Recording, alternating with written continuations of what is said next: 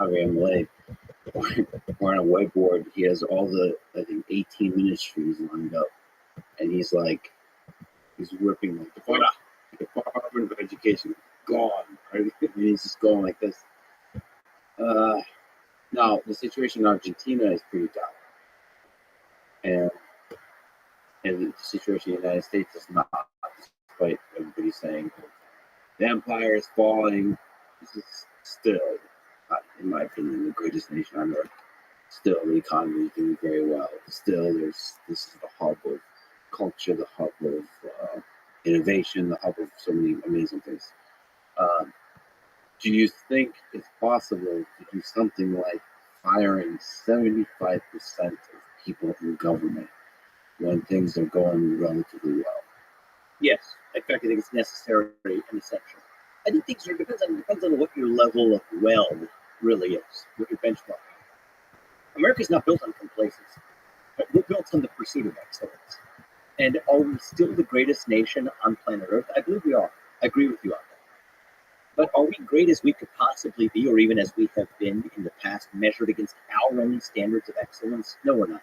I think the nation is in a trajectory of decline. That doesn't mean it's the end of the empire yet. But we are a nation in decline right now. I don't think we have to be.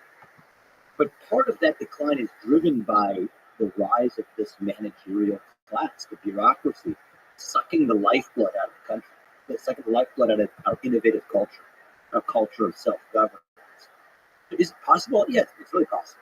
I mean, I'll tell you one easy way to do it. This is a little bit, I'm being a little bit glib here, but I think it's not crazy, at least as a thought experiment. Get in there on day one, say that anybody in the federal bureaucracy who is not elected representatives, obviously, were elected by people, but it's the people who are not elected. If your social security number ends in an odd number, you're out. If it ends in an even number, you're in. There's a 50% cut right there. Of those who remain, if your social security number starts in an even number, you're in. And if it starts with an odd number, you're out. Boom. That's 75% reduction. Then literally stochastic. Okay.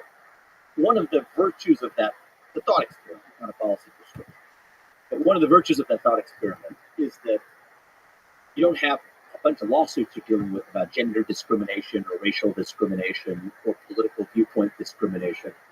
Actually, the reality is you at mass, you didn't bring the chisel, you brought a chainsaw.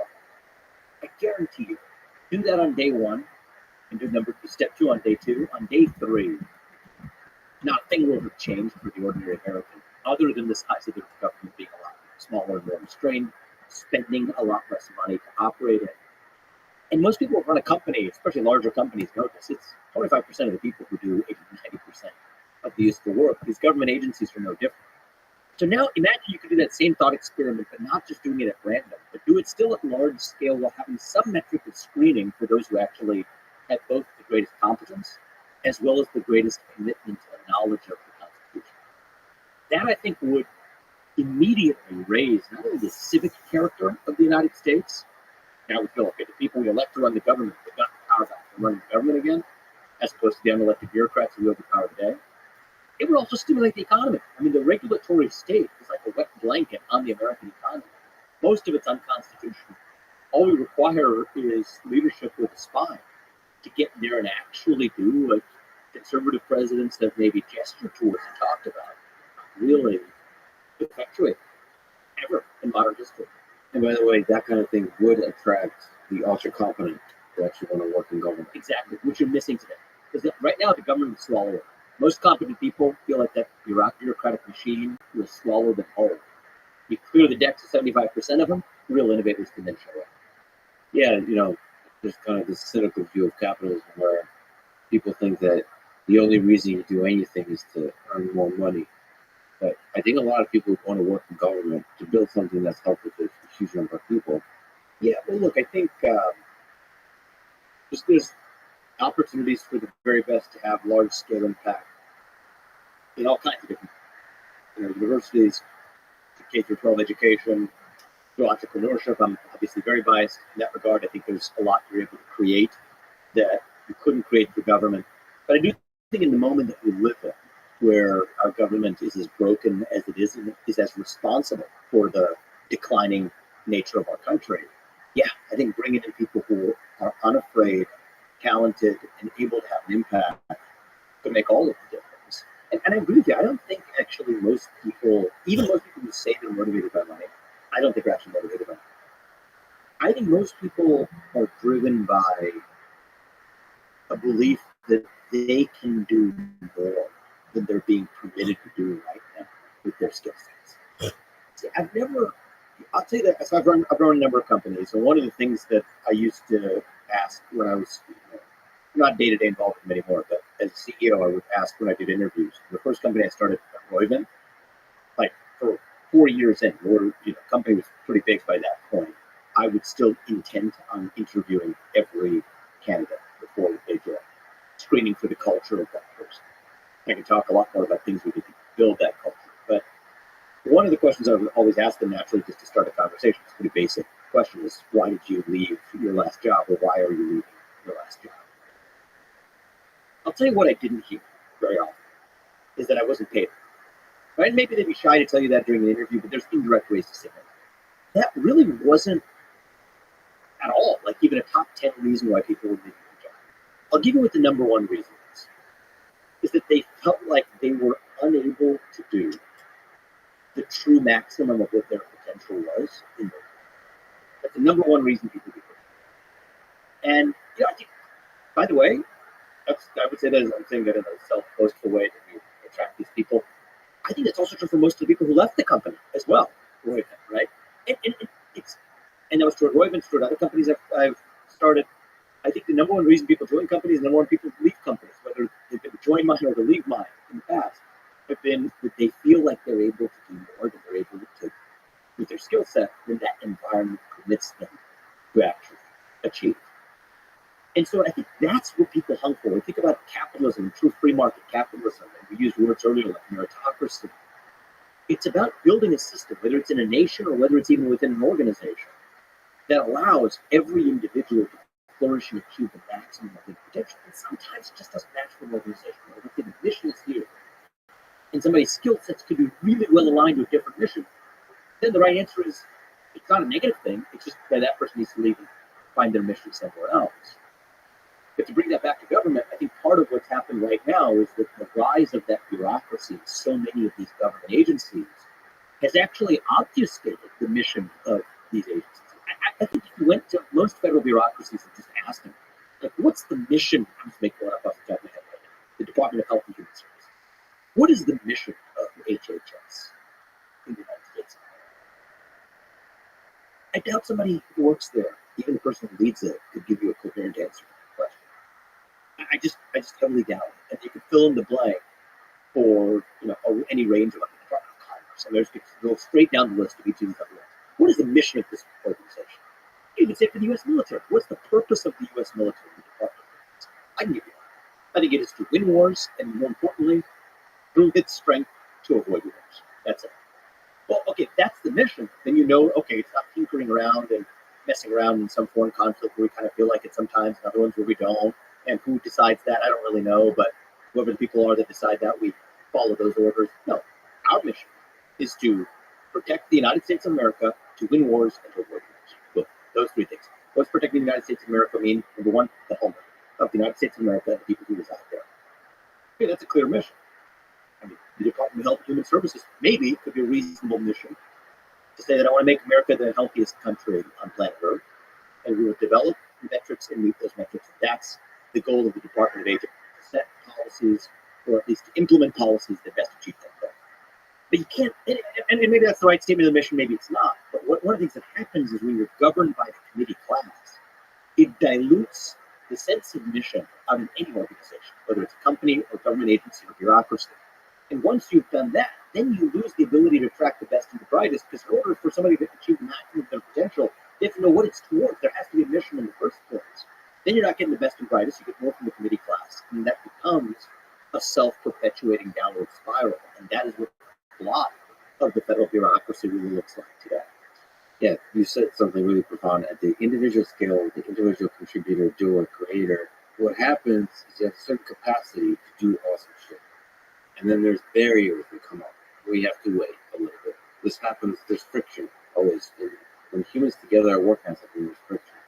So the goal of a great company is to minimize that friction, minimize the number of barriers. And what happens is the managerial class, the incentive is to create barriers. What it does, I mean, that's by the nature of the bureaucracy. It creates sand in the gears to slow down whatever the other process was. Is there some room for that somewhere in some context? Sure. It's a defensive mechanism that's designed to reduce downside. But I think when that becomes cancerous in its scope, it then actually kills the host itself, whether that's a school, whether that's a company, whether that's a government. And so the way I think about it, there's sort of a balance of distributed power. And I don't mean power in the Foucault sense of social power, but I mean just sort of power in the sense of the ability to effect relevant change in any organization between what you could call the founder class, the creator class, the everyday citizen, the stakeholder class, and then the managerial class. And there's a role for all three of them, right? You could have the constituents of an organization, say in a constitutional republic, the citizen. You could have the equivalent of the creator class, that you could create things in that polity. And then you have the bureaucratic class that's designed to administer and serve as a liaison between the two. I'm not denying that there's some role somewhere for people who are in that managerial class. But right now, in this moment in American history, and I think it's been more or less true for the last century, but it's grown, starting with Woodrow Wilson's advent of the modern administrative state, metastasizing through FDR's New Deal, what was required to administer, blown over and metastasizing further through LBJ's Great Society, and everything that's happened since, even aided and abetted by Republican presidents along the way, like Richard Nixon, has created a United States of America where that committee class, both in and outside the government and our culture, wields far too much influence and power relative to the everyday citizen stakeholder and to the creators who are in many ways constrained, hamstrung, shackled, in straitjacket from achieving the maximum of their own potential contributions. And, I certainly feel that myself. I probably identify as being a member of that creator class, or still, this is what I've done, create things. And I think we live in an environment in the United States of America where we're still probably the best country on earth where that creator has that shot, that's the positive side of it, but one where we are far more constrictive to the creator class than we have been when we've been in our past. And that's what I want to see change. Can you sort of steel man the perspective of somebody that looks at a particular Department of Education, and are saying that the amount of pain that will be caused by closing and firing 75% of people will be too much? Yeah, so I go back to this question of mission, right? A lot of people who make arguments for the Department of Education aren't aware why the Department of Education was created in the first place. Actually, so that might be a useful place to start, is that this thing was created, it had a purpose, presumably. What was that purpose? Might be at least a relevant question to ask before we decide what are we doing with it or not. What was the purpose of this thing that we created? It's not to me, seems like a highly relevant question, yet in this discussion about government reform, it's interesting how eager people are to skip over that question and just talk about, okay, but we got the status quo and it's just going to be disruptive, versus asking the question of, okay, this institution was created, it had an original purpose. Is that purpose still relevant? Is this organization at all fulfilling that purpose today? To me, those are some relevant questions to ask. So let's talk about that for the Department of Education. The purpose was relevant at that time, which was to make sure that localities, and particularly states, were not siphoning dollars, taxpayer dollars, away from predominantly black school districts to predominantly white ones. And that was not a theoretical concern at the time. It was happening. There was at least some evidence that was happening in some states and stuff.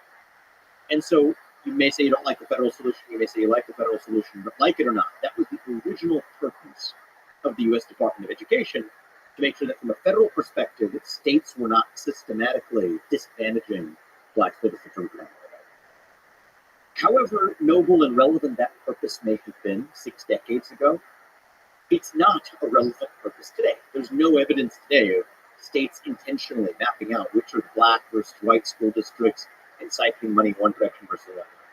To the contrary, one of the things we've learned is that the school districts in the inner city, many of which are predominantly black, actually spend more money per student than other school districts for a worse result as measured by test scores and other performance on a per student basis, suggesting that there are other factors than the dollar expenditures per school determining student success, and actually suggesting that even the overfunding of some of those already poorly run schools rewards them for their actual bureaucratic failures.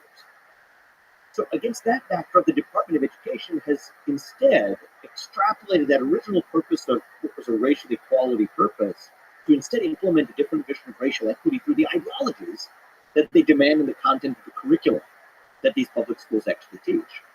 So Department of Education funding, so federal funding accounts for about, round numbers here, but around 10% of the funding of most public schools across the country.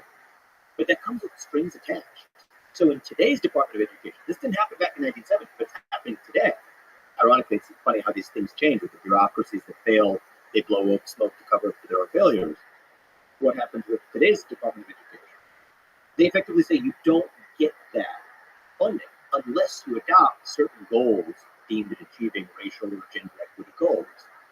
And in fact, they also intervene in the curriculum where there's evidence of schools in the Midwest or in the Great Plains that have been denied funding because the Department of Education funding, so long as they have certain subjects like archery. There was one instance of a school that had archery in its curriculum. I found that to be pretty interesting, actually. I think there are different kinds of physical education. This is one that combines mental focus with physical aptitude. But hey, maybe I'm biased. Doesn't matter whether you like archery or not.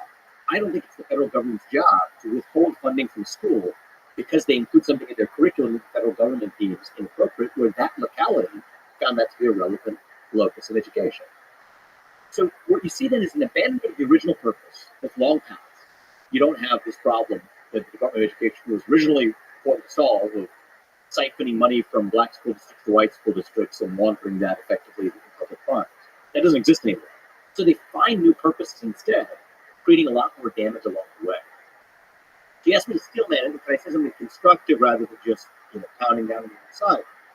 One way to think about this is, for a lot of these agencies, were many of them formed with a positive intention at the outset? Yes. Where that positive intention existed, I'm still a skeptic of creating bureaucracies, but if you can create one, at least make it, what should we call it, a task force. Make it a task force. A task force versus an agency means after it's done, you celebrate, you've done your work, pat yourself on the back, and then move on. Rather than creating a standing bureaucracy, which actually finds things to do after it has already solved or addressed the first reason it was born in the first place. And I think we don't have enough of that in our culture. I mean, even if you have a company that's generated tons of cash flow and it solved a problem, let's say it's a biopharmaceutical company that developed a cure to some disease. And the only thing people knew at that company was how to develop a cure to that disease. And they generated a boatload of cash from doing it. At a certain point, you could just give it to your shareholders and close up shop. And that's actually a beautiful thing to do. You don't see that happen enough in the American consciousness and the American culture of when an institution has achieved its purpose, celebrate and then move on. And I think that culture in our government would result in a vastly restrained scope of government. Rather than today, it's a one-way racket. Once you cause it to come into existence, you cause new things to come into existence, but the old one that came into existence continues to persist and exist as well. And that's where you get this metastasis over the last century. But what kind of things do you think government should do that the private sector, the forces of capitalism, would create drastic inequalities or create the kind of thing we don't want to happen? Just if the question is what should government do the private sector cannot, I'll give you one. Protect our border. I mean, capitalism, it's never going to be the job of capitalists, or never going to be the capability or inclination of capitalists to preserve a national border. And I think a nation, literally, I think one of the chapters of this book, okay, a nation without borders is not a nation. It's almost a tautology. An open border is not a border. Capitalism's not going to solve that. What's going to solve that is a nation. Part of the job of the federal government is to protect the homeland of its nation, in this case, the United States of America. That's an example of a proper function of the federal government, to provide physical security to its citizens. Another proper role of that federal government is to look after, or in this case, could be state government, to make sure that private parties cannot externalize their costs onto somebody else without their consent. Fancy way economists would use to describe it. What does that mean? means if you go dump your chemicals in somebody else's river, that you're liable for that. It's not that, okay, I'm a capitalist, and so I want to create things, and I'm going to do hell or high water, whether or not that harms people around me. The job of the proper government is to make sure that you protect the rights of those who may be harmed by those who are pursuing their own rights through a system of capitalism and seeking prosperity. You're free to do it. But if you're hurting somebody else without their consent in the process, the government is there to enforce what is really just a different form of enforcing a private property. So I would say that those are two central functions of government: is to preserve national boundaries and the national security of the homeland, and number two is to protect and preserve private property rights and the enforcement of those private property rights. And I think at that point you've described about 80 to 90% of the proper role of government. What about infrastructure? Look, I think that most infrastructure can be dealt with through the private sector. When you get into specifics, you could have infrastructure that's specific to national security. No, I do think that military-industrial base is essential to provide national security. That's a form of infrastructure. I don't think you could rely exclusively on the private sector to provide the optimal level of that protection to the nation. But, interstate highways, I think you could think about whether or not that's a common good that everybody benefits from, but nobody has the incentive to create. I think you could make an argument for the existence of interstate highways. I think you could also make powerful arguments for the fact that actually you couldn't have enough private sector co-ops that could cause that to come into existence as well. But I'm not dogmatic about this. But broadly speaking, 80 to 90% of the goal of the federal government, I'm not going to say 100, 80 to 90% of the goal of the existence of the federal government should be to, or a government period, should be to protect national boundaries and provide security for the people who live there, and to protect the private property rights for the people who reside there. If we restore that, I think we're well on our way to a revival of what our founding fathers envisioned, and I think many of them would give you the same answer that I just did. If we get government out of education, would you be also for reducing the size of government in the states for educate for something like I think education? here, if it goes closer to municipalities and the states, I'm fine with that being a locus for people determining, as, for example, let's say school districts are taxed at the local level. For that to be a matter for municipalities and townships to actually decide democratically how they actually want that governed, whether it's balanced between public school district versus making that same money available to families in the form of vouchers or other forms of ability to educational savings accounts, or whichever mechanism it is, to opt out of that. If that's done locally, I'll have views on that tend to go further in the direction of true educational choice and diversity of choice, the implementation of charter schools, the granting of state charters, or even lowering the barriers to granting one. I favor those kinds of policies. But if we've gotten the federal government out of it, that's achieved 75% of what I think we need to achieve, that I'm focused on solving other problems and leave that to the states and municipalities to cover. So, given this conversation, what do you think of Elon's proposal of the Department of Government Efficiency in the Trump administration, or really in the administration? Well, I'm of course, biased because Elon and I have discussed that for the better part of the last year and a half. I think it's a great idea. It's something that's very consistent with the core premise of my presidential candidacy. I got to know him as I was running for U.S. president in a couple of events that he came to, and we built a friendship after that. So, obviously, I think it's a great idea. Who do you think is more hardcore in the cutting, you or Elon? Well, I think Elon is pretty hardcore. I said 75% of federal bureaucrats, and while I was running for president, he said you need to put at least 75%. So I agree with him. I think it'd be a fun competition to see who ends up more hardcore. I think I don't think there's someone out there who's going to be more hardcore than here. And the reason is, I think we share in common the willingness to take the risk and see what happens. I mean, the sun will still rise in the east. That much I guarantee. Is there going to be some broken glass and some damage? Yes, there is. There's no way around that. But once you're willing to take that risk, then it doesn't become so scary anymore. And here's the thing: it's easy to say this. Let's talk about where the rubber hits the road here. Even in the second Trump term, this would be, the discussion. President Trump and I have had this conversation, but I think we would continue to have this conversation. Is where does it rank on our prioritization list? Because there's always going to be a trade-off. If you have a different policy objective that you want to achieve, a good policy objective, whatever that is, right? immigration policy, you can talk about economic policy. There are other policy objectives. You're going to trade off a little bit in the short run the effectiveness of your ability to carry out that policy goal if you're also committed to actually thinning out the federal government by 75%, because there's just going to be some clunkiness, right? And there's just going to be frictional costs for that level of cut. So the question is, where does that rank on your prioritization?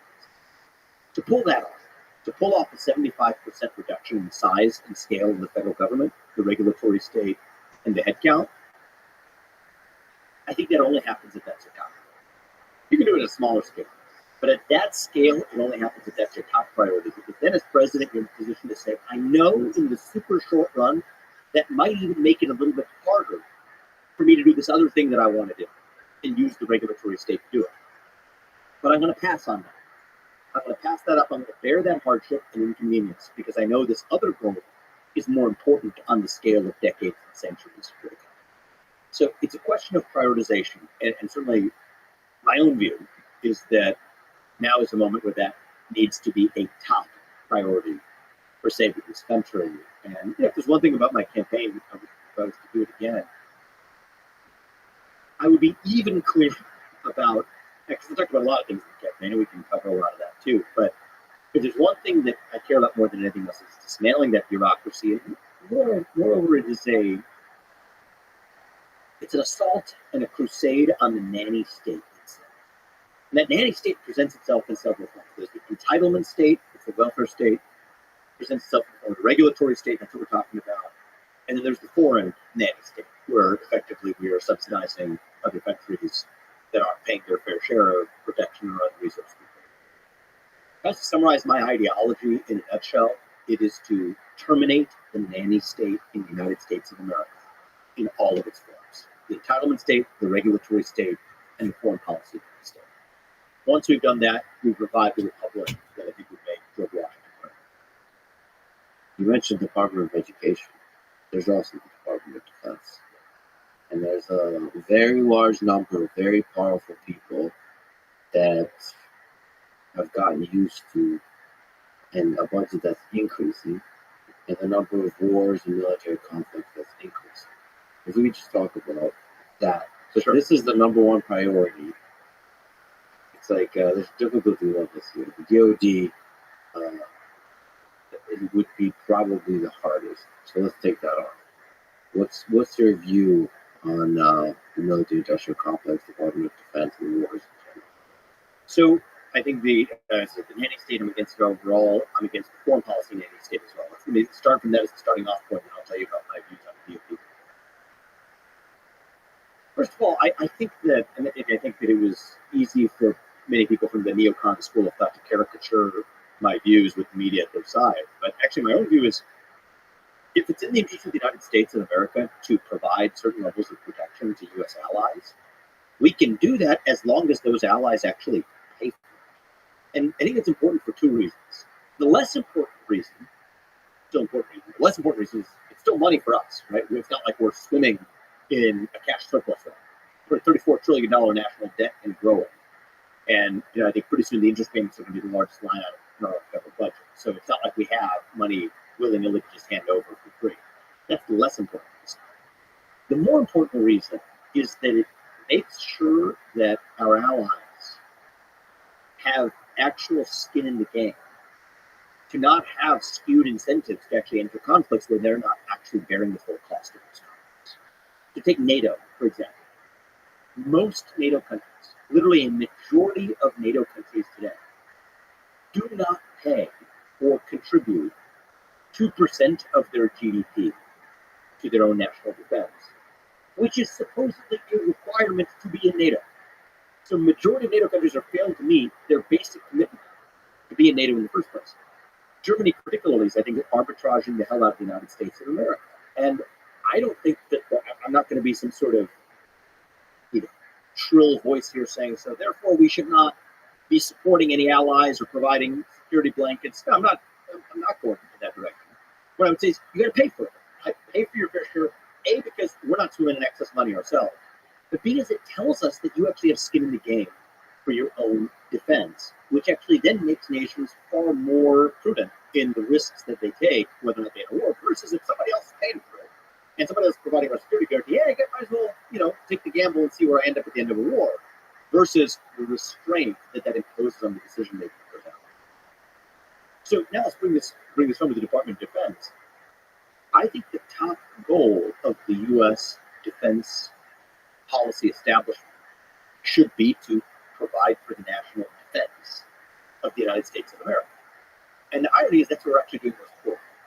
We're not really using, other than the Coast Guard, we're not really using the U.S. military to prevent crossings that are on the southern border and crossings that are on the In fact, the United States of America, our homeland, I believe is less secure today than it has been in a very long time. Vulnerable to threats from hypersonic missiles, where China and Russia certainly has capabilities in excess of that of the United States. Missiles, hypersonic means faster than the speed of sound, that could hit the United States, including those carrying nuclear warheads. We are more vulnerable to super EMP attacks, electromagnetic pulse attacks, that could, without exaggeration, some of this could be from other nations, some of this could even be from solar flares, cause significant mass casualty in the United States of America. The electric grid's gone. Not an exaggeration to say if that happened, planes would be falling out of the sky because our chips really depend on those electromagnetic, would be affected by those electromagnetic pulses. More vulnerable to cyber attacks. I know this, people start yawning and say, okay, boring stuff, super EMP, cyber, whatever. No, actually, it's pretty relevant to whether or not you actually are facing the risk of not getting your insulin because your refrigerator doesn't work anymore, or your food can't be stored, or your car, or your ability to fly on an airplane is impaired. Okay, so I think that these are serious risks where our national defense spending has been wholly inadequate. So I'm not one of these people that says, oh, we decrease versus increase national defense spending. We're not spending it in the right places. The number one place we need to be spending it is actually protecting our national defense. And I think not protecting our own physical homeland. And I think we actually need an increase in spending on protecting our own homeland. But that is different from the agenda of foreign interventionism and foreign nanny state that puts on the stage, where we should expect more and demand more of our allies to provide for their own national defense, and then provide the relevant security guarantees to allies where that actually advances the interests of the United States. So that's what I believe. And I think this process has been corrupted by what Dwight Eisenhower famously in his farewell address called the military-industrial complex in the United States. But I think it's bigger than just the, I think it's easy to tell the tales of the financial corruption. It's kind of cultural corruption and conceit, that just because a certain number of people in that expert class have a belief, that their belief happens to be the right one, because they can scare you with what the consequence would be if you don't follow them. And one of the beauties of the United States is, at least in principle, we have civilian control of the military. The person who we elect to be the U.S. president is the one that actually is the true commander-in-chief. I have my doubts on whether it operates that way. I think it's quite obvious that Joe Biden is not a functioning commander-in-chief of the United States of America. On paper, supposedly we still are supposed to call him that. But at least in theory, we're supposed to have civilian control of the U.S. military. And I think that one of the things that leader needs to do is to ask the question of, again, the mission. What's the purpose of this U.S. military in the first place? At the top of the list should be to protect the homeland and the people who actually live here, which we're failing to do. So that's where I land.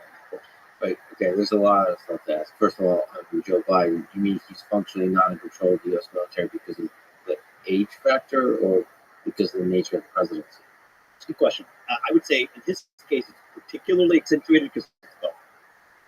In his case, I don't think anybody in America anymore believes that Joe Biden is the functioning president of the United States. How could he be? He wasn't even sufficiently functioning to be the candidate after a debate that was held in June. There's no way he's going to be in a position to make the most important decisions on a daily and demanding basis to protect the leading nation in the world. Now, more generally, though, I think we have a deeper problem that even when it's not Joe Biden, in general, the people we elect to run the government haven't really been the ones running the government. It's been the unelected bureaucrats and the bureaucratic deep state underneath that's really been making the decisions. I've done business in a number of places. I've traveled to Japan. This interesting corporate analogy. Sometimes if you get outside of politics, people can, I find, listen and pay attention a little bit more. Because politics is so fraught right now that if you start talking to somebody who disagrees with you about the politics of it, you're just butting heads but not really making progress. So let's just make the same point but go outside politics for a second. So I was traveling to Japan. I was having a late night dinner with a CEO of a Japanese pharmaceutical company. And, it takes a while to really get them to open up, culturally speaking, in Japan, a couple nights of karaoke and whatnot, maybe late night restaurant, whatever it is. We built a good relationship where he was very candid. He said, in CEO to come, I could go and find the head of the research unit and tell him, okay, this is a project we're no longer working on. We don't want to spend money on it. We're going to spend money somewhere else. And he'll look me in the eye and he'll say, yes, sir. Yes, sir. I'll come back 6 months later and find that they're spending exactly the same amount of money on those exact same projects. And I'll tell them, no, we agreed. I told you that you're not going to spend money on this project. And we have to stop now. It should have stopped 6 months ago. Get a slap on the wrist for it. He says, yes, sir. Sorry, yes. Of course, that's good. Come back 6 months later, in person, to spend the same money on the same project. Here's why. Historically in Japan, and I should say in Japan this is changing now, but historically, until very recently, and even to an extent now, it's near impossible to fire. So if somebody works for you and you can't fire them, that means they don't actually work for you. It means in some deeper, perverse sense, you work for them because you're responsible for what they do without any authority to action. I think most people who traveled in Japan and Japanese corporate culture through the 1990s and 2000s and 2010s, and maybe even some vestiges in the 2020s, wouldn't really dispute what I just told you. Now, we're bringing it back to the more contentious terrain. I think it's basically how things would work in the executive branch of the federal government of the United States. You have these so-called civil service protections on the books. Now, if you really read them carefully, I think that there are areas to provide daylight for a truly constitutionally well-trained president to act. But apart from those, that's a contrary view that I have that bucks conventional wisdom, but apart from that caveat, in general, the conventional view is that the U.S. president can't fire these people. There's 4 million federal bureaucrats, 99.9% of them can't be touched by the person who, the people who elected to run the executive branch can't even fire these people. It's like the equivalent of that Japanese CEO. And so that culture exists every bit as much in the federal bureaucracy of the United States of America as they did in Japanese corporate culture through the 1990s. And that's a lot of what's wrong with not just the way that our Department of Defense is run and our foreign policy establishment is run, but I think it applies to a lot of the domestic policy establishment as well. And to come back to the core point, how are we going to save this republic? This is the debate in the conservative movement, right? So it's maybe a little bit spicy for some Republicans to swallow right now. And, my top focus is making sure that we win the election. But let's just move the ball forward a little bit and skate to where the puck is going. Okay? Yes, let's say we win the election, all is well and dandy. Okay, what's the philosophy that determines how we govern? There's a little bit of a fork in the road amongst conservatives, where there are those who believe that the right answer now is to use that regulatory state, use those levers of power to advance our own pro-conservative, pro-American, pro-worker goals. And I'm sympathetic to all of those goals. But I don't think that the right way to do it is to create a conservative regulatory state that replaces a liberal regulatory state. I think the right answer is actually to get in there and shut it down. I don't want to replace the left-wing nanny state with the right-wing nanny state. I want to get in there and actually dismantle the nanny state. And I think it has been a long time in the United States, maybe ever in modern history, that we've had a conservative leader at the national level who makes it their principal objective to dismantle the nanny state in all of its forms. The entitlement state, the regulatory state, and the foreign policy of the state. That was a core focus of my candidacy. One of the things that I wish, and this is on me, not anybody else, that I should have done better, was to make that more crystal clear as a focus without getting distracted by a lot of the shenanigans, let's just say, that happen as sideshows during the presidential campaign. I call that a lesson learned, because I do think it's what the country needs now more than ever. Yeah, it's a really, really powerful idea. It's actually something Donald Trump ran on in 2016. Drain the swamp. ran the swamp. I think by most accounts, maybe you can disagree with me, he did not successfully do so. He did find a bunch of people, more than usual. Can I say a word about the conditions he was operating in? Because I think that's why I'm far more excited with this time around. Is that a lot has changed in the legal landscape. But Donald Trump did not have the Supreme Court backdrop in 2016 that he does today. There's some really important cases that have come down to the Supreme Court. One is West Virginia versus EPA. I think it's probably the most important case of our generation. In 2022, that came down and said that if Congress has not passed a rule into law itself through the halls of Congress, and it relates to what they call a major question, a major policy or economic question, it can't be done by the stroke of a pen by a regulator, an unelected bureaucrat. That quite literally means most federal regulations there are constitutional. Then this year comes out a different, big one, another big one from the Supreme Court in the Loper-Bright case, which held that historically, for the last 50 years in this country, the doctrine has been called Chevron deference. The doctrine that says that federal courts have to defer to an agency's interpretation of the law. They now toss that out the window. The federal courts no longer have to defer to an agency's interpretation. The combination of those two cases is seismic in its impact on regulatory. There's also another great case that came down with SEC versus Jarkissi. And the SEC is one of these agencies that embodies everything we're talking about here. The SEC, among other agencies, has probably the rules inside. That not only do they write the rules, not only do they enforce those rules, they also have these judges inside the agency that also interpret the rules and determine and dole out punishment. That doesn't make sense if you believe in separation of powers in the United States. So the Supreme Court put an end to that and said that practice at the SEC is unconstitutional. Actually, as a side note, the Supreme Court has said countless practices and rules written by the SEC, the EPA, the FTC in recent years were outright unconstitutional. Think about what that means for a constitutional republic. That supposedly these law enforcement agencies, the courts have now said, especially this year, the courts have now said that their own behaviors actually break the law. So the very agencies entrusted with supposedly enforcing the law are actually behaving with utter, blatant disregard for the law itself. That's un-American. It's not tenable in the United States of America. But thankfully, we now have a Supreme Court that recognizes. So, whether or not we have a second Trump term, that's up to the voters. But even whether or not that now takes advantage of that backdrop that the Supreme Court has given us to actually gut the regulatory state, we'll find out. I'm optimistic. I certainly think it's the best chance that we've had in a generation in this country. That's a big part of why I'm supporting Donald Trump and why I'm going to do everything in my power to help him. But I do think it is going to take a spine of steel to see that through. And then after we've taken on the regulatory state, I think that's the next step. But I do think there's this broader project of dismantling the nanny state in all of its forms.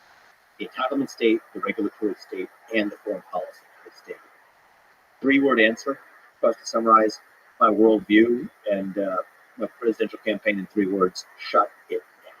Shut it down. Okay, so the Supreme Court cases you mentioned, there's a lot of nuance there. Yeah, I guess it's weakening the immune system of the different departments. Yeah, it's a good way of putting it. Yeah. On the human psychology level, you basically kind of implied that for Donald Trump or for any president, the legal situation is difficult.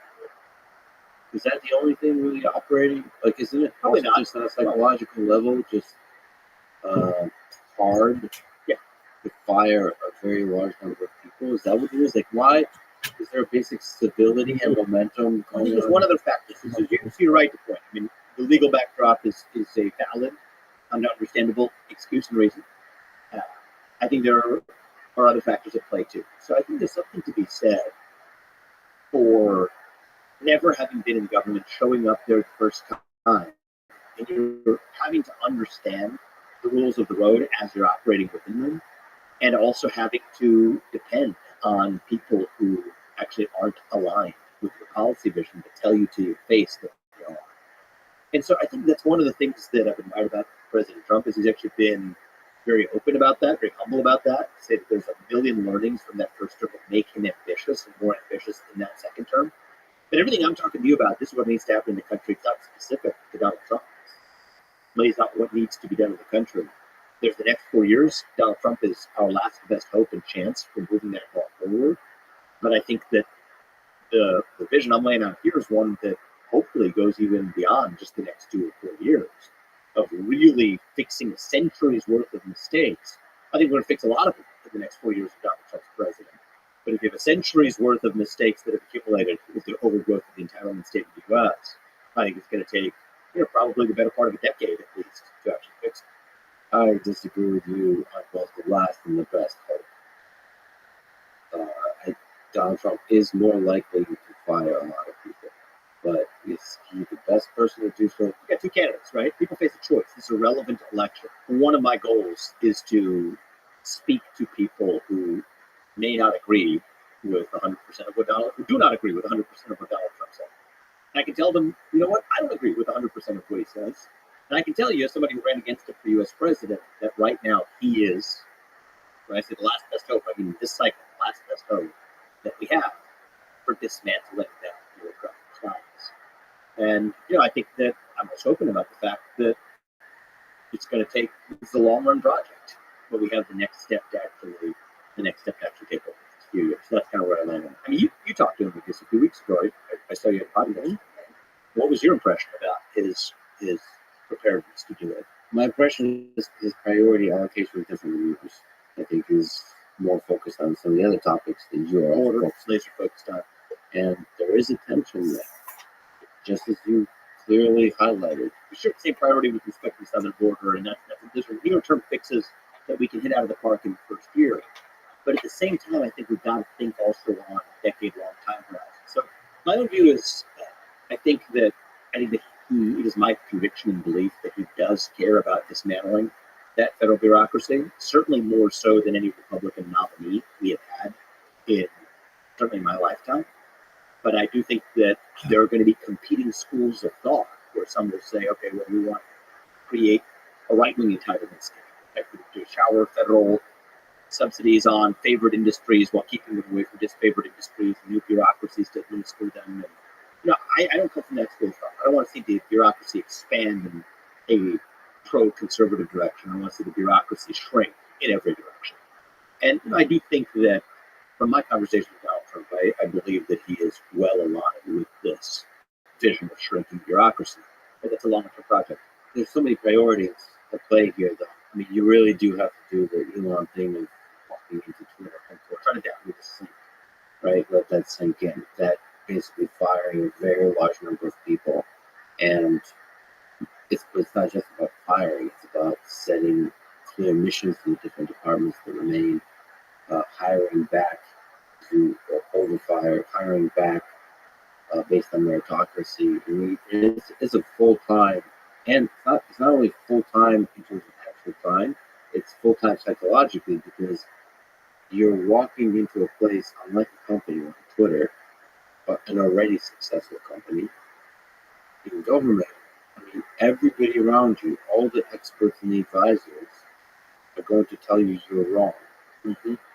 And like, it's a very difficult psychological place to operate in, because like you're constantly the asshole. And I mean, the certainty you have to have about what you're doing is just like nearly infinite, because everybody, all the really smart people, are telling you, no, this is a terrible idea. Sir, this is a terrible idea. You have to have this spine of steel to cut through with that short-term advice you're getting. And I'll tell you, certainly, I intend to do whatever I can for this country, both in the next 4 years and beyond. But my voice on this will be crystal clear. And President Trump knows that's my view on it, and I believe he shares it deeply, is that all else equal, get in there and shut down as much of the excess bureaucracy as we can, do it as quickly as possible. And that's a big part of how we save our country. Okay, I'll give you an example that's really difficult tension, given your priorities. Immigration. There's an estimated 14 million illegal immigrants in the United States. You've spoken about mass deportation. Yes. That requires a lot of money. I mean, like, how do you do it, and how does that conflict with the shutting it down? Sure. And so it goes back to that original discussion we had. What are the few proper roles of the federal government? I gave you two. One is of the government period.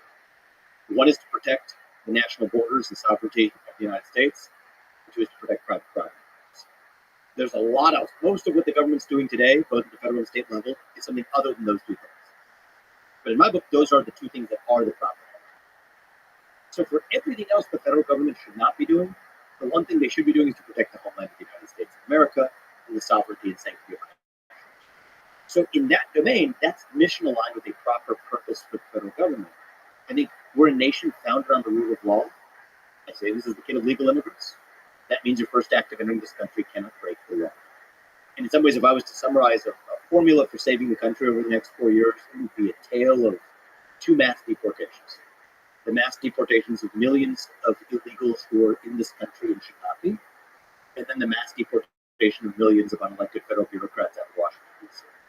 Now, all those people, you could say that those are intention, but I think that the reality is anything outside of the scope of what the core function of the government is, which is protecting borders and protecting private property rights, that's really where I think the predominant cuts need to be. And if you look at the number of people who are looking after the border, it's not even 0.1% of the federal employee base today.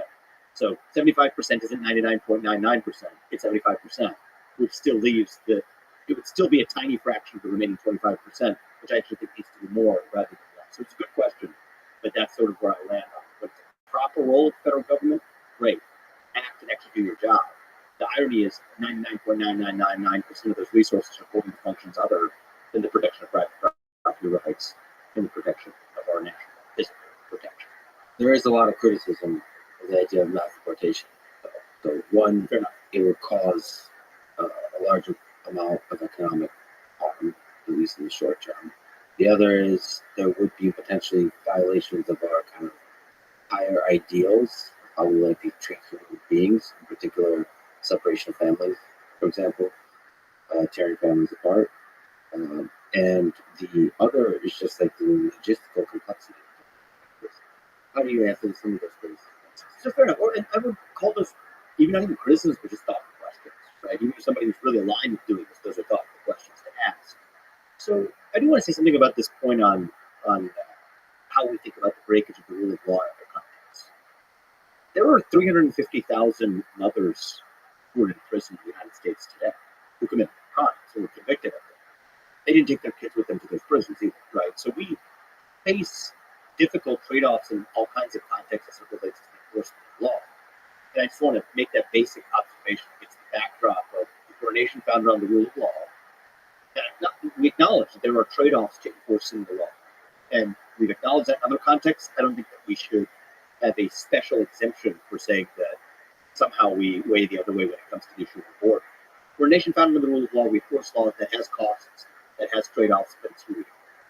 So that backdrop is the easiest fact I can cite is 350,000 or so mothers who are in prison and did not take their kids to prison.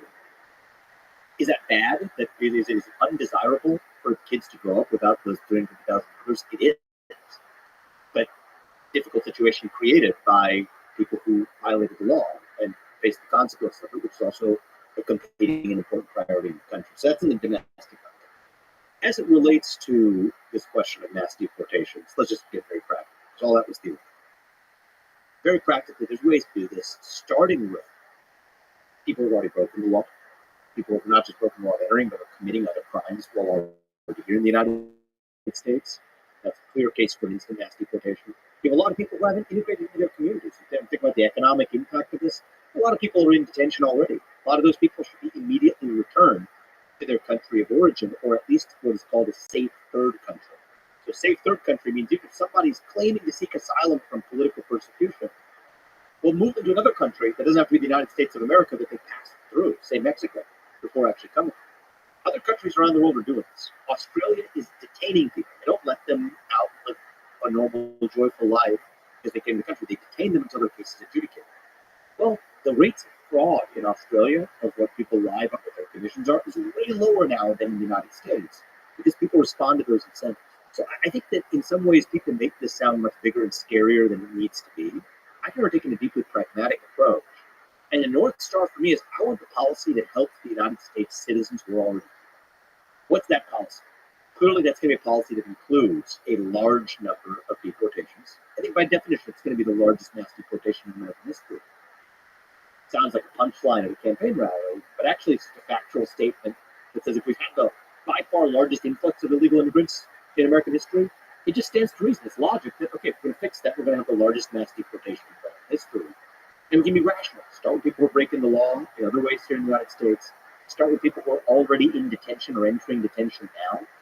That comes at no cost and strict benefit. There isn't even a little bit of an economic trade-off. Then you get to areas where you would say, okay, the costs actually continue to outweigh the benefits. And that's exactly the way our policy should be guided. I want to do it in as respectful and as humane of a manner as possible. And the reality is, I think one of the things we got to remember, I'll give you the example I gave with the Haitian case in Springfield, town that I spent a lot of time in growing up in Ohio. I live about an hour from there today. I don't blame the individual Haitians who came here. I'm not saying that they're bad people, because in that particular case, those weren't even people who broke the law in coming here. They came as part of a program called temporary protected status. Now, the operative word there is the first one, temporary. They have been all kinds of lawsuits. There have been all kinds of lawsuits for people who even 8, 10, 12, 14 years after the earthquake in Haiti, where many of them came, when they're going to be removed, there are allegations of racial discrimination or otherwise. No, temporary protected status means it's temporary. And we're not abandoning the rule of law when we send them back. We're abandoning the rule of law when we let them stay. Now, if that has true benefit to the United States of America, economically or otherwise, go through the paths that allow somebody to enter this country for economic reasons. But don't do it through asylum-based claims or temporary protected status. I think one of the features of our immigration system right now is it is built on a lie, and it incentivizes lying. The reason is the arguments for keeping people in the country, if those are economic reasons, but the people actually entered using claims of asylum or refugee status, those two things don't match. So just be honest about what our immigration system actually is. I think we do need dramatic reforms to the legal immigration system to select purposely for the people who are going to actually improve the United States of America. I think there are many people, I know some of them. I gave a story of one guy who I met who is educated at our best universities, or among our best universities, like Princeton. He went to Harvard Business School. He has a great job in the investment community. He's a professional tennis player. He's a concert pianist. He can do a Rubik's Cube in less than a minute. I'm not making this stuff up. These are hard facts. He can't get a green card in the United States. He's been here for 10 years or something like this. He asked me for the best advice I could give him. I unfortunately could not give him the actual best advice, which would be to just take a flight to Mexico and cross the border and claim to be somebody who is seeking asylum in the United States. That would have been morally wrong advice, so I didn't give it to him. But practically, if you're giving him advice, that would be the best advice that you actually could give somebody, which is a broken system on both sides. People who are going to make those contributions to the United States and pledge allegiance to the United States and speak our language and assimilate, we should have a path for them to be able to add value to the United States. Yet they're not the ones who are getting in. It's actually the people, our immigration system selects for people who are willing to lie. That's what it does. Select for people who are willing to say they're seeking refugee status or seeking asylum when in fact they're not. And then we have policymakers who lie after the fact using economic justifications to keep them here. But if it was an economic justification, that should have been the criteria you used to bring them in the first place, not this illusion of asylum or refugee status. There's a case, actually, even the New York Times report about this, believe it or not, of a woman who came from Russia, fleeing Vladimir Putin's intolerant anti-LGBTQ regime. She was fleeing persecution by the evil man Putin. She came here, and eventually, when she was pressed on a series of lies, it came out that she was crying, finally she broke down to do this. She's like, I'm not even gay. I don't even like gay people. That's what she said. And yet she was pretending to be some sort of LGBTQ advocate who was persecuted Russia. But in fact, it was just somebody who was seeking better economic conditions in the United States. I'm not saying you're wrong to seek better economic conditions in the United States, but you are wrong to lie about it. And that's what you're seeing a lot of people, even in this industry of sort of quote-unquote tourism to the United States. They're having their kids in the United States. They go back to their home country, but their kids enjoy birthright citizenship. That's built on a lie. You have people claiming to suffer from persecution. In fact, they're just working in the United States and then living in these relative mansions in parts of Mexico or Central America after they've spent 4 or 5 years making money here. Just abandon the lie. Let's just have an immigration system built on honesty. Just tell the truth. If the argument is that we need more people here for economically fulfilling jobs, I'm skeptical the extent to which a lot of those arguments actually end up being true. But let's have that debate in the open, rather than having it through the back door, saying that it's refugee and asylum status. We know it's a lie, and then we justify it after the fact by saying that that economically helps the United States. Cut the dishonesty, and I just think that that is a policy that would do well to expand every sphere. We talk about military-industrial complex, to the rise of the managerial class, a lot of what our government's covered up about our own history, to even this question of immigration today. Just tell the people the truth, and I think our government will be better serving our people. Yeah, in the way you describe eloquently, the immigration system is broken in that way that it's built fundamentally on lies. But there's the other side of it. You know, illegal immigrants are used in political campaigns for fear mongering. So what I would like to understand is what is the actual harm that illegal immigrants are causing. So the claim, one of the more intense claims is of crime, and I haven't studied this rigorously, but sort of the surface level studies all show that legal and illegal immigrants commit less crime. And I think that is true for legal immigrants. I think it's not true for illegal. That's not what I saw. It's sort of in this part of why I wrote this book, okay? And the book is called Truths, so better darn well have well-sourced facts in here, right? Can't be made up hypotheses or truths. And there's a chapter where even in my own research on the flights, I mean, I know a lot about this issue from my time as presidential candidate, but even in writing the chapter on the border, I learned a lot from a lot of different dimensions, and some of which even caused me to revise some of my premises. Okay? My main thesis in that chapter is forget the demonization of illegal immigrants or whatever, as you put it, right? Fear mongering, just put all that to one side. I want an immigration system that is built on honesty. Identify what the objective is.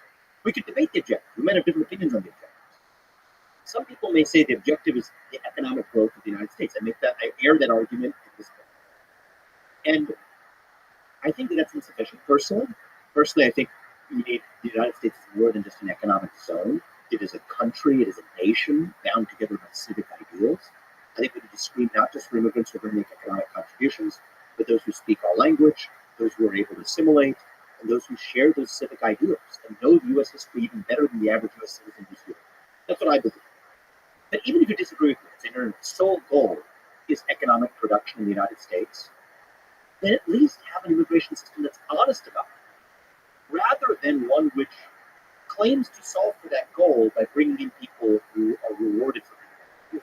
We should reward the people in that model, which is, I don't think should be the whole model, but even if that were your model, reward the people who are demonstrably proven that they would make economic contributions to the United States, how are you? not the people who have demonstrated that they're willing to lie to achieve a goal. And right now, our immigration system rewards one quality over any other. There's one parameter that it rewards over any other. It isn't civic allegiance to the United States. It isn't fluency in English. It isn't the ability to make an economic contribution to this country. The number one attribute, human attribute, that our immigration system rewards is whether or not you're willing to lie. And the people who are telling those lies about whether they're seeking asylum or not are the ones who are most likely to get it. And the people who are most unwilling to tell those lies are the ones who are actually not. That is a hard, uncomfortable truth about our immigration system. And the reason is the law says you only get asylum if you're going to face bodily harm or near-term risk of bodily injury based on your religion, your ethnicity, or certain other things. And so when you come into the country, you're asked, do you fulfill that criteria or not? And the number one way to get into this country is to check the boxes. So that means just systematically, right? Imagine if you're University of Harvard, or Yale, or whatever, you're running your admissions process. The number one attribute you're selecting for isn't your SAT score, isn't your GPA, isn't your athletic accomplishments. It's whether or not you're willing to lie on the application. You're going to have a class populated by a bunch of charlatans and frauds. That's exactly what our immigration system is doing in the United States of America. It is literally selecting for the people who are willing to lie. Let's say you have somebody who's a person of integrity says, I want a better life for my family, how do I teach my kids that I'm not going to lie or break the law to do it?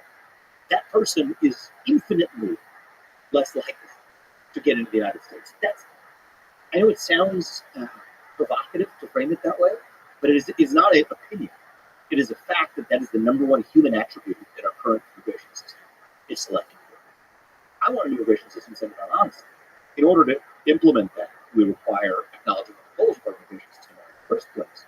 And there we have competing visions on the right. Okay, amongst conservatives, there's rift. Some conservatives believe, I respect them for their honesty, I disagree with them, believe that the goal of the immigration system should be to, in part, protect American workers from the effects of foreign wage cuts. That if we have immigrants, it's going to bring down prices, and we need to protect American workers from the effects of that downward pressure on wages. It's a goal. It's a coherent goal.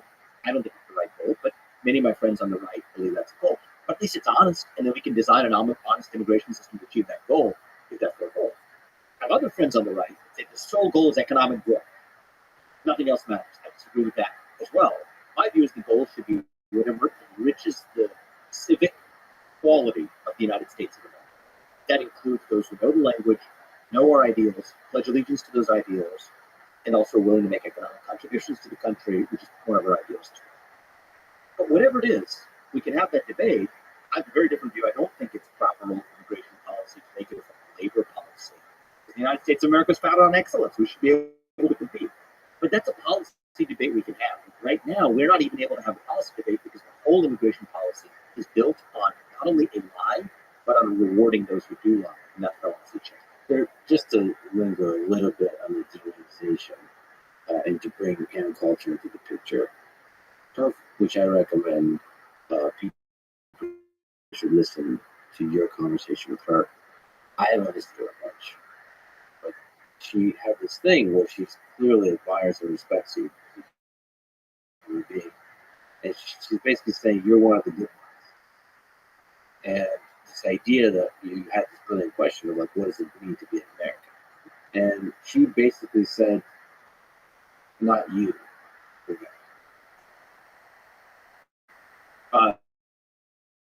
She said, well, maybe you, but not people like you. So that whole kind of approach to immigration, I think, is really anti-democratic. And maybe even anti-American. Anti-American. So I want to confront this directly because it is a popular current on the American right. The reason I'm not big on Ann Coulter specifically is I think actually it's a much more widely shared view, and I just give her at least credit for willing to articulate a view that the blood and soil is what makes for your American identity, genetic lineage. And I just reject that view. I think it's anti-American. I think what makes for an American identity is your allegiance, your unabiding allegiance to the founding ideals of this country, and your willingness to pledge allegiance to those ideals. So those are two different views. I think that there is a view on the American right now that says that we're not a creedal nation, that our nation is not about a creed, it's about a physical place, a physical home. I think that view fails on several. Obviously, we're a nation. Every nation has to have a geographic space that defines its own. So obviously, among other things, a geographic.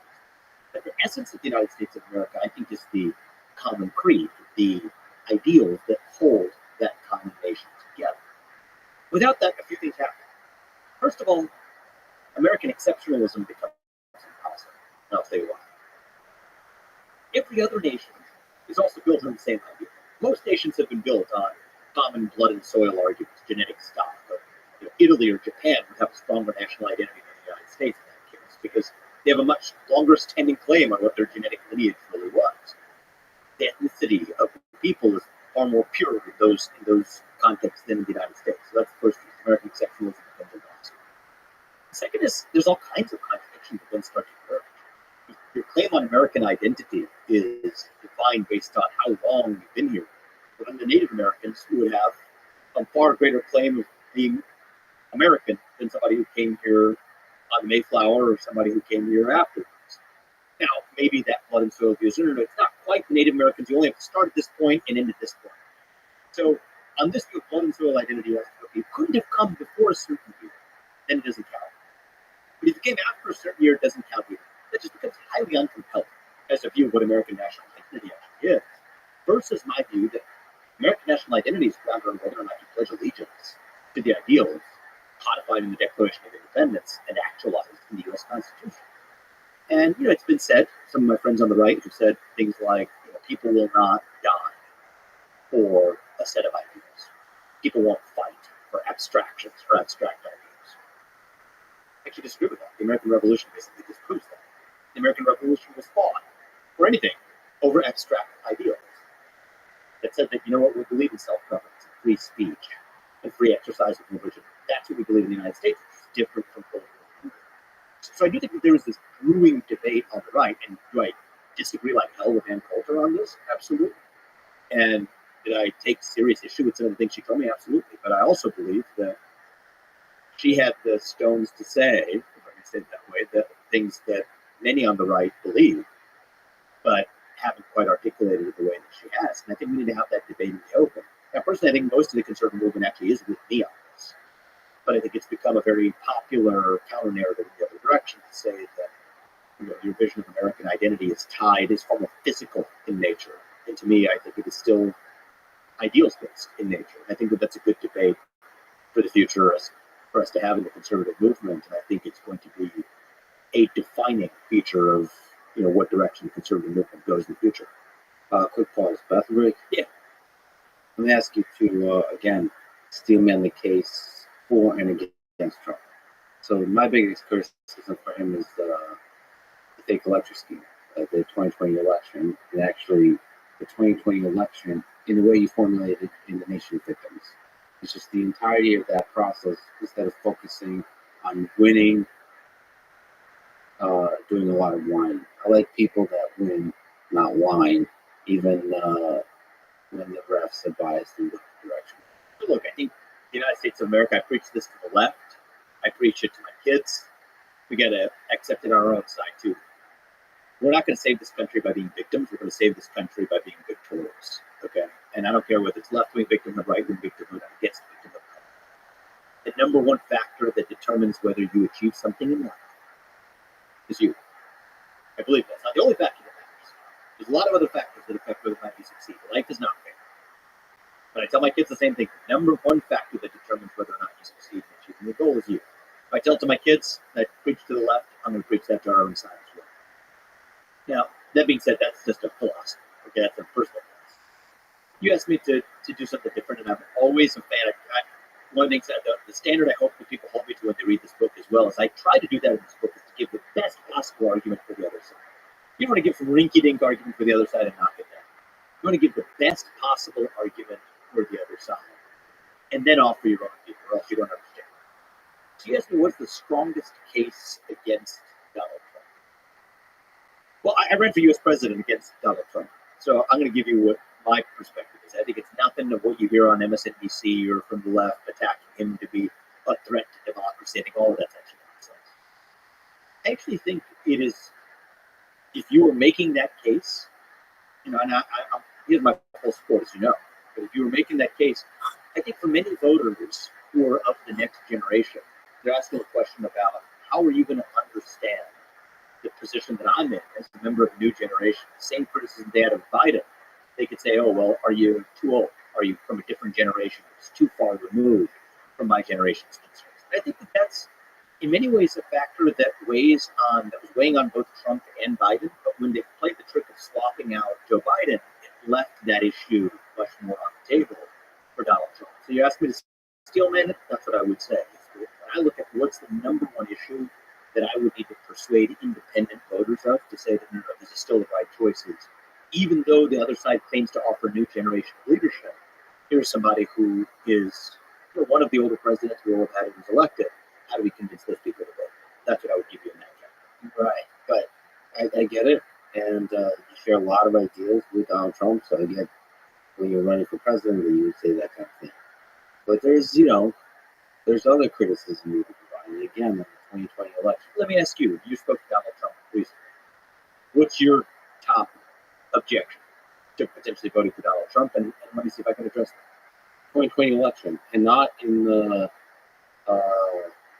what is it, TDS kind of objection. It's just, I don't think there's clear, definitive evidence that there was voter fraud. Let me ask you about a different area. Hold on a second. I think there's a lot of interesting topics about the influence of media, of tech, and so on. But I want a president that has a good, clear relationship with the truth. He knows what truth is, what is true, and what is not true. And moreover, I want a person who doesn't play victim, like you said, who focuses on winning and winning big. And if they lose, like walk away with honor and win bigger next time, or like channel that into growth and winning, or winning in some other direction. It's just like the strength of being able to give everything you got to win and walk away with honor if you lose. And everything that happened in our 2020 election is just goes against that. So I'll respond to that. Obviously, I'm at the campaign, but I'll give you my perspective. I think we have seen some growth in Donald Trump over that first term and the experience of the 2020 election. And you hear a lot of that on the campaign trail. I heard a lot of that even in the conversation that he had with you.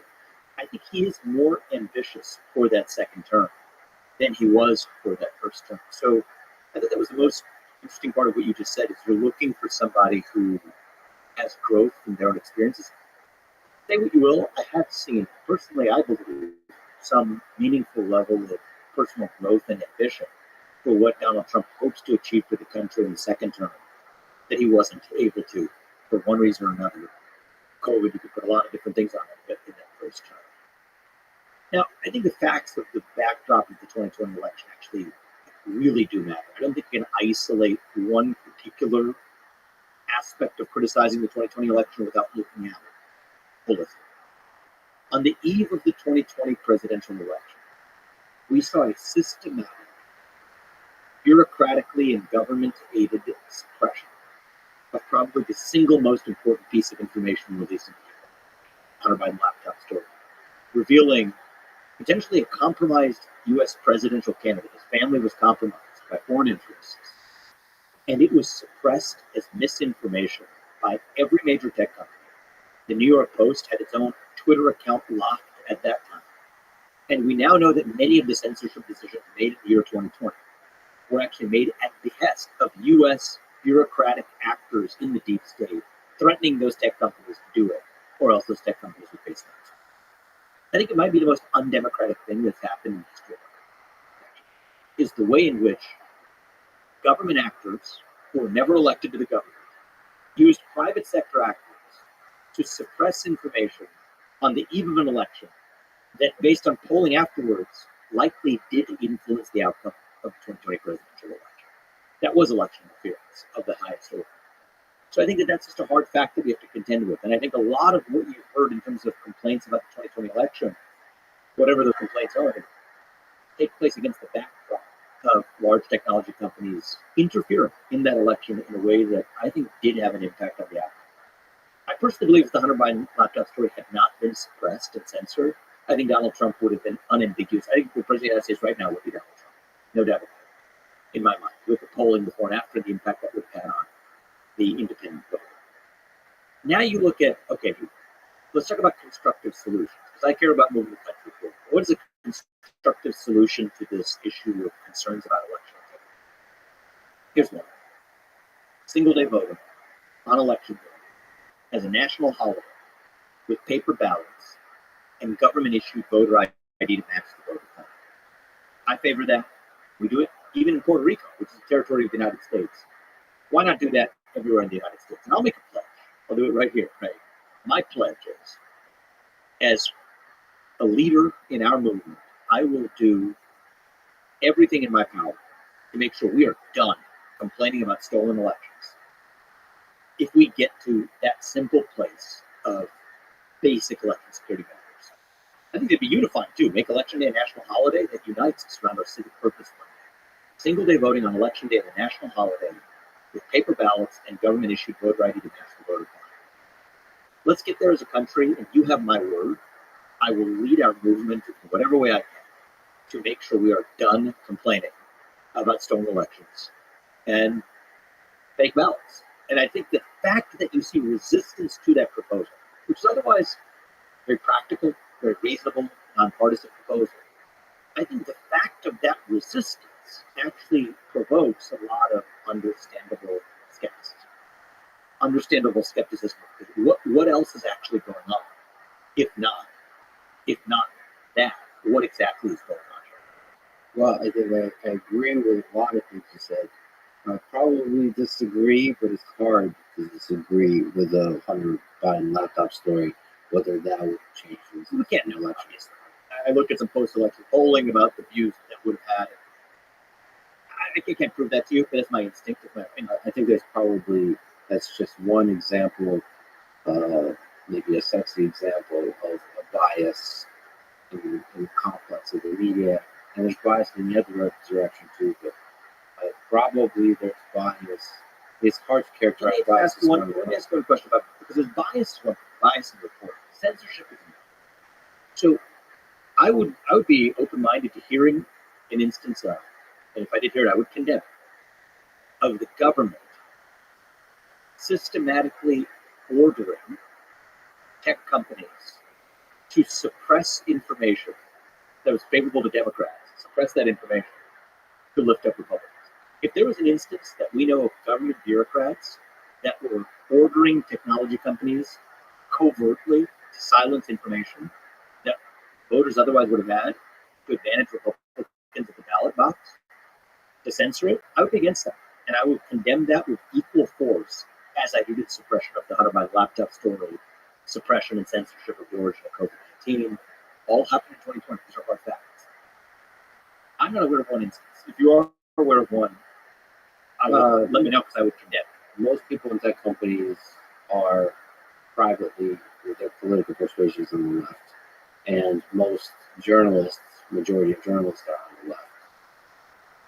But to characterize the actual reporting and the impact of the reporting in the media and the impact of the censorship is difficult to do.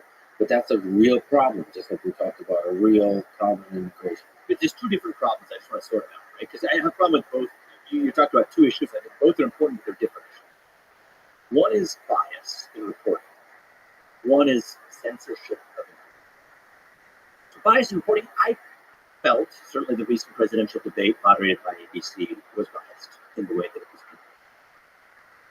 But that's a different issue from saying that voters don't get access to information through an expert. So this Hunter Biden laptop story, we now know that it contains evidence of foreign interference in potentially the Biden administration, their families' incentive structure. That story was systematically suppressed. So in the United States of America, if you wanted to find that on the internet, through any major social media platform or through even Google search, that story was suppressed or downplayed algorithmically. You couldn't see it. Even on Twitter, if you tried to send it via direct message, that's the equivalent of email, right? Sending a peer-to-peer message. They blocked you from even being able to send that story using private messages. That, I think, is a different level of concern. That's not bias at that point. That's outright interference in whether or not, that's outright interference in the election. Let's do a thought experiment. Let's suppose that Russia orchestrated it. What would the backlash be? Let's say the Russian government orchestrated the U.S. election, they interfered in it by saying that tech companies, they worked with them covertly to stop U.S. citizens from being able to see information on the internet. There would be a mass uproar in this country if the Russian government orchestrated.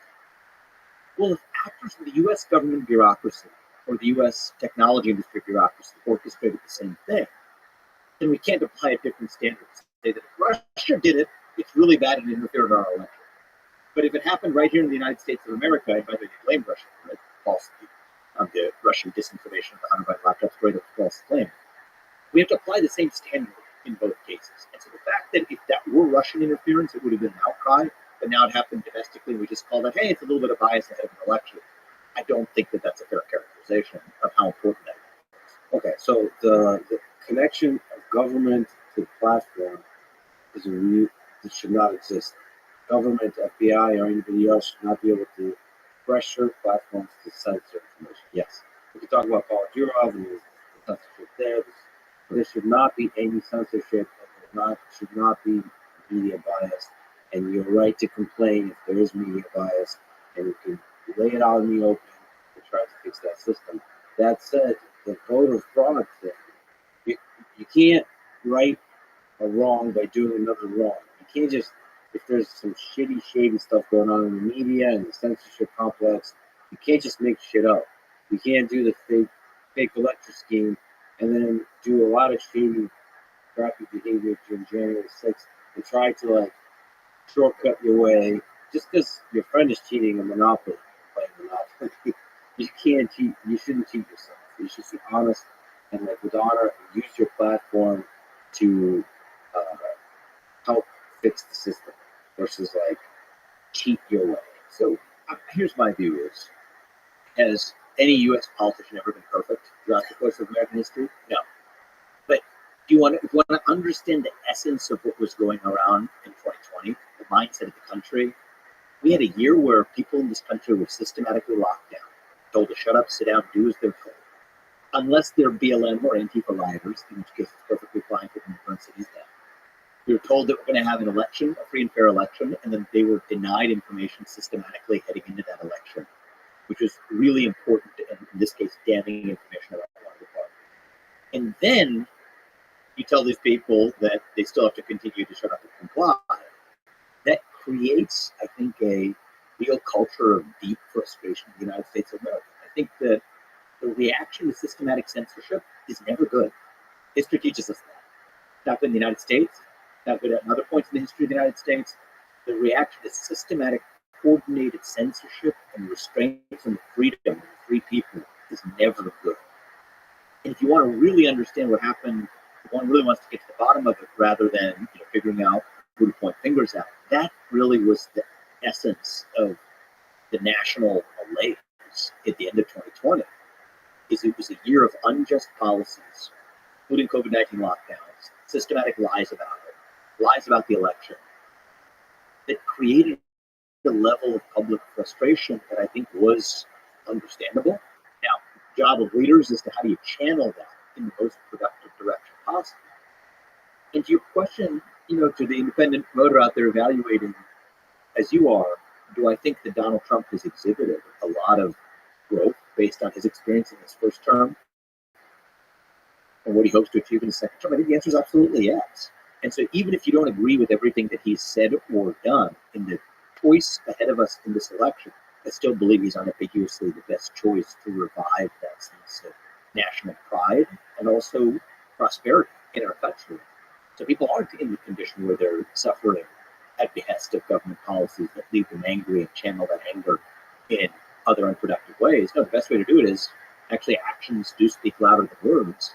Implement the policies that make people's lives better. And I do think that that's the next step of how we best serve the country. Are you worried if in this election, it's a close election, and Donald Trump loses by a whisker, that there's chaos that's unleashed? How do we minimize the chances? I mean, I don't think that that's a concern to frame narrowly in the context of Donald Trump winning it or losing it by a whisker. I think this is a man who, in the last couple of months, in the span of 2 months, has faced 2 assassinations. We're not talking about theoretical attempts, we're talking about gunshots fired. That is history changing in the context of American history. We haven't seen that in a generation. And yet now that has become normalized in the U.S. So do I worry we're skating on thin ice as a country? I do. I do think it is a little bit strange to obsess over our concerns, or national immediate concerns over Donald Trump, when in fact he's the one on the receiving end of fire from assailants who reportedly are saying exactly the kinds of things about him that you hear from the Democratic machine. And I do think that it is irresponsible, at least, for the Democratic Party to make their core case against Donald Trump. And Joe Biden's entire message for years that he's a threat to democracy, to the existence of America. Well, if you keep saying that about somebody against the backdrop conditions that we live in as a country, I don't think that's good for a nation. And so, do I have concerns about the future of the country? Do I think we're skating on thin ice? Absolutely. And I think the best way around it is really through it. Through it in this election, win by a landslide. I think a unifying landslide would be the best thing that happens for this country. Like Reagan delivered in 1980 in the happen again in 1984. And in a very practical, a landslide minus some shenanigans is still going to be a victory. That, I think, is how we unite this country. So I don't think, 50.001 margin where cable news is declaring the winner 6 days after the election, I don't think that's going to be good. I think a decisive victory that unites the country, turns the page on a lot of the challenges of the last 4 years, and says, okay, this is where we're going. This is who we are and what we stand for. This is a revival of our national identity, revive national pride in the United States, regardless of whether you're a Democrat or Republican. That, I think, is achievable in this election, too, and that's what the outcome I'm rooting for. So, just to pile on, is where Steelman and the criticism against Trump is the rhetoric. I wish there was less of, although at times it is so ridiculous, it is entertaining, the I hate Taylor Swift type of tweets or truths or whatever. I don't think that's... He's a funny one. I mean, the reality, different people have different attributes. One of the attributes for Donald Trump is he's one of the funnier presidents we've had in a while. That might not be everybody's cup of tea. Maybe different people don't want, that's not a quality they value in their president. I think at a moment where you're also able to make, I will say this much, is everybody's got different styles. Donald Trump's style is different from mine. But I do think that if we're able to use levity in a moment of national division, in some ways, I think right now is probably a role where really good stand-up comedians could probably do a big service to the country if they're able to laugh at everybody 360 degrees. So they can go up there and make fun of Donald Trump all they want, do it in a lighthearted and manner that loves the country. Do the same thing to Kamala Harris with an equal standard. I think that's actually good for the country. But, I think I'm more interested, Lex, as you know, in discussing the future direction of the country. My own views, I was a presidential candidate who ran against Donald Trump, by the way. I'm supporting him now. But I just prefer engaging on the substance of what I think each candidate's going to achieve for the country rather than picking on really the personal attributes of either one.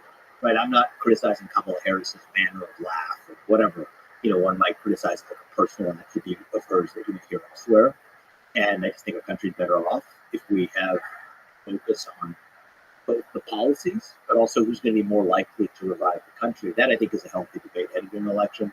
I think everybody has their personality attributes and flaws. What makes them funny and lovable to some people makes them irritating to others. I think that matters less heading into an election. I love that you do that. I love that you focus on policy and can speak for hours on policy. Let's look at foreign policy. Sure.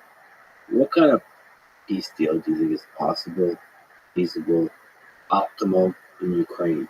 If you sat down, you became president, if you sat down with Zelensky and sat down with Putin, what do you think is possible to talk to them about? One of the hilarious things you did, which were intense and entertaining, your debates in the primary. But anyway, it's like how you grew up the other candidates that didn't know any regions. They wanted to send money and troops and lead to the deaths of hundreds of thousands of people, and they didn't know any of the regions in Ukraine. Yeah, you had a lot of zingers in that one. But anyway, how do you think about negotiating with world leaders about what's going on? Yeah, so look, I think that let's just get the self-interest of each party on the table. And to be very transparent. From everyone's perspective, they think the other side is the aggressor or whatever. Just get it on the table. Russia is concerned about NATO shifting the balance of power away from Russia to Western Europe, when NATO has expanded far more than they expected to, and frankly, that Russia was told that NATO was going to expand. It's an uncomfortable fact for some in America, but James Baker made a commitment to Mikhail Gorbachev in the early 90s, where he said NATO would expand not 1 inch past East Germany. Well, NATO's expanded far more after the fall of the USSR than it did during the existence of the USSR. And that is a reality we have to contend with. That's the Russian perspective. From the Western perspective, the hard fact is Russia was the aggressor in this conflict, crossing the boundaries of a sovereign nation. And that is a violation of international law norms. It's a violation of the recognition of international law. Nations without borders are not a nation. And so against that backdrop, what's the actual interest of each country? I think if we're able to do a reasonable deal that gives Russia the assurances it needs about what they might allege as NATO expansionism violating prior commitments, but get codified commitments for Russia that we're not going to see willy-nilly behavior of just randomly deciding they're going to violate the sovereignty of neighboring nations and have hard assurances and consequences for that. That's the beginnings of a deal. But then I want to be ambitious for the United States. I want to weaken the Russia-China alliance. And I think that we can do a deal that gives some real gifts to Russia, conditioned on Russia withdrawing itself from its military alliance with China. And this could be good for Russia, too, in the long run, because right now, Vladimir Putin does not enjoy being Xi Jinping's little brother in that relationship. But Russia's military, combined with China's naval capacity, Russia's hypersonic missiles, and China's economic might, together those countries in an alliance pose real threat to the United States. But if as a condition for reasonable discussion about where different territories land, given what's occupied right now, are requirements that Russia remove its military presence from the Western Hemisphere. People forget this. Cuba, Venezuela, Nicaragua, we don't want a Russian military presence in the Western Hemisphere. That too would be a win for the United States. No more joint military exercises with China off the coast of the Aleutian Islands. The kinds of wins that the United States wants to protect the West's security, get Russia out of the Western Hemisphere, certainly out of the North American periphery, and then also make sure that Russia's no longer in that military alliance with China. In return for that, able to provide Russia some things that are important to Russia, we'd have to have a reasonable discussion about what the territorial concessions would be at the end of this war to bring it to peace and resolution, and what the guarantees are to make sure that NATO is going to not expand beyond the scope of what the United States has at least historically guaranteed. That, I think, together would be a reasonable deal that gives every party what they're looking for, that results in immediate peace, that results in greater stability, and most importantly, weakening the Russia-China alliance, which I think is the actual threat that we have so far, no matter who in this debate, more or less Ukraine funding, has really failed to confront. That, I think, is the way we de-escalate the risk of World War III and weaken the threats to the West by actually dismantling them. So from an American perspective, the main interest is weakening the alliance between Russia and China. Yes. I think the military alliance between Russia and China represents the single greatest threat we face. To do a deal that is very reasonable across the board, but one of the main things we get out of it is weakening that alliance. So no joint military exercises, no military collaborations. They're monitorable. These are monitorable attributes. Cheating on that, we're going to immediately have consequences. Consequences they're cheating, but we can't cheat on our own obligations that we would make in the context of that deal. There might be some extremely painful things for Ukraine here. So Ukraine currently captured a small region in Russia, the Kursk region, but Russia has captured giant chunks. Then you have Luhansk, Zaporizhzhia, with the Kherson regions. So it seems, given what you're laying out, it's very unlikely for Russia to give up any of the regions it's already captured. I actually think that would come down to the specifics of the negotiation. But the core goals of the negotiation are peace in this war, weaken the Russia-China alliance. And for Russia, what do they get out of it? Part of this is here's something that's not negative for Ukraine that could be positive for Russia as part of that deal. Right? Because it's not a zero-sum game alone with Ukraine on the losing end of this. I think reopening economic relations with the West would be a big win for Russia, but also a carrot that gets them out of that military relationship with China. So I do think that the foreign policy establishment has historically been, at the very least, unimaginative about the levers that we're able to use. Actually, I was a little bit critical of Nixon earlier in this discussion for his contribution to the overgrowth of the U.S. entitlement state and regulatory state. But I'll give Nixon credit here on a different point, which is that he was imaginative of being able to pull Red China out from the clasp of the USSR. He broke the China-Russia alliance back then, which is an important step to bring us to the era of the Cold War. I think there's an opportunity for similar unconventional maneuver now, using greater reopened economic relations with Russia to pull Russia out from the hands of China today. There's no skin off Ukraine's back for that. And I do think that's a big carrot for Russia in this direction.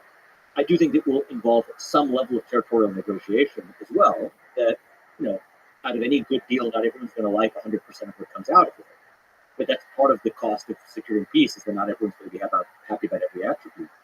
But I could make a case that an immediate peace deal is also now in the best interests of Ukraine. Let's just rewind the clock. We're looking at now, let's just say we're early 2022, maybe June of 2022. Zelensky was ready to come to the table for a deal back then, until Boris Johnson traveled where he had his own domestic political travails to convince Zelensky to continue to fight. And that goes to the point where when nations aren't asked to pay for their own national security, they have what the problem is of moral hazard of taking risks that really are suboptimal risks for them to take because they're not bearing the consequences of taking those risks, not fully the cost. If Ukraine had done a deal back then, I think it is unambiguous that they would have done a better deal for themselves than they're doing now after having spent hundreds of billions of dollars and expended tens of thousands of Ukrainian lives. So the idea that Ukraine is somehow better off because it failed to do that deal before is a lie. And if we're not willing to learn from those mistakes of the recent past, we're doomed to repeat them again. So this idea that it would be painful for Ukraine, you know what's been painful? Tens and tens and tens of thousands of people continuing to die without any increased leverage in actually getting the outcome that they want. So I think there's an opportunity for a win-win-win. A win for the United States and the West more broadly, weakening the Russia-China alliance. A win for Ukraine in having an agreement that's backstopped by the United States and America's interests that provides a greater degree of long-run security for the future existence of Ukraine and its sovereignty, and also stopping the bloodshed today. And I think a win for Russia, which is to reopen economic relations with the West and have certain guarantees about what the mission creep or scope creep of NATO will be. There's no rule that says that when one party, before full outright world war starts at least, there's an opportunity for there to actually be a win for everybody on the table rather than to assume that a win for us is a loss for Russia or that anything positive that happens for Russia is a loss for the United States. Just to add to the table some things that Putin won't like, but I think are possible to negotiate, which is Ukraine joining the European Union, not NATO. So establishing some kind of economic relationships there, and also splitting the bill, sort of guaranteeing some amount of money from both Russia and the United States for rebuilding Ukraine. One of the challenges in Ukraine, a war-torn country, is how do you guarantee the flourishing of this particular nation? Right, so you want to not just stop the death of people and the destruction, but also provide a foundation on which you can rebuild the country and build a flourishing future country. I think that out of this conversation alone, there are a number of levers on the table for negotiation in a lot of different directions. And that's where you want to be, right? If there's only one factor that matters to each of the two parties, and those are their red line factors, then there's no room for negotiation. This is a deeply complicated, historically intricate dynamic between Ukraine and Russia, and between NATO and the United States, and the Russia-China alliance, and economic interests that are at issue combined with the geopolitical factors. There are a lot of levers for negotiation, and the more levers there are, the more likely there is to be a win-win-win deal that gets done for everybody. So I think it should be encouraging the fact that there are as many different possible levers here, almost makes certain that a reasonable, practicable peace deal is possible. In contrast to a situation where there's only one thing that matters for each side, then I can't tell you that there's a deal to be done. There's definitely a deal to be done here, and I think that it requires real leadership. The United States playing hardball, not just with one side of this, not just with Zelensky or with Putin, but across the board, hardball for our own interests, which are the interests of stability here. And I think that that will happen to well serve both Ukraine and Russia in the process. If you were president, would you call Putin? Absolutely. I mean, in any negotiation, you've got to manage when you're calling somebody and when you're not. But I do believe that open conversation, the willingness to have that as another lever in the negotiation is totally fair game. Okay, let's go to the China side of this. The big concern here is that the brewing cold or, God forbid, hot war between the United States and China in the 21st century. How do we avoid that? A few things. One is, I do think the best way we also avoid it is by reducing the consequences to the United States in the event of that type. Because at that point, what you're setting up for, if the consequences are existential for the United States, then what you're buying yourself in the context of what could be a small conflict is an all-out big war. So the first thing I want to make sure we avoid is a major conflict between the United States and China, like a World War level conflict. And the way to do that is to bring down the existential stakes for the U.S. And the way we bring down the existential stakes for the U.S. is make sure that the United States does not depend on China for our modern way. Right now we do. Because right now we depend on China for everything from pharmaceuticals in our medicine cabinet. 95% of ibuprofen, one of the most basic medicines used in the United States, depends on China for its supply chain. We depend on China, ironically, for our own military industrials. Think about how little sense that makes, actually. Our own military, which supposedly exists to protect ourselves against adversaries, depends for its own supplies, semiconductors and otherwise, on our top adversary. That doesn't make sense. Even if you're a libertarian in the school of Friedrich von Hayek, from the Hayek Prize as well, even then you would not argue for a foreign dependence on adversary. So I think that's the next step we need to take, is at least reduce U.S. dependence on China for the most essential inputs for the functioning of the United States of America, including our military. As a side note, I believe that means not just onshoring to the United States. It does.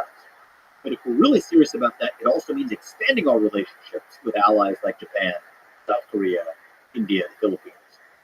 And that's an interesting debate to have, because some on the right would say, okay, I want to decouple from China, but I also want less trade with all these other places. You can't have both those things at the same time. You have one or the other, you can't have both. And so we have to acknowledge and be honest with ourselves that there are trade-offs to declaring independence from China. But the question is, what are the long run?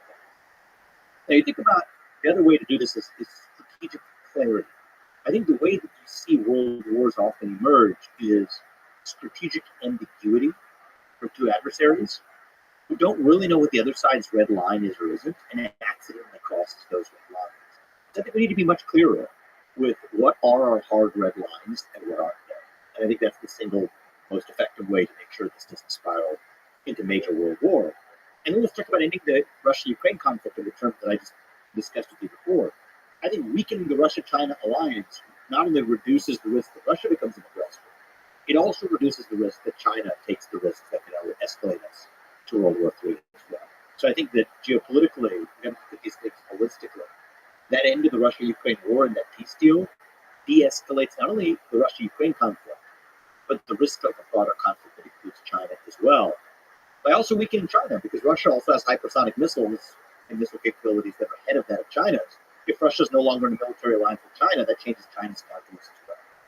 So that's kind of, I think, more strategic vision we need in our foreign policy than we've had since certainly the Nixon era.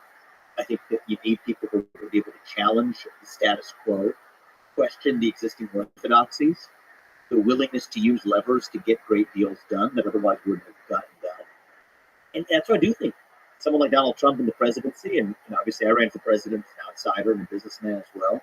I think this is an area, our foreign policy is one where we actually benefit from having business leaders in those roles rather than people who are shackled by the traditional political thinking. I think the thing you didn't quite make clear, what I think implied, is that we have to accept the red line that China provides of the one China policy. Both sides need to have their red lines.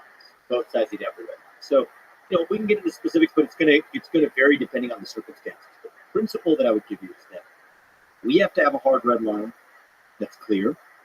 I think that hard red line, I was clear during my campaign on this, I'll say it again, I think that we have to have a clear red line that China will not and should not, for any time in the future, against China or Taiwan. I do think that for the United States, it probably is prudent right now not to suddenly upend the diplomatic policy we've adopted for decades of what is recognizing the one China policy in our position, quiet deference to that. And understand that may be their red line, is the national recognition of Taiwan as an independent nation would be a red line that China would have, but we would have a red line to say that we do not, in any circumstance, tolerate the annexation by physical force at any time in the foreseeable future when that's against the interests of the United States of America. So then there's examples, but the principle here is, you asked how do we avoid major conflict with China. I think it starts with clear red lines on both sides. I think it starts with also lowering the stakes for the United States by making sure we're not dependent on China for our modern way of life. I think it also starts with, ironically, using a peaceful resolution to the Ukraine war as a way of weakening the Russia-China alliance, which in the other direction of weakening China has significant benefits to us. Well, what do you do when China says very politely, we're going to annex Taiwan whether you like it or not. Against the backdrop that I just laid out, that's not that wouldn't happen if we actually make sure that we're crystal clear about what our red lines and priorities are. We're also dependent on Taiwan right now for our own semiconductor supply chain. So China knows that's going to draw us into serious conflict in that circumstance. So against the backdrop of clearly drawn red lines, against the backdrop of Russia no longer automatically being in China's camp, that's a big lever. I think also strengthening our relationship with other allies where we have room in those relationships, like India. And I'm not just saying that, because my name is Vivek Ramaswamy, right? I'm saying it because it's strategically important to the United States to understand that, God forbid, in a conflict scenario, China would perceive some risk to the Indian Ocean or the Andaman Sea, no longer being reliable for getting Middle Eastern oil supplies. There's a lot of levers here. But I think that if we are both strategically clear with our allies and with our adversaries about what our red lines are, what our priorities are, reasonable deals that pull Russia out of the hands of China and vice versa, reasonable allies and relationships that cause China to question whether it can continue to have the same access to Middle Eastern oil supplies as it does today. And then clear red lines with China itself about what we definitely aren't okay with, and understand that they may have certain red lines too. That allows us, I think, to still avoid what many people will call the unavoidable conflict, the Thucydides trap, against the circumstance of when there's a rising power against the backdrop of a declining power, conflict always becomes inevitable. That's a theory. It's not a law of physics. And I don't think that, A, we have to get declining power, and B, I don't think that has to necessarily result in major conflict with China here. It's going to require real leadership with a spine. And you don't have to judge based on international relations theory to form your view on this. 4 years under Trump, we didn't have major conflicts. In the Middle East, in places like Russia or Ukraine, we were on the cusp of war with North Korea when Obama left office and Trump took over. 4 years under Biden, less than 4 years under Biden, here's what he had. Major conflicts in the Middle East, major conflict in Russia, Ukraine. Judged by the results. And, I would say that even if you're somebody who disagrees with a lot of Donald Trump, if you don't like his style, if your single issue is you want to stand in World War III, I think there's a pretty clear case for why you go for Trump in this election.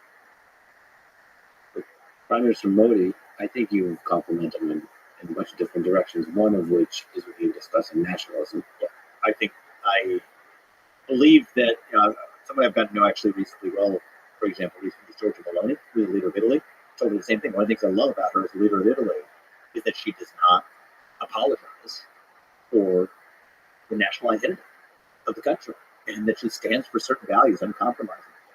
And she doesn't give a second care about what the media has to say about it. One of the things I loved last time I spoke to her, when she was in the U.S., when we sat down, was she talked about she doesn't even read the newspaper. She doesn't read and watch the media. It allows her to make decisions that are best for the people. And there are elements of that in Modi's approach as well, which I respect about him, is he doesn't apologize for the fact that India has a national identity and that the nation should be proud of it. But I'm not saying that because I'm proud of Meloni or Modi for their own countries. I'm American. I think there are lessons to learn from leaders who are proud of their own nation's identity rather than apologizing. And I think it's a big part of why I ran for president on a campaign centered on national pride. It's also why I'm not only voting for, but actively supporting Donald Trump, because I do think he's going to be the one that restores that missing national pride in the United States. And, I touch on this as well in the book. There's a chapter here that says nationalism isn't a bad word. I think nationalism can be a very positive thing if it's grounded in the actual true attributes of the nation. And in the United States, that doesn't mean ethno-nationalism, because that was not what the national identity of the United States was based on in the first place. But it's civic nationalism, grounded in our actual national ideals. That is who we are. And I think that is something that we've gotten uncomfortable with in the country, is to say that, I'm proud of being American. I believe in American exceptionalism. Somehow that's looking down on yourself. I'm not looking down on anybody, but I'm proud of my own country. And I think Modi's revived that spirit in India in a way that's missing for a long time. Right? India had an inferiority complex, psychological inferiority complex. But now to be proud of its national heritage and its national myth-making and its national legacy, history, and to say that every nation does have to have a kind of myth-making about its past, and to be proud of that. It's like Malcolm X actually said this here in the United States, is that a nation without an appreciation for its history is like a tree without roots. It's dead. And I think that that's true not just for the United States. I think it's true for every other nation. I think leaders like Maloney in Italy, leaders like Modi in India have done a great job, that I wish to bring that type of pride in the United States. And so whatever I do next, I'll tell you this, is I think reviving that sense of identity and pride, especially in the next generation, is one of the most important things we can do for this country. Speaking of what you do next, any chance you run in 2028? Well, I'm not going to rule it out. That's a long time from now. And I'm most focused on what I can do in the next chapter for the country. I ran for president, a million things that I learned from that experience that you can only learn by doing it. It was very much a fire first, aim later. With getting into the race, there was no way I could have planned and plotted this out as somebody who was coming from the outside. I was 37 years old, came from the business world. So there was a lot that only could learn by actually doing it, and I did. But I care about the same things that led me into the presidential race, and I don't think the issues have been solved. I think that we have a generation that is lost in the country. It's not just young people. I think it's all of us in some ways are hungry for purpose and meaning at a time in our history when the things that used to fill that void in our heart, they're missing. And I think we need a president who both has the right policies for the country, seal the border, grow the economy, stay out of World War III, end rampant crime. Yes, we need the right policy. But we also need leaders who, sustain the way, revive our national character, revive our sense of pride in this country, revive our identity as Americans. And, I think that need exists as much today as it did when I first ran for president. I don't think it's going to be automatically solved in just a few years. I think Donald Trump is the right person to carry that banner forward for the next 4 years. But after that, we'll see where the country is heading into 2028. And whatever I do, it'll be whatever has a maximal positive impact on the country. I'll also tell you that my laser focus, maybe as distinct from other politicians on both sides, take America to the next level, to move beyond our victimhood culture, to restore our culture of excellence. We got to shut down that entitlement state, the regulatory state, foreign policy nanny state. Shut it down and revive who we really are as Americans. And I'm as passionate about that as ever. But the next step is not running for president. The next step is what happens in the next 4 years. And that's why over the next 4 weeks, I'm focused on doing whatever I can to make sure we succeed in this election. Well, I hope you run because this was made clear on the stage in the primary debates. You have a unique clarity and honesty in expressing the ideas you stand for. And it would be nice to see that. I would also like to see the same thing on the other side, which would make for some badass, interesting debates. I would love nothing more than a kick-ass set of top-tier Democratic candidates. After 4 years of Donald Trump, we have a primary filled with actually people who have real visions for the country on both sides. And the people of this country can choose between those competing visions without insult or injury being the way I would love nothing more than to see that. Who do you think? So for me, I would love to see some kind of future where it's you versus somebody like Tim Walz. So Tim Walz, maybe I'm lacking in knowledge. Is first of all, a good dude, has similar to you, strongly held, if not radical, ideas of how to make progress in this country. So to just be on stage and debate honestly about the ideas, there's a tension between those ideas. Is there other people? Shapiro is interesting also. I would like to take on in earnest, civil, but contested context, right, of a debate. Who do you want to take on? You want to take on somebody who disagrees with you but still has deep ideology of their own.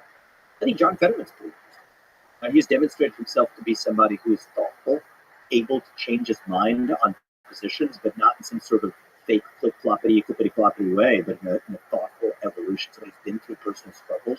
Somebody I deeply disagree with on a lot of his views, most of his views, but who I can at least say comes across at least as somebody who has been through that torturous process of really examining your beliefs and convictions, and has, when necessary, been able to preach to his own tribe where he thinks they're wrong. I think it's interesting. I think that you have in a number of other leaders probably emerging at lower levels. On the left, not everybody's going to necessarily come from Washington, D.C. In fact, the longer they're there, the more they in some ways get polluted. I think the governor of Colorado is an interesting guy. He's got a more libertarian tendency. I don't know as much about his views on it from a national perspective, but it's intriguing to see somebody who has these libertarian, freedom-oriented tendencies within the Democratic Party. I think that there are a number of, I don't foresee him running for president, but I had a debate last year when I was running for president with Rothschild, who, say what you will about it, is a highly intelligent person and is somebody who is at least willing to buck the consensus of his party when necessary. He recently, I would say, lambasted, he phrased it very delicately, but criticized Kamala Harris's proposed tax on unrealized capital gains. So I like people who are willing to challenge the orthodoxies in their own party because it says they actually have convictions. So whoever the Democrats put up, I hope it's someone like that. And for my part, I have and continue to have beliefs that will challenge Republicans. That on the face of it may not be the policies that poll on paper as the policies you're supposed to adopt as a Republican candidate, but what a true leader doesn't just tell people what they want to hear. You tell people what they need to hear, and you tell people what your actual convictions are. And this idea that I don't want to create a right-wing entitlement state or a nanny state, I want to shut it down, that challenges these suppositions of where a lot of the conservative movement is. I don't think the bill to cap credit card interest rates is a good idea because that's price control, just like Kamala Harris's price controls. Reduce access to credit. I don't think that we want a crony capitalist state showering private benefits on selected industries that favor us, or that we want to expand the CFPB or the FTC's remit, and somehow we're going to trust it because it's under our watch. No, I believe in shutting it down. That challenges a lot of the current direction of the conservative movement. I believe in certain issues that, maybe even outside the scope of what Republicans currently care about right now. One of the things that I oppose, for example, is it's not a top issue in American politics, but just to give you a sense for how I think of the world. I'm against factory farming of a large scale of, you could sort of say, putting the mistreatment of, it's one thing to say that you need it for your sustenance, and that's great, but it's another to say that you have to do a factory farming setting that gives special exemptions from historical laws that have existed that are the product of crony capitalism. I'm against crony capitalism in all these forms. I'm against the influence of mega money in politics. I don't think that's been good either for Democrats or Republicans. Some of those views, I think, are not necessarily the traditional Republican, orthodoxy reading chapter and verse for what the Republican Party platform has been. It's not against the Republican Party platform, but it's asking what the future of our movement is. Some of these things are hard, like getting money out of politics. Getting mega money. The mega money, yeah. And so long as it exists, you got to play the game. If you're going to play to win. I think one of the things I realized is that you just can't compete without it. But if you want to win the game in order to change the game, I think that's something that I keep in mind as well. So you have written a lot. You're exceptionally productive. But even just looking book-wise, you've written basically a book a year for the last 4 years. When you're writing, when you're thinking about how to solve the problems of the world, to develop your policy, how do you think? I need quiet time, extended periods of it that are separated from the rush of the day-to-day of the travel. I actually think a lot better when I'm working out, physically active.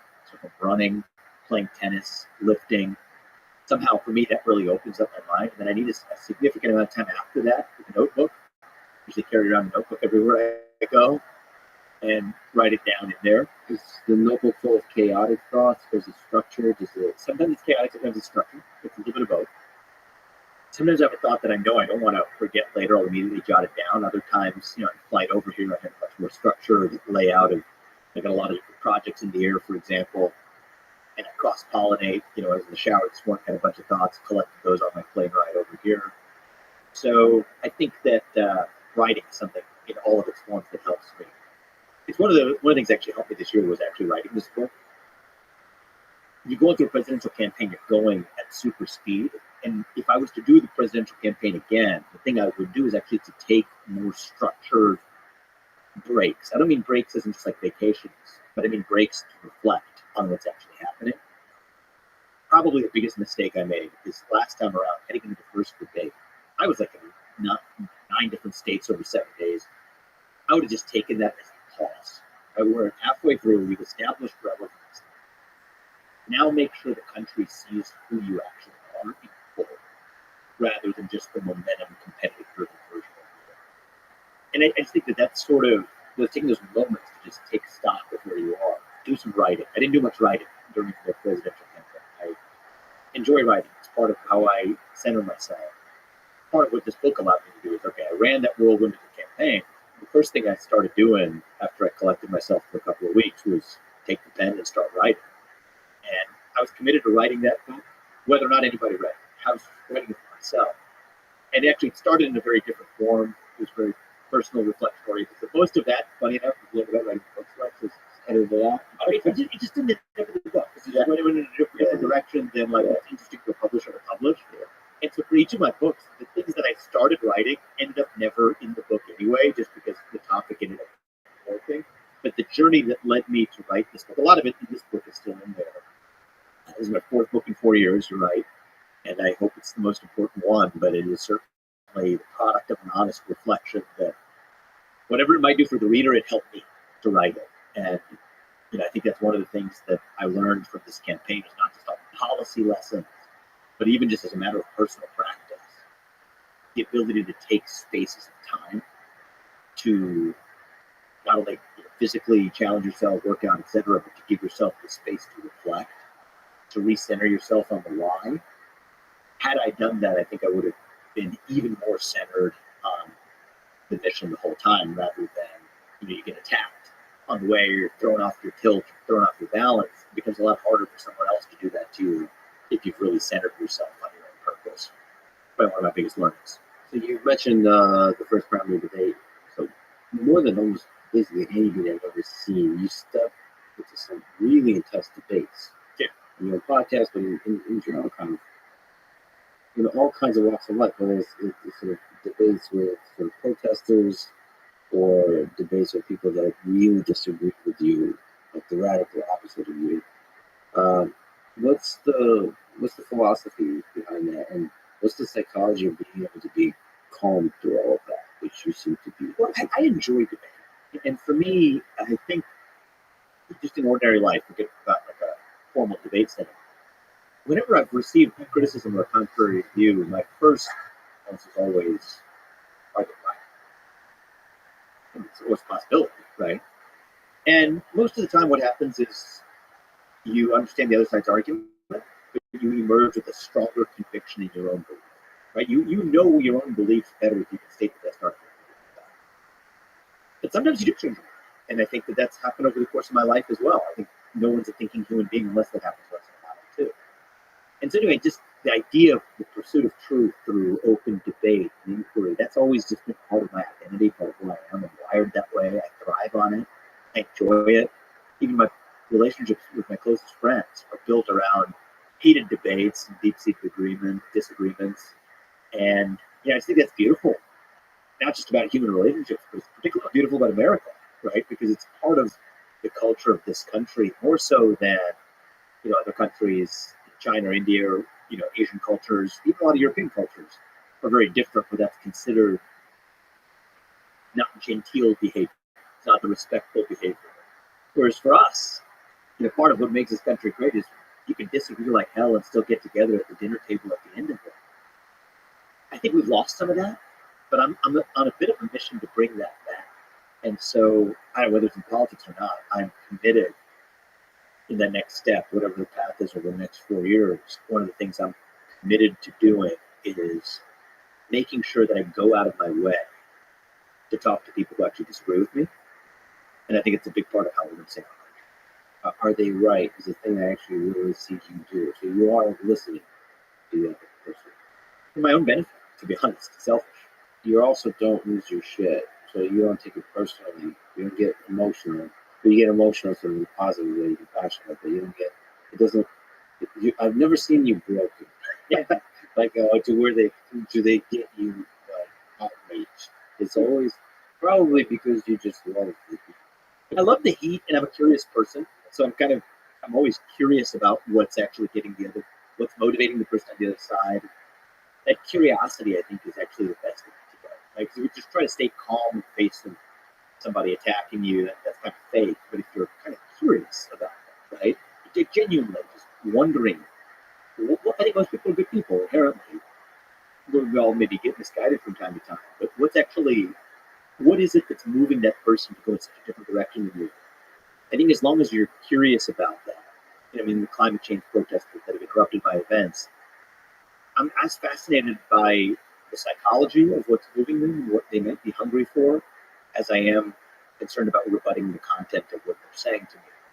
And I think that that's certainly something I care to revive. We don't talk about it in politics that much, but reviving that sense of curiosity, I think, is in a certain way one of the ways we're going to be able to disagree but still remain friends and fellow citizens at the end of it. I agree with you. I think fundamentally most people are good. And one of the things I love most about humans is the very thing you said, which is curiosity. I think we should lean into that. You're a curious person. I know this podcast is basically born of your curiosity, I'm sure. And so I think we need more of that in America. That kind of, we were not talking about our founding fathers, we were joking about it, but they were adventurers, they were writers, they were political theorists, they were founders of a nation. They kind of had that boundless curiosity too. And I think part of what's happened culturally in the country, we've gotten to this place where we've been told that stay in your lane.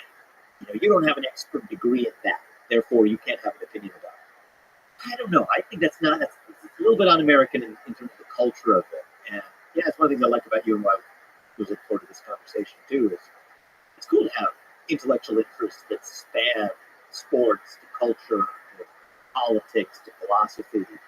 And it's not like you just have to be an expert trained in one of those things to be able to engage in it. But actually, maybe, just maybe, you might even be better at each of those things because you're curious about the other. The Renaissance man, if you will. I think we've lost a little bit of that concept in America, but it's certainly something that is important to me. And this year it's been kind of cool. After leaving the campaign, I've been doing a wide range of things. Right? I've been picking up my tennis game again. I practice at the Iowa State. You're damn good at tennis. I used to be better, but I'm picking Somebody up. online was trying to correct me. I think you shot a very particular angle of that video. I think they were criticizing your backhand was weak potentially because That would be fair criticism. but it's gotten better. Yeah, it's gotten better recently. I've been playing with I'm practicing with the Ohio State team in the morning. They're like number one in the country or close to it. Now the guys on the team play, but there's a couple of coaches who were recently on the team. One of them used to be a guy who used to play with the juniors who invited me out. So I hit with them in the mornings alongside the team. My goal, I should be careful.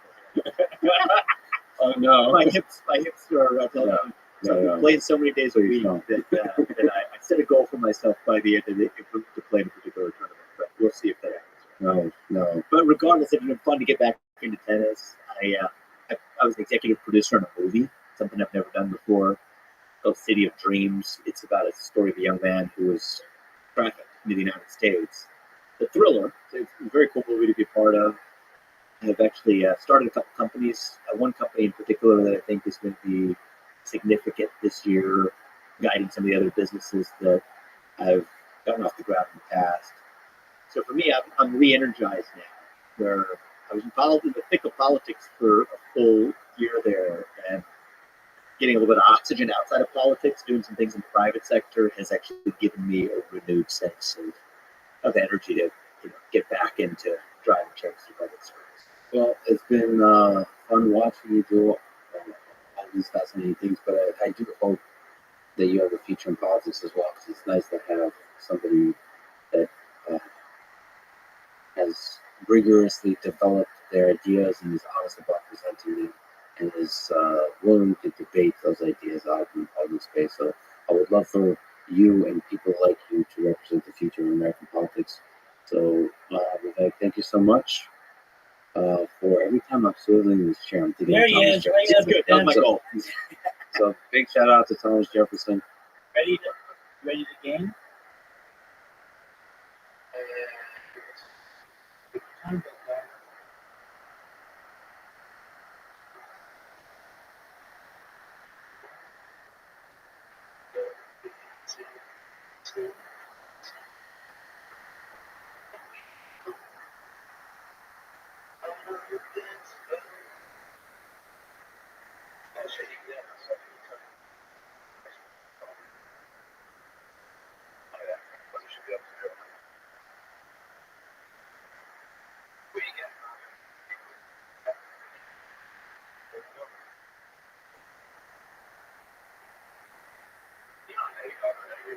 Fuck yeah.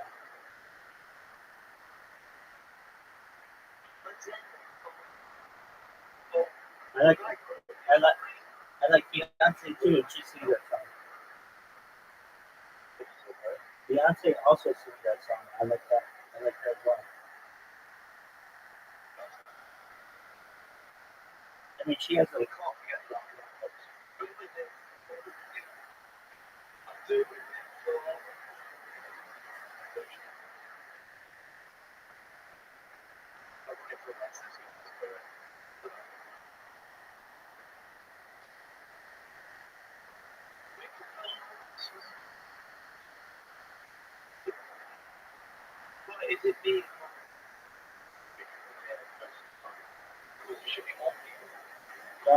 this is really early morning, and I mean it's still early in California. At night is when you get a come. Also, when I'm asleep. Yeah, you good. Sometimes that about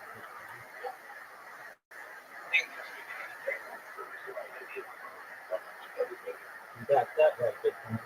Are you gonna do some space trucking?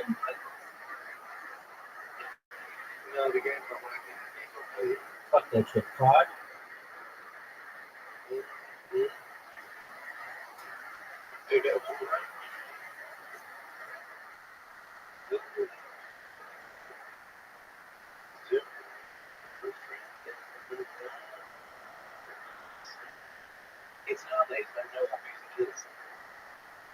Todd, you're right.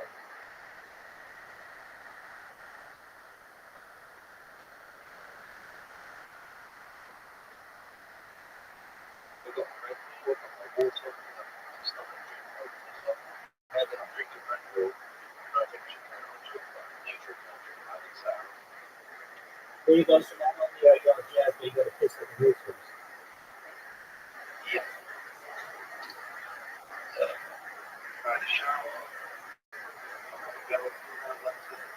Fuck yeah.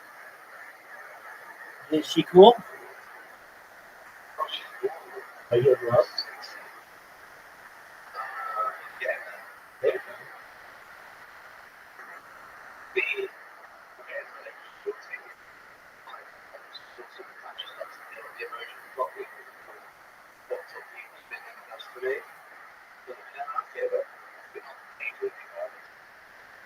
You gotta take it. You gotta take it to calm down.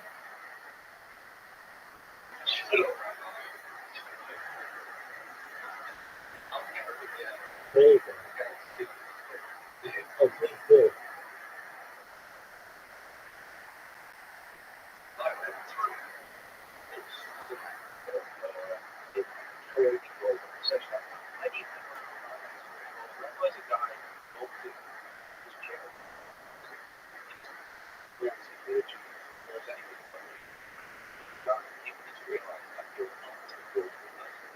Well, thank you. You're such a for still talking about me in places where I've been banned. Like there's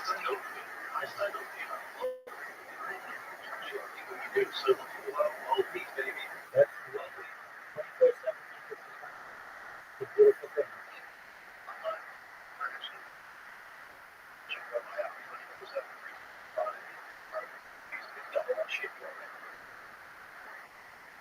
That's that is,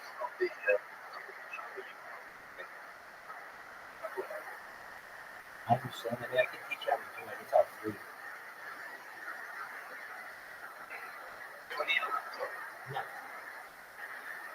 No, you can do it yourself.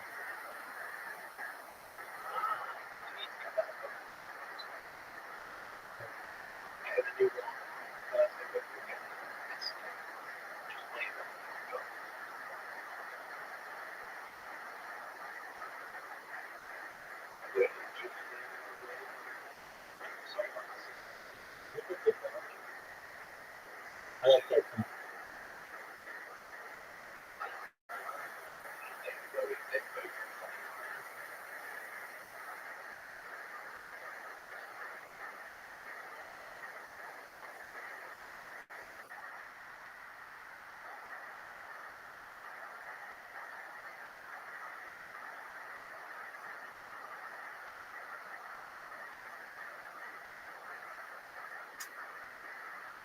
If you were put on a desert island, you could only listen to one artist or band. Who would it Dude, dude. See, we need certain songs from something. be? Of course it is. That's not just with you. That's with every human on Earth. But what I'm saying to you is that you thank you. Play the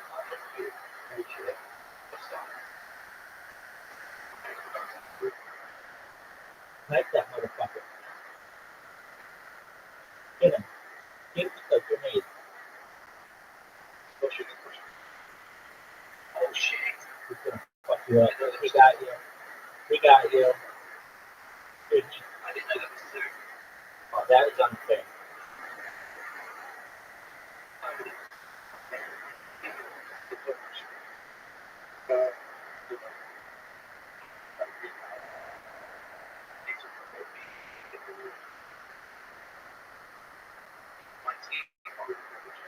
For sure.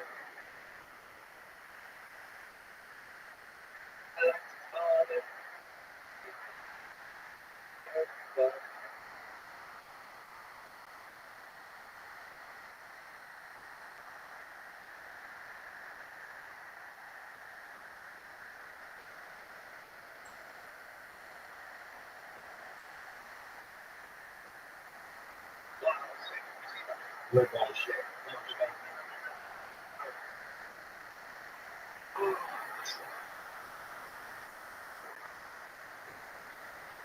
That's essentially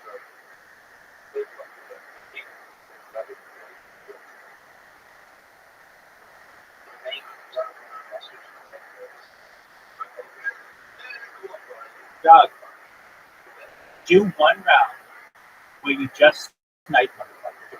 Not even a whole round. Just snipe guys from here.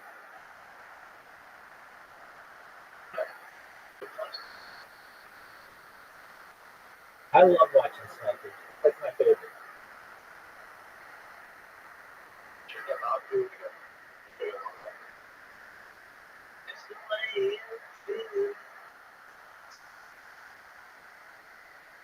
This is a good one. The GPs, they make some operations all the time.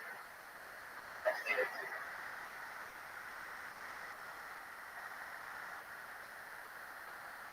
They need to make operations. They don't get trained. It's that's how they work. Machines. Go around strategy. When one comes to game, they suggest a trade like that. Just go to five. They bring Can you fly drones in Black Ops 2? this is something goals if it's goals. No, Doug, calm down.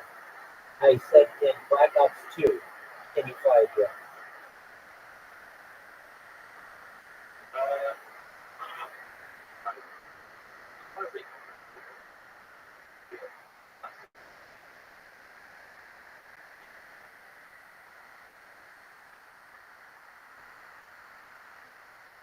No, I want to see you snipe.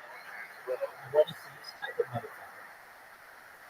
Frankly, right now, I'm unimpressed. I'm unimpressed until you snipe someone. So you tell me, Rabbi, I'm about to snipe this motherfucker, and then you got him in your scope and you take him out. Then I would be very impressed. I would clap for you. Get on a roof. Get on a roof. So you land directly on the ground behind the mountain. Without a sniper rifle, you got a sniper. Get to the roof, man. There you go. That's what I'm talking about. That's what I'm talking about. You smoke the white. Okay, I'm watching now. Now it's interesting.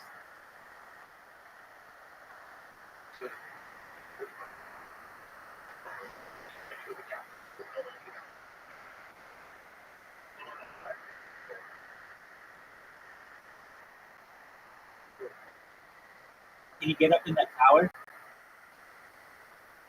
Yes.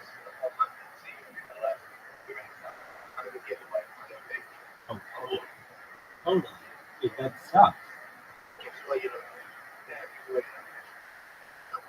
Oh, dude. save it for yourself. All right, dude. Oh, dude, that was cool. Nice. There you go. That's what I wanted to see.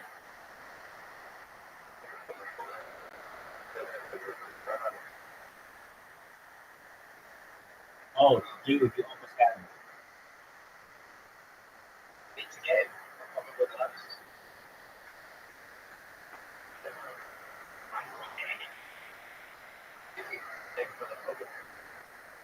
The other guy got. Oh, what's this chick? Is this a girl? Oh, yeah. Oh, get him. Get him. Oh, that is not looking good. Get him. That motherfucker's fat. Dude, there's so many guys there. 1, 2.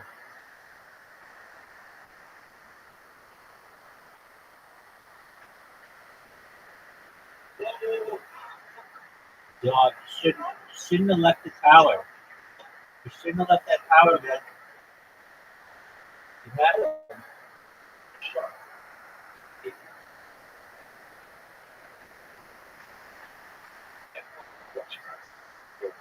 I imagine so. So you got an outlet out there. You start taking bitches down one-handed.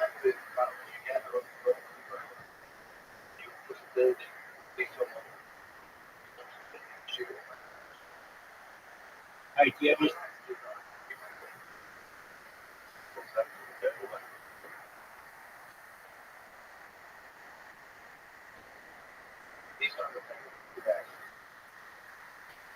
Why would they?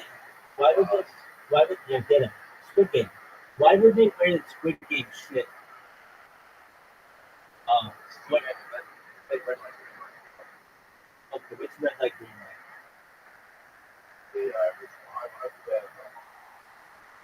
No, keep wearing camo. Keep wearing camo.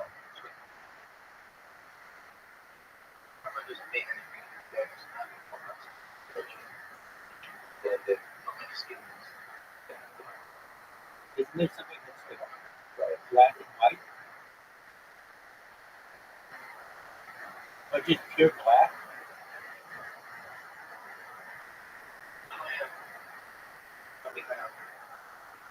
Alright. Like,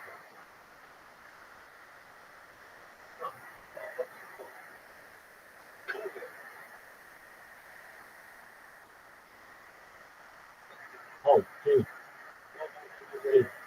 Dude. Yeah.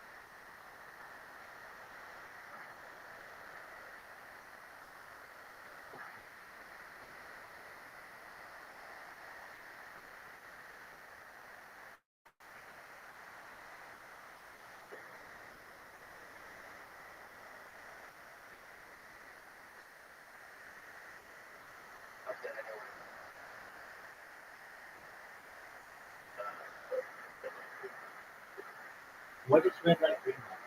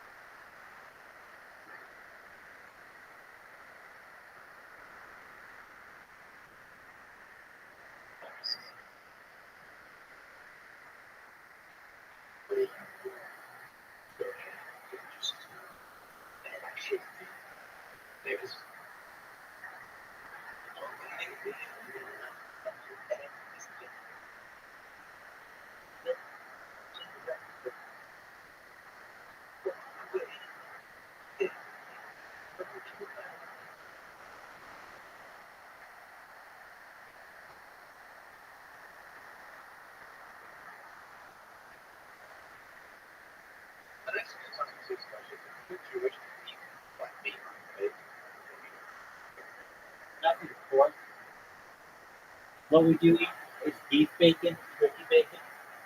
There's kosher versions of that. Okay. Whatever you want. You do whatever makes you happy. As long as it doesn't hurt me, you do anything you want.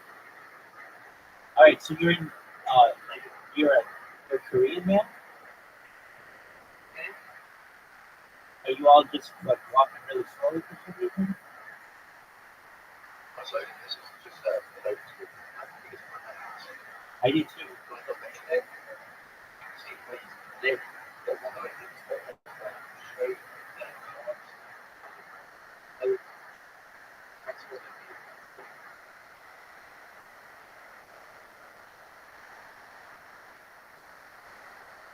That's such a good point.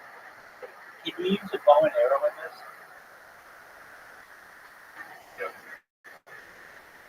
How about how about a how about a missile launcher?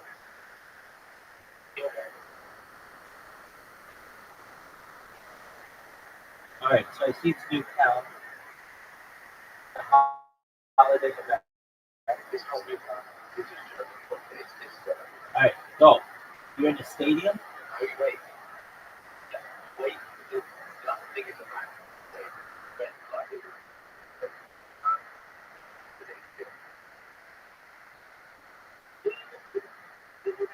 You're breakdancing stuff. Your teammates have to pitch. Right? Yeah.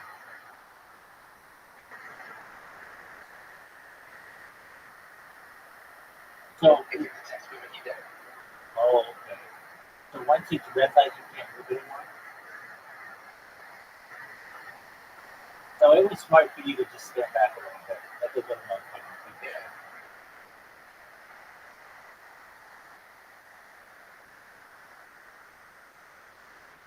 It just wants to do it slowly. Wait. Oh shit. It's just thick. That was secret.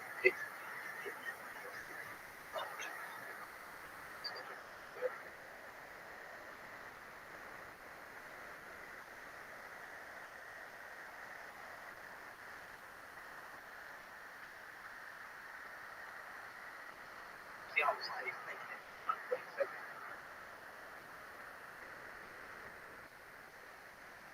So is there a stadium full of people watching this? No, this is like oh shit. And then you try to get to the other side. Yeah, I'm gonna get my son on.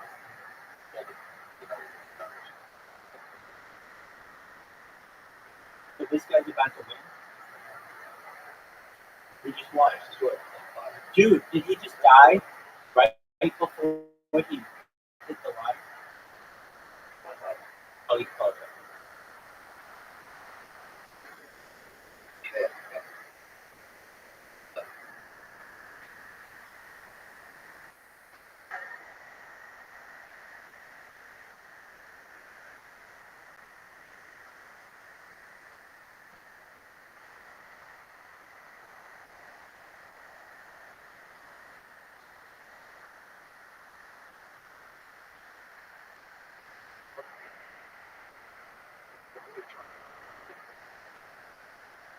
That's the word sleep.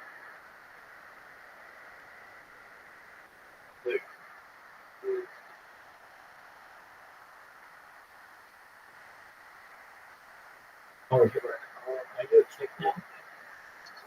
Are you a chick with blue hair? Are you a chick with blue hair?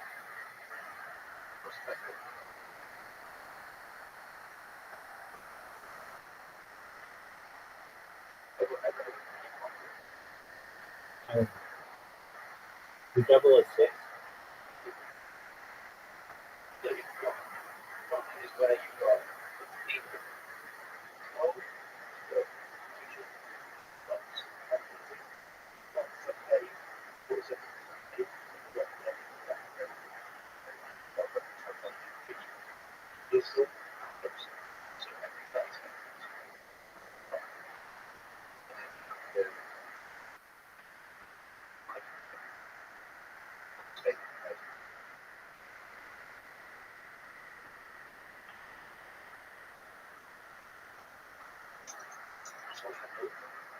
Big one.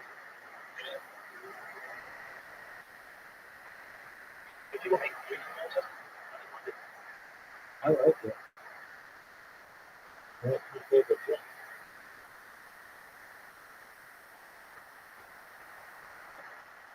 I can say that based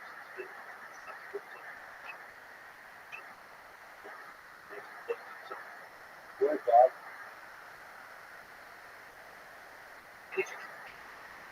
Oxygen.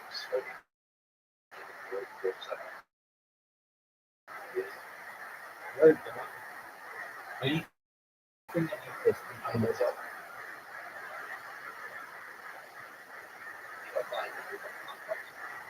What are crops?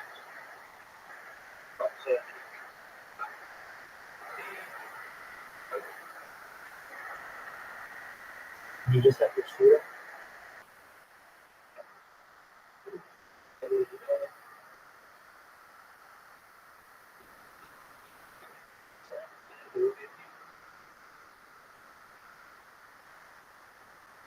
This is not red light, green light.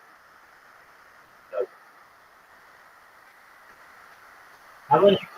I want to see you win around with red light, green light.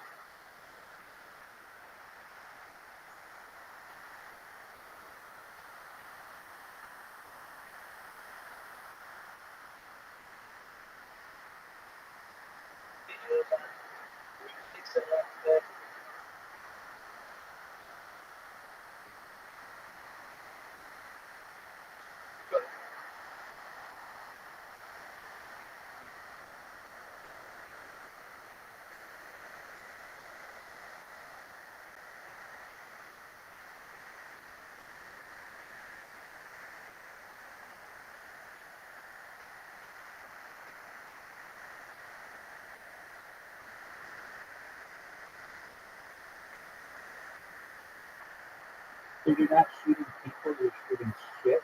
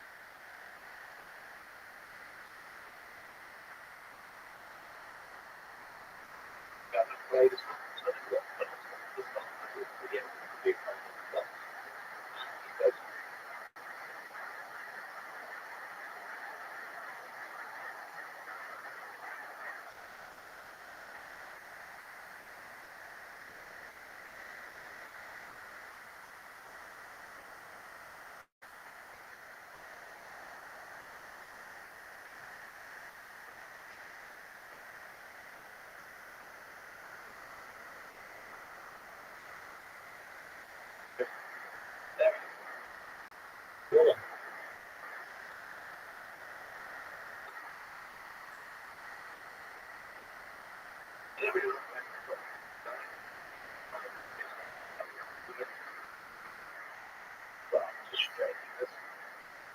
Yeah, I want to see you win red light, green light.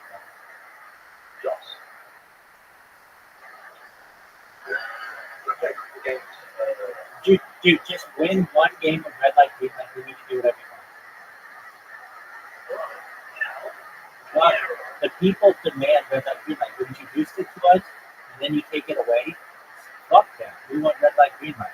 We want to see this Korean guy be able to go to Pyongyang or wherever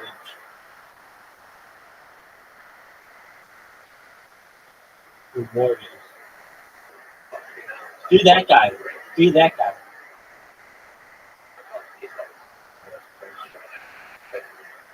Nobody wants you to do that. Do that guy.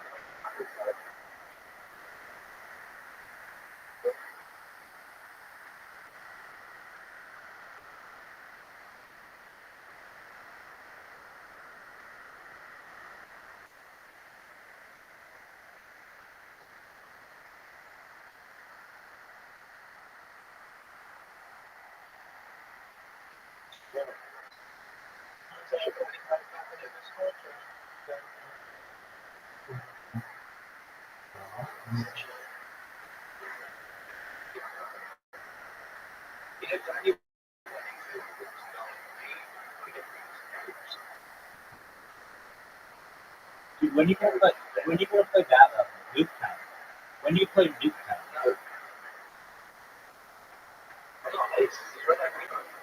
that's what I'm talking about. All right, yeah, that's what I'm talking about. Dude, you breakdancing. There you go.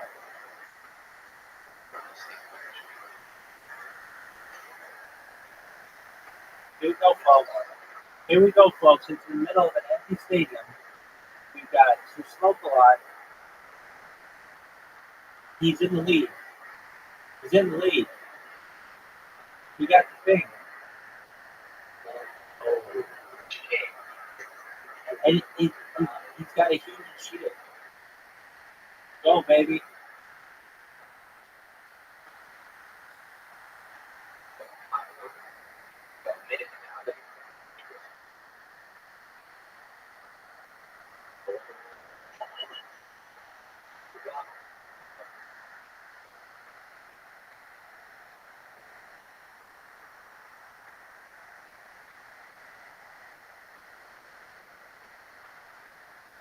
You're going to make it.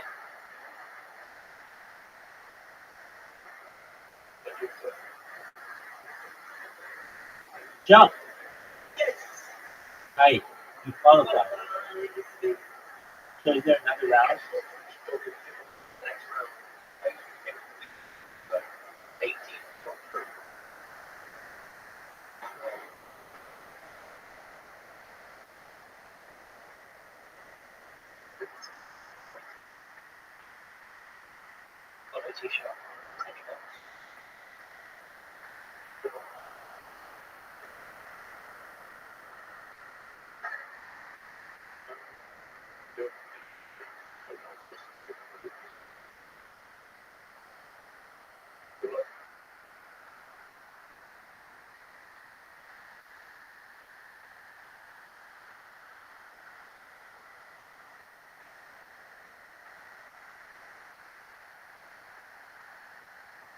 Oh, dude, you got a big lead.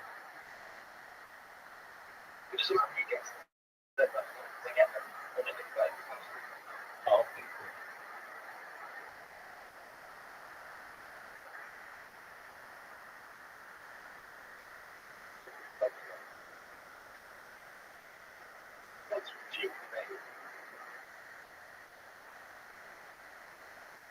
You have guys who shoot him? Okay, you got it.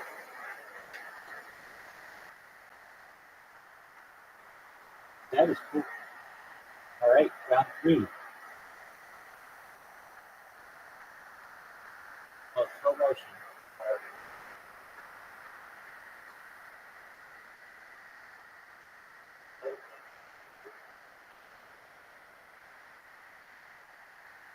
Oh, that person gets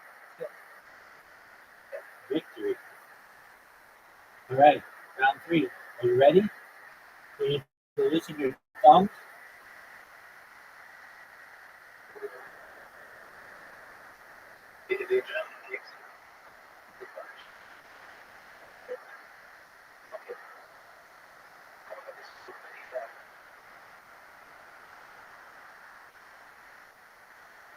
Oh, you have a huge lead.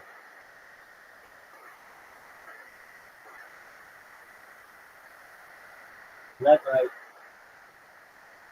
You're in the lead. No, it doesn't matter. You're the first to last.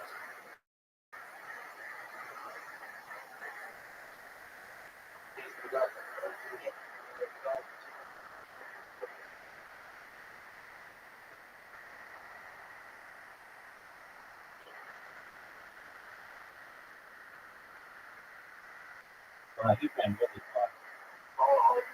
They got you. Oh, you just qualified? Was that stick? Stick? Stick? That's okay. That's okay. You did a good job. All right, now go do what you want. No, you completed the mission. I wanted to see what it looked like. Oh, those guys look badass.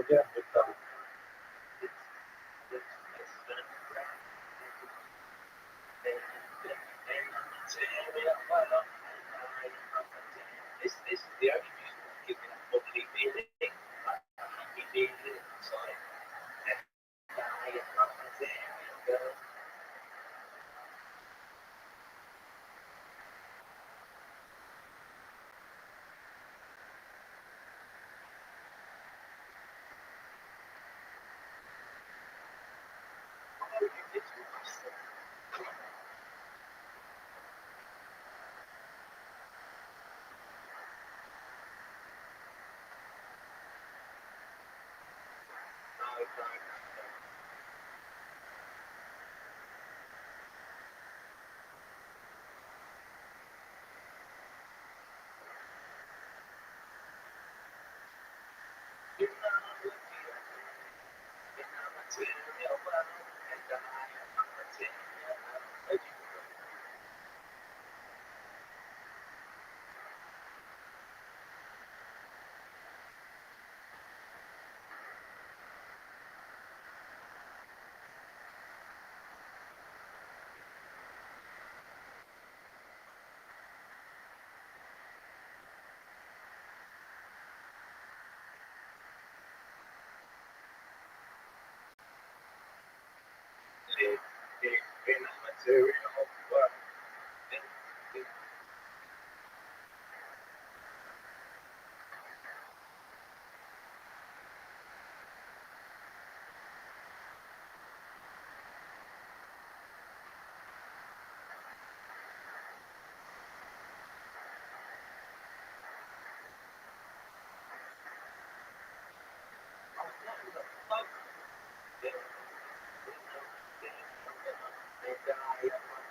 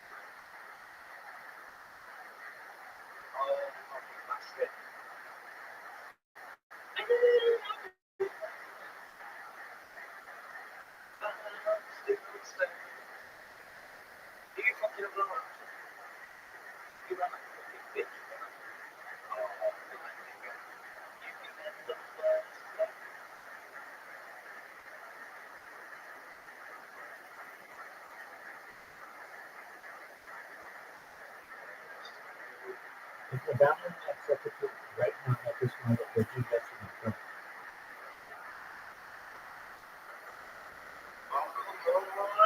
You were asked a very important question, Sir Smoke Lot.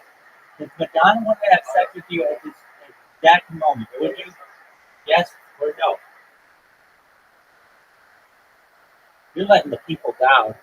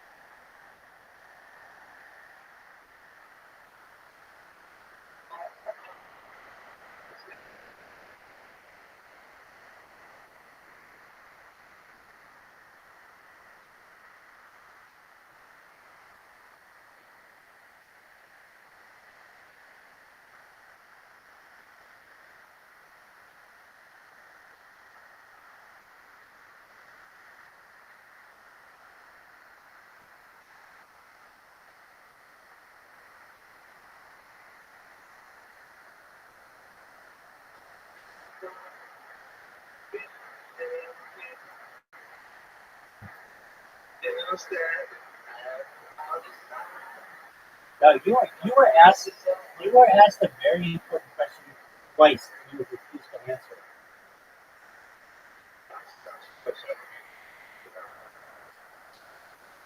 If you had the opportunity to have sex with Madonna at this very moment, would you do it? Yes or no? Go. There you go. There you go.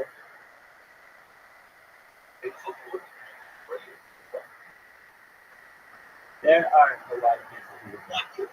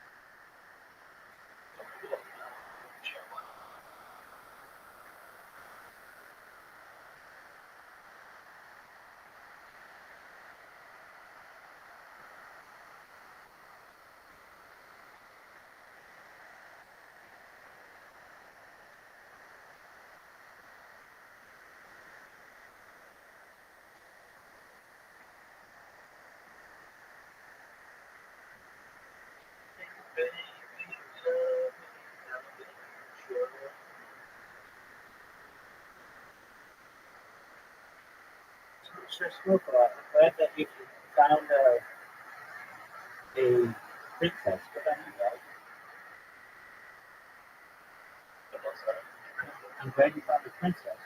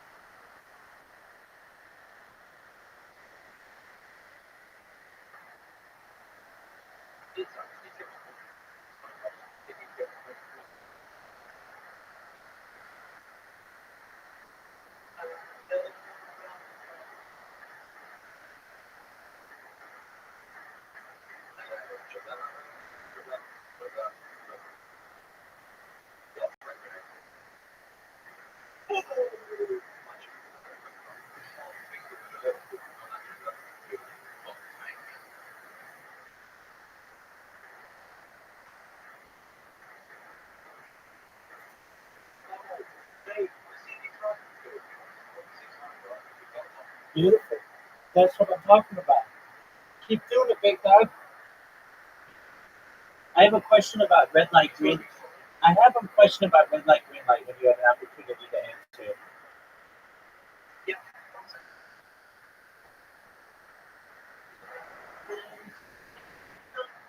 You always play this fucking one.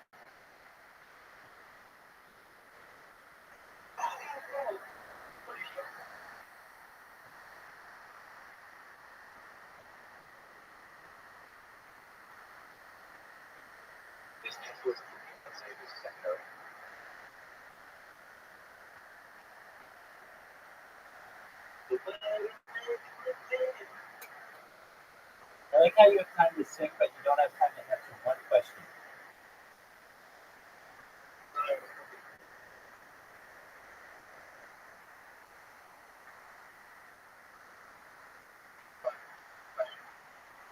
In red light, green light, can you be a sniper and shoot people on the field?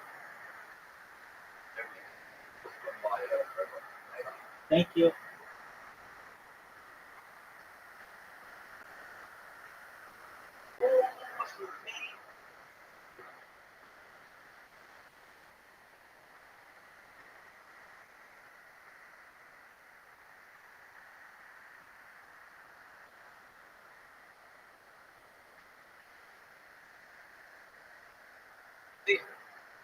I am currently distracted by something. You answered my question. I need to work on something. I have projects of my own, baby. This isn't just vacation for to smoke a lot, baby. I'm listening to you, and you're in my heart. You're in my soul.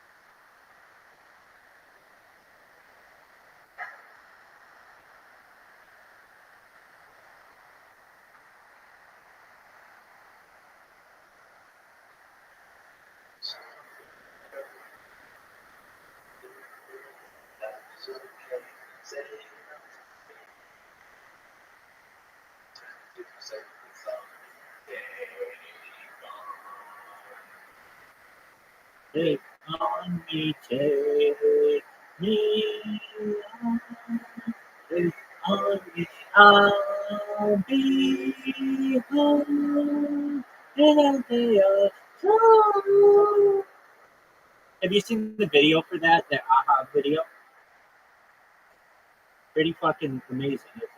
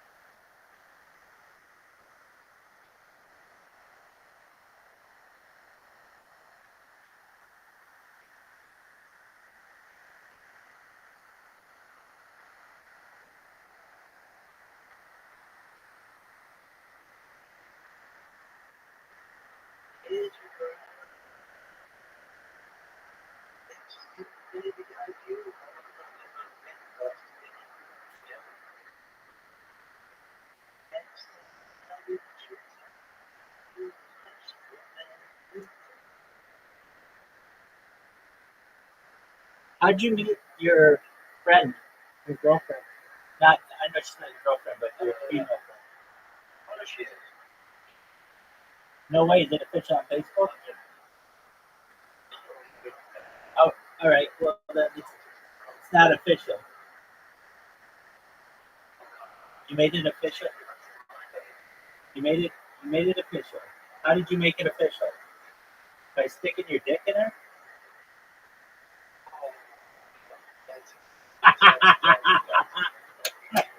You don't kiss and tell, do you, sir Smoke a lot?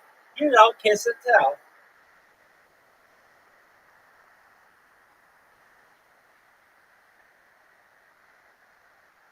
So, what was the event that made it official?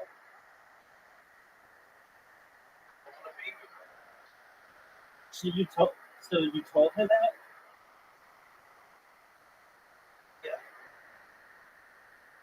Damn. Damn, you are head over heels for this bitch. That's what I'm talking about.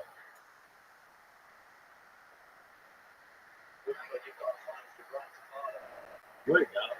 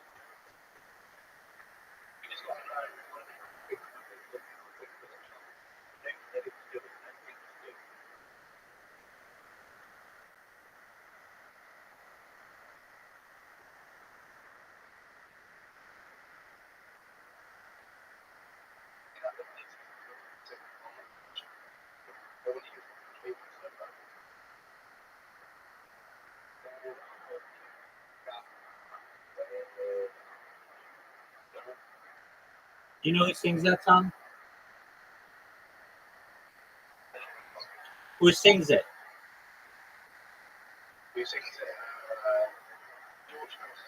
Bravo, dude. Good job. I love that song too. Have you seen the music video for it? Oh yeah, it's definitely cool. Cool as fuck. Got a bunch of Muppets and shit.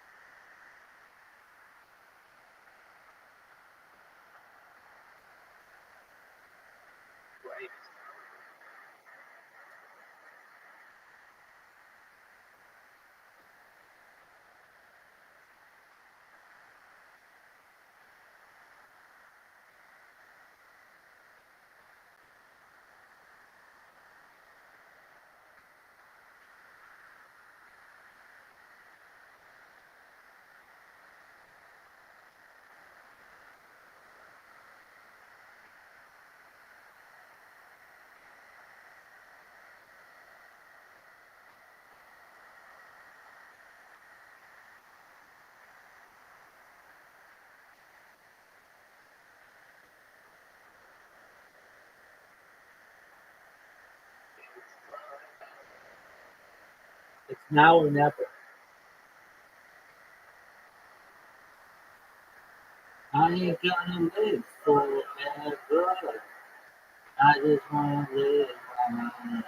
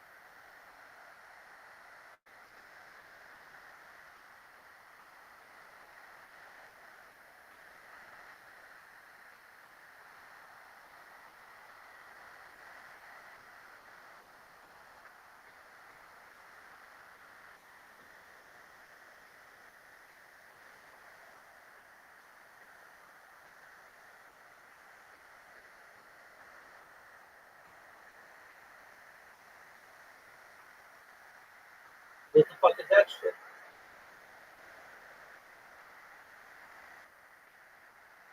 It's not like 2 pounds.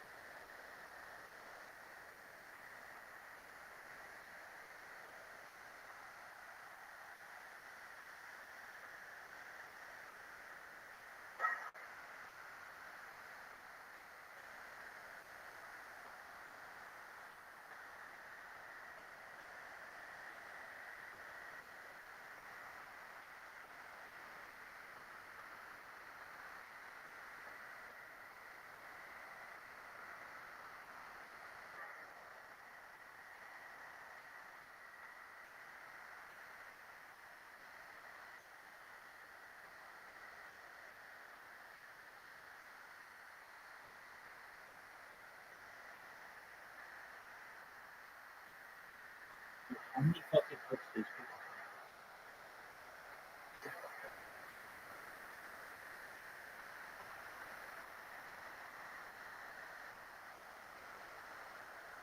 What is that?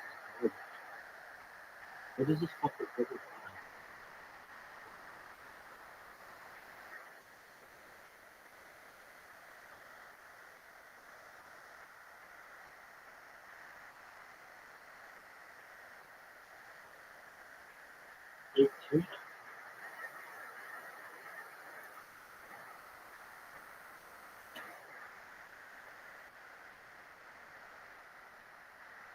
Dude.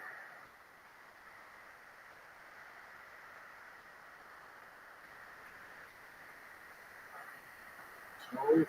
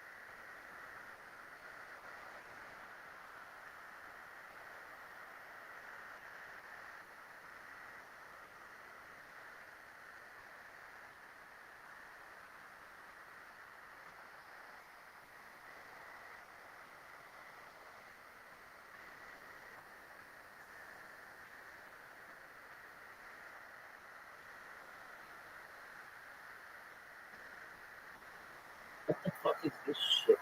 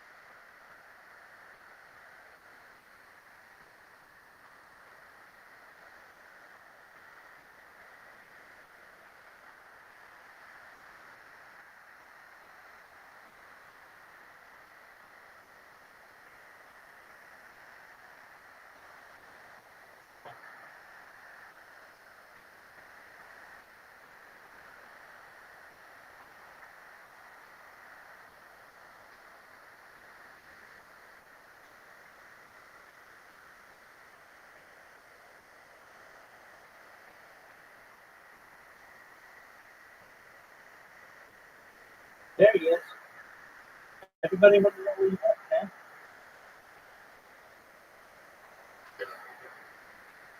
Look at that. Are you gonna play the? Are you gonna play the level that you always play with the school bus? Are you gonna play the school bus level? Are you going to play the school bus level?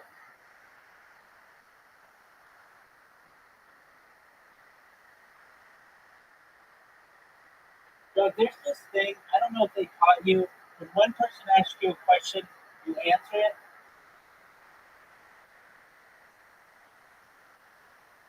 Can you hear me? I can hear me. Yo, can you hear me?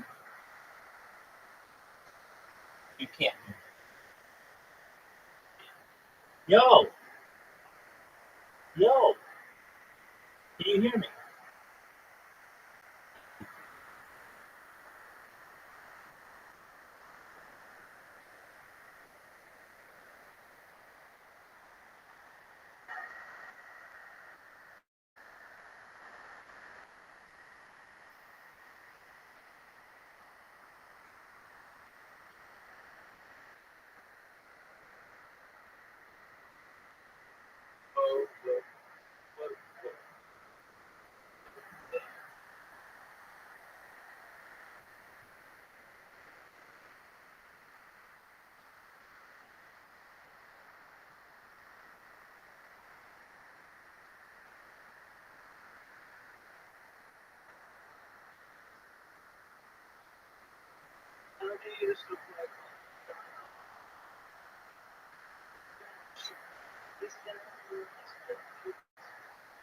Yo, can you hear me? Yo.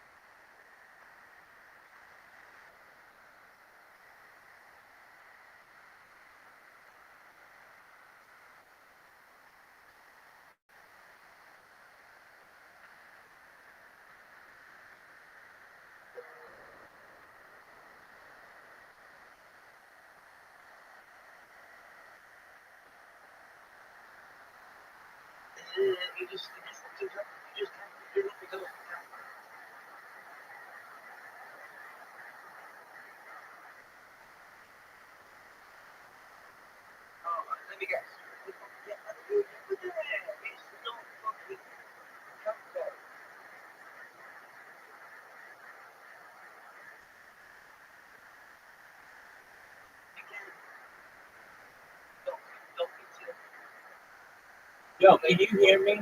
Yo, can you hear me? You can't hear me. This is horseshit.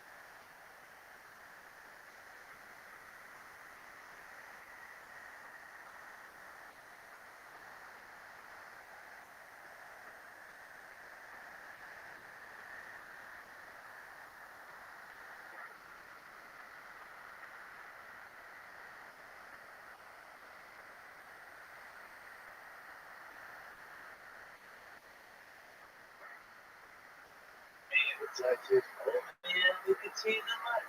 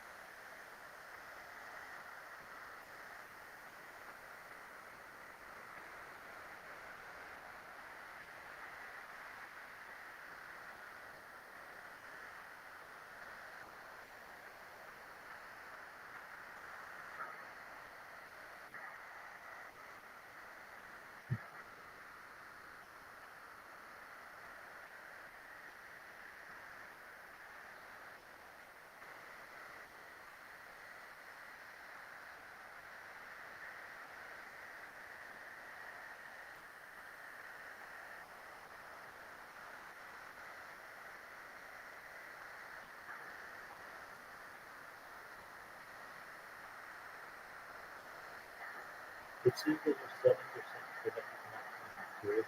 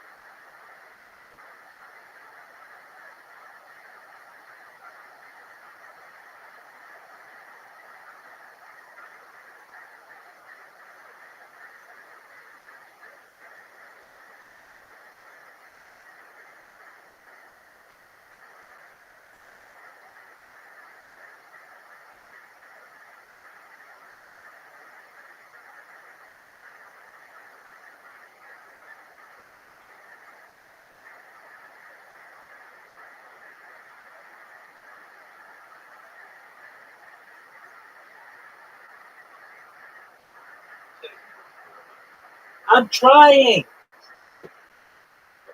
I'm trying.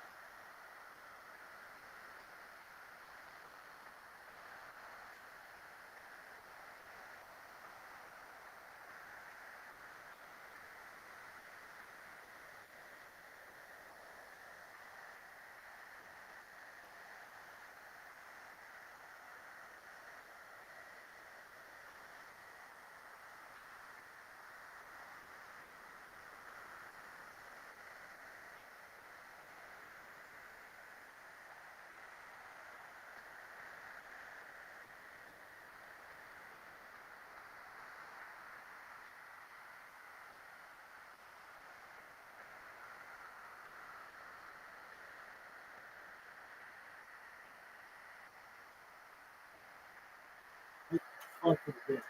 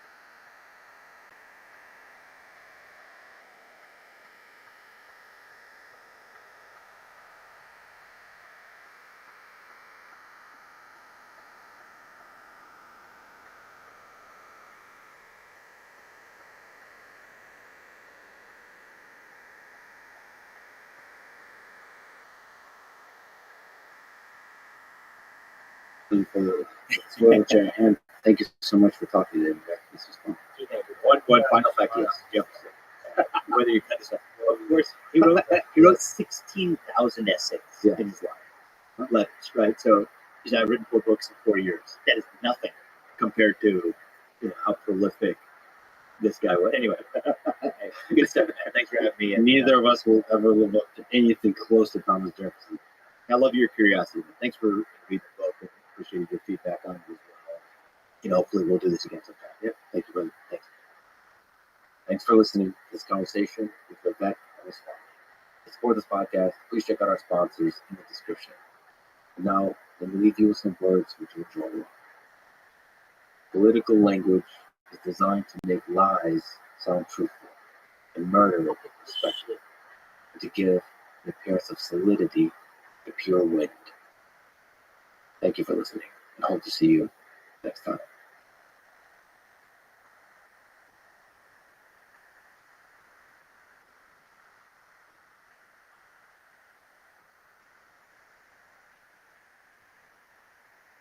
And the outcome here is a horrific man-made famine, not a natural disaster, not bad harvest, but a man-made famine as a result of then the compulsion that gets used by the Soviet state to extract those resources, cordoning off the area, not allowing starving people to escape. You put very well some of the implications of this case study and how things look in the abstract versus in practice. And those phenomena were going to haunt the rest of the experience of the Soviet Union. The whole notion that up and down the chain of command, everybody is falsifying or tinkering with or prettifying the statistics or their reports in order not to look bad and not to have vengeance visited upon them, reaches the point where nobody, in spite of the pretense of comprehensive knowledge, right? There's a state planning agency that creates 5-year plans for the economy as a whole, which is supposed to have accurate statistics.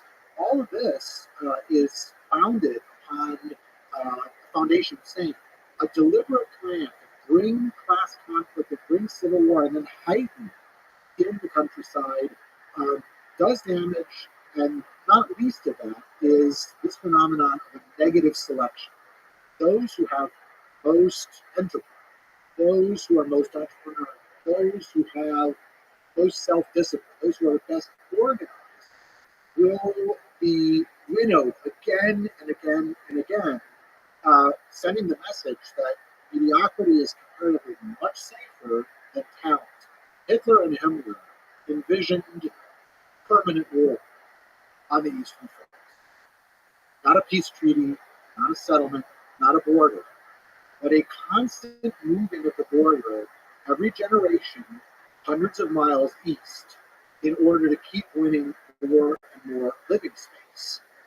And with analogy to other frontiers, to always give more fighting experience and more training and aggression to generation after generation of German soldiers. In terms of nightmarish visions, this one's right up. The following is a conversation with Dehas Milevicius, a historian specializing in Germany and Eastern Europe. He has lectured extensively on the rise, the reign, and fall of communism. Our discussion goes deep on this, the very heaviest of topics, the communist ideology that has led to over 100 million deaths in the 20th century. We also discuss Hitler, Nazi ideology, and World War II. This is a Let's Stream podcast. To support it, please check out our sponsors in the description. And now, dear friends, here's Dehas Milevicius. Let's start with Karl Marx. What were the central ideas of Marx that laid the foundation of communism? I think there were several key ideas that Marx deployed that were destined to have such an impact. And in some ways, they were actually kind of contradictory. On the one hand, Marx insisted that history has a purpose, that history is not just random events, but that rather it's history, we might say with a capital H, history moving in a deliberate direction, history having a goal, a direction that it was predestined to move in.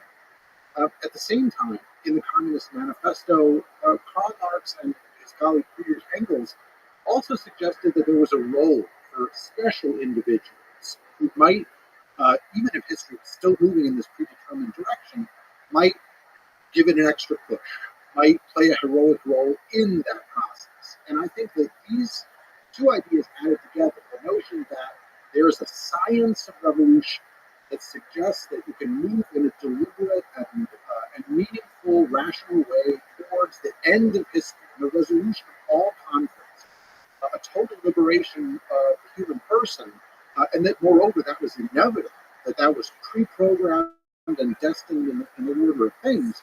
When you add to that the notion that there's also room for heroism and the individual role, this ended up being tremendously powerful as a combination. Earlier thinkers who were socialists had already dreamt of or projected futures where all conflict would be resolved and human life would achieve some sort of perfection. Marx added these other elements that made it far more powerful than the earlier versions that he decried as merely utopian. So there's a million questions I could ask that. So on the utopian side, so there is a utopian component to the way he tried to conceive of his idea.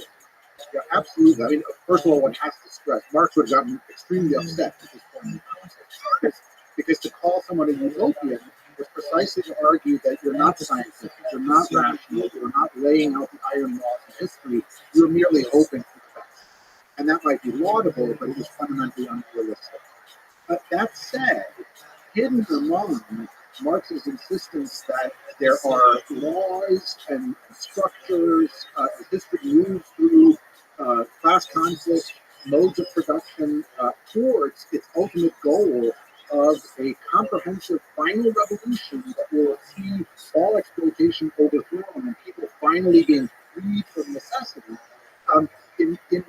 Snuggled in among those things are most definitely utopian elements. And there they come especially at the end, in which Marx sketches the notion of what things will look like after the revolution has resolved all problems. There, Baden sets it. It's clear that it's a blessed state that's being talked about.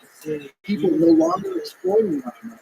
People no longer subject to necessity or poverty, but instead enjoying all of the productivity of industrialization that hitherto have been put to private profit, now collectively owned and deployed. The notion that one will be able to work at one job in the morning and then engage in leisure activity at yet another fulfilling job in the afternoon.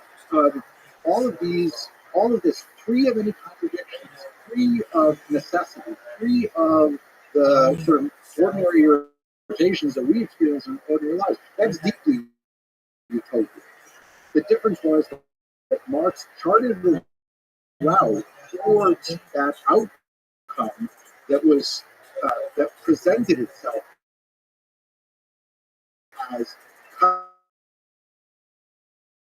cutting-edge science, and moreover having the full credibility that science commanded so much, especially in the 19th early 20s. So there is one he thought once he resolved the problems, all the complexities of human interactions, friction, the problems would be gone. To the extent that they were based on inequalities and on man's exploitation, a resolution have to include the fact that this often tragic and dramatic history produced a lot of jokes that were in part reactions sometimes to the ideological claims made by people like Marx. One of the famous jokes was that capitalism is the exploitation of man by man, and communism is the exact opposite. Yeah. Yeah, the electronic humor. I love it. And you deliver in such a dry, beautiful way. Okay, there's, again, a million questions. So you outline some contradictions, but it's interesting to talk about his view. For example, what was Marx's view of history? Marx had been a student of Hegel, and Hegel, as a German idealist philosopher, had announced very definitively that history has a purpose. History is not a collection of random facts.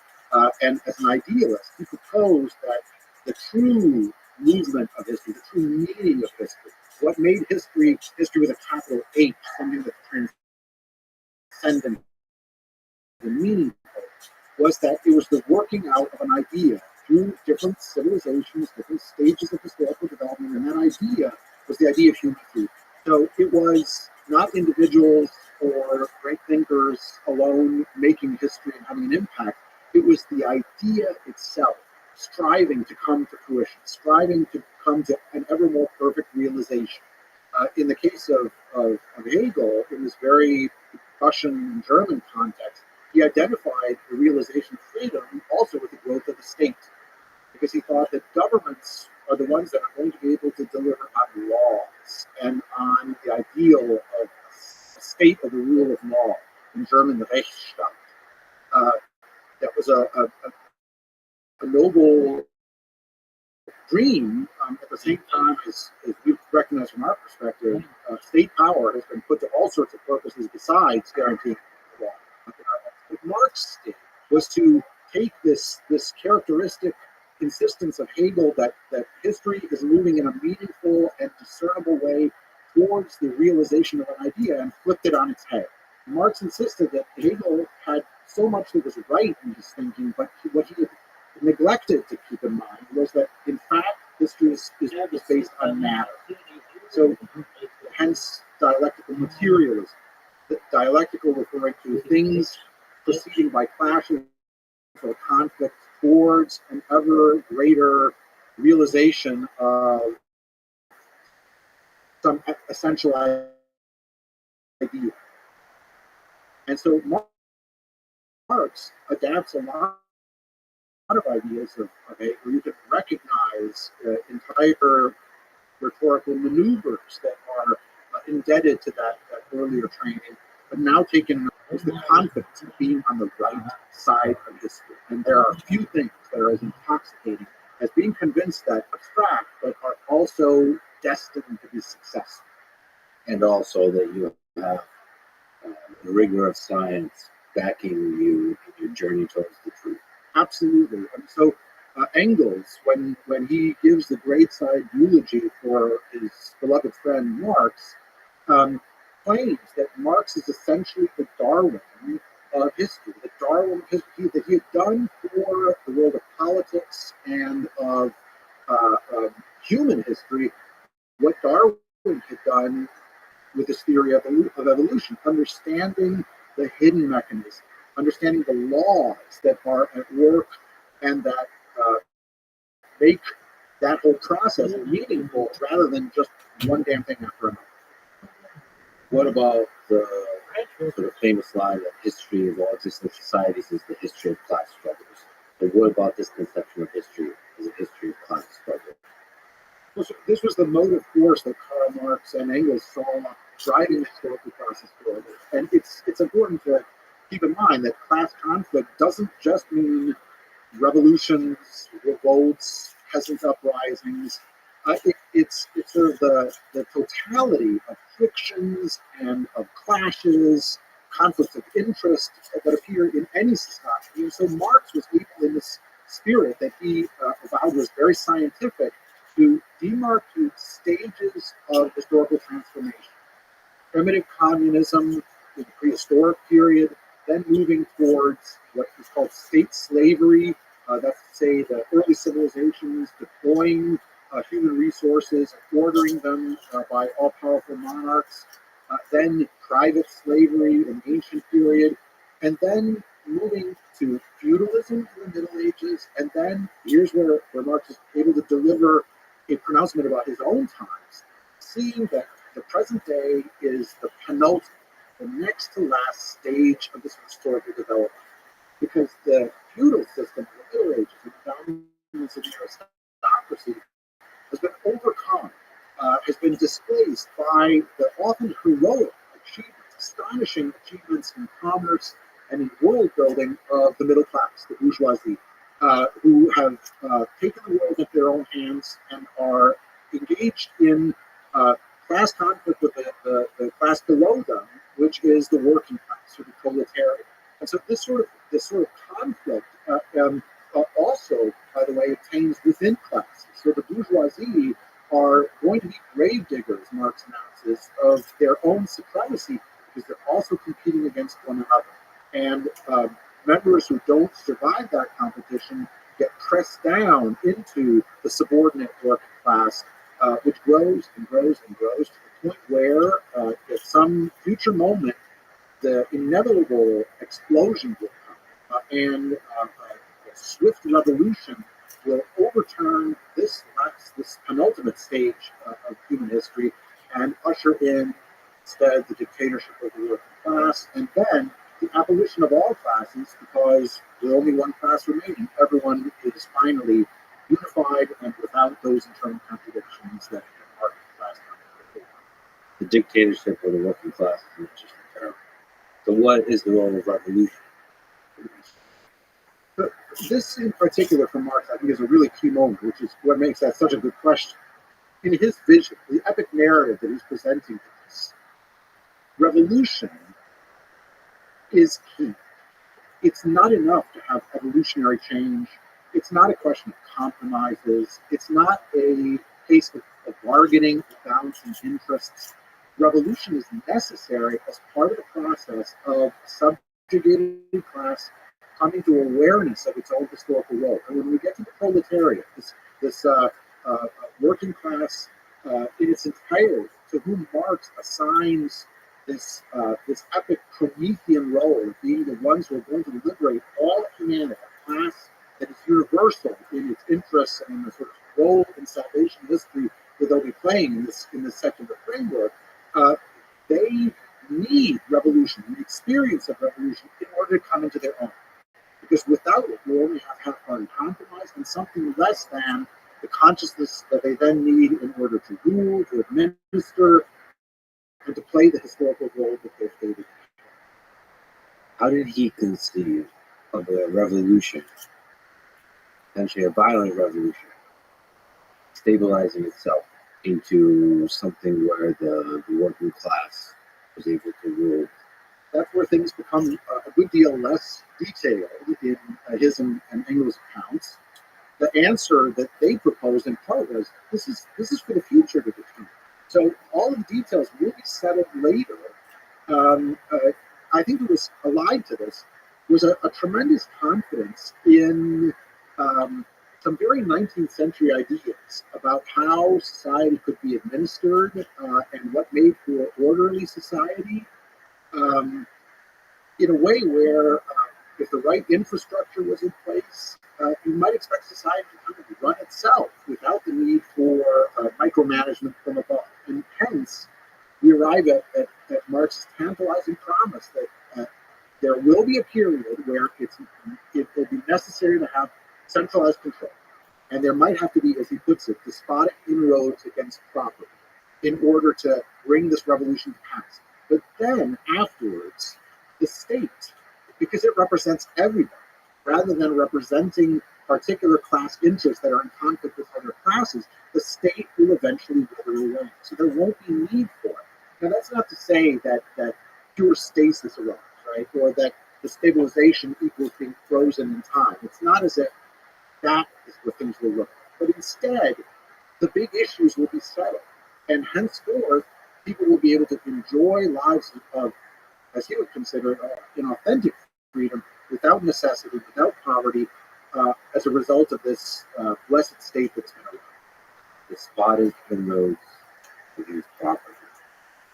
Did he elaborate on the despotic inroads? Dispossession of the middle classes, of the bourgeoisie. In his model, humanity is never standing still, right? So he'd probably argue in this dynamic vision of how history unfolds that there's always time.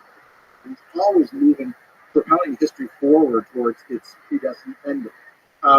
In the way he saw this climax was that as things did not stay the same, the condition of the working class was constantly getting worse, and hence their revolutionary potential was growing. And the at the same time, the expropriators, the bourgeoisie, were also facing diminishing returns as they competed against one another with more and more wealth concentrated in fewer and fewer hands, and more elements of what had been the middle class detached from the ruling class and being pressed down into the working class. For Marx, this is really a key part. I mean, it's a key part of this whole ratchet effect that's going to produce this final historical explosion. And in German, the word given to that process was Verelendung, which is very evocative. Elend means misery, so it's the growing misery.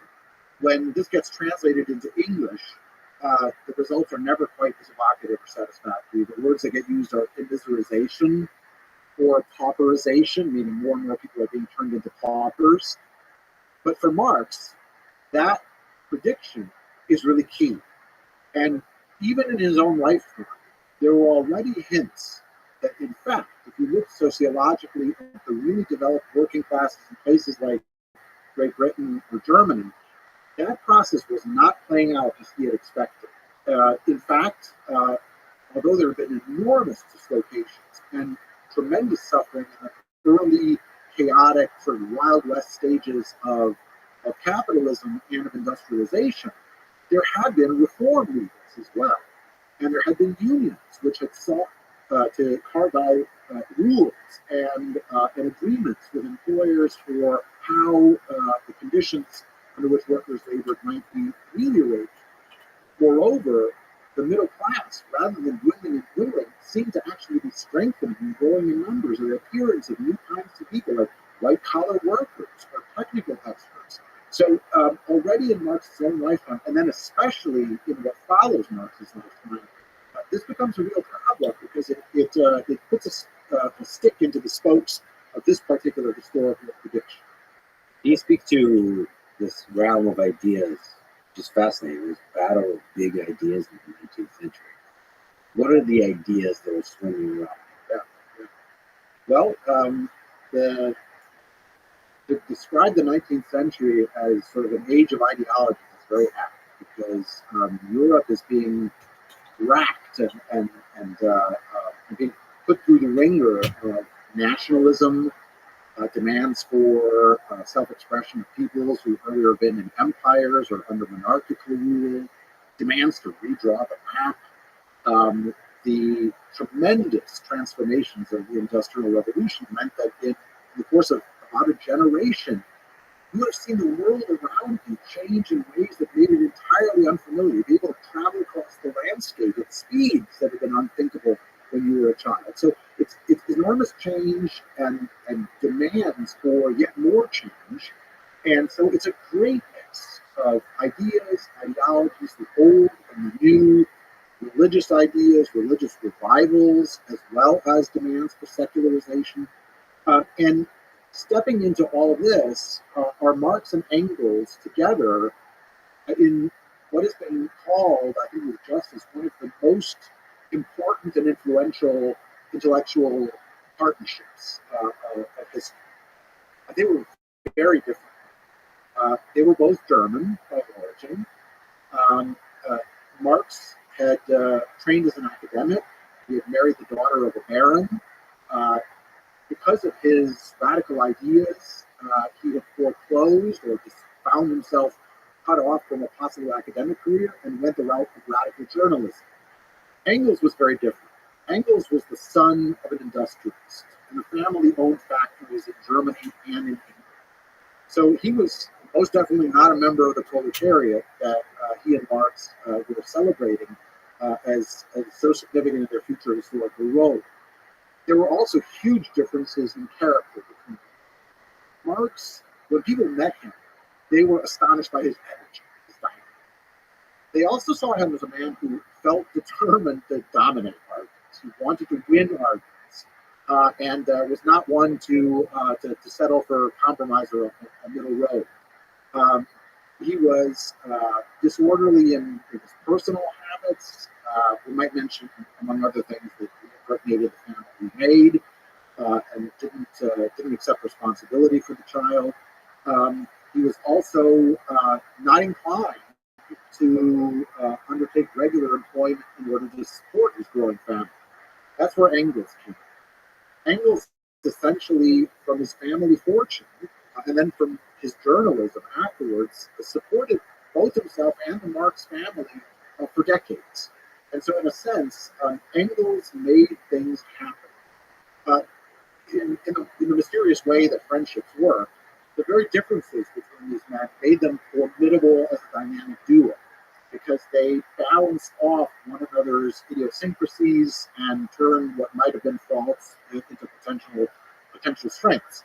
British historian A.J.P. Taylor always has a lovely turn of phrase, even when he's wrong.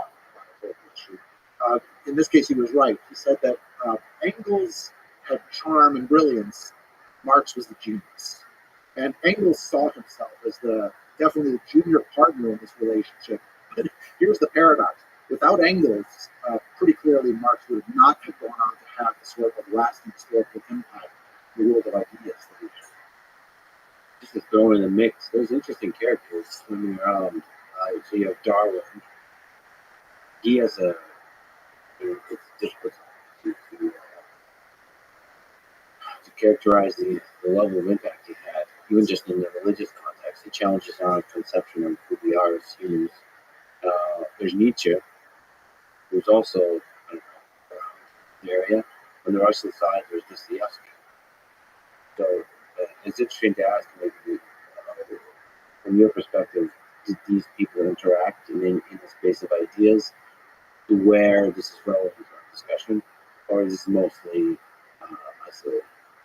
I think that it's part of a great conversation. Right? I think that in their works, they're reacting to one another. I mean, Dostoevsky's thought ranges across the condition of modernity, and he definitely has things to say about industrialization. I think that they react to one another in these oblique ways rather than always being at each other's throats in direct confrontations. And that's what makes the 19th century so compelling as a story, just because of the sheer vitality of the arguments that are taking place in ways big and small. What we should say here, when you mentioned Karl Marx, maybe the color red comes up for people, and they think the Soviet Union, maybe China, but they don't think Germany necessarily. It's interesting that, I mean, Germany is where communism was supposed to happen. That's right. And so, can you maybe speak to that? And yeah, absolutely. I mean, this is definitely a factor in the entire history that we're referencing. Marx and Engels never really shed their identity as Germans. Many of their preconceptions, even those traces of nationalism that they had within themselves, even as they were condemning nationalism as a fraud against the working class, clearly their entire formation had been affected by their German background. And it's very true, as you point out, that Germany is intended to be the place where these predictions would play out. I think also in Britain, also in France, also eventually in the United States. But it's it's Germany by virtue of the central location and then its rapid development later than Britain or France in industrialization, give it the special role in Marx's worldview. And so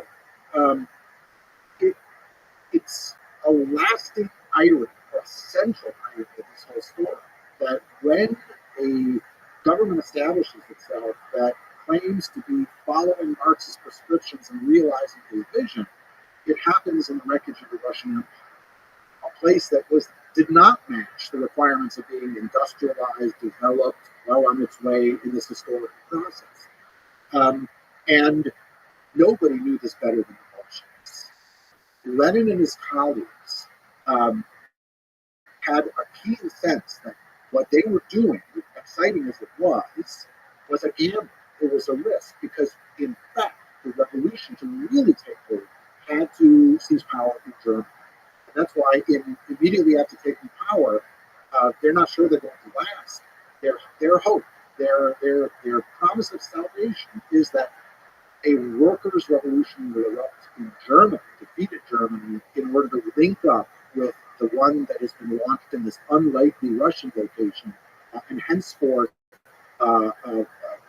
great things will follow that do hew to Marx's historical vision. The last thing to mention about this is that this predominance of German in the thinking of Marx had two other reflections. One was that German socialists and later communists organized in order to fulfill Marx's vision, and they produced something that leaves other Westerners in awe in the late 19th century. And that's the building of a strong German workers' movement and a social democratic party. That social democratic party, by 1912, is the largest party in German politics by vote. And there's the possibility they might even come to power without needing radical revolution, which, again, also goes against Marx's original vision of the necessity for a revolution.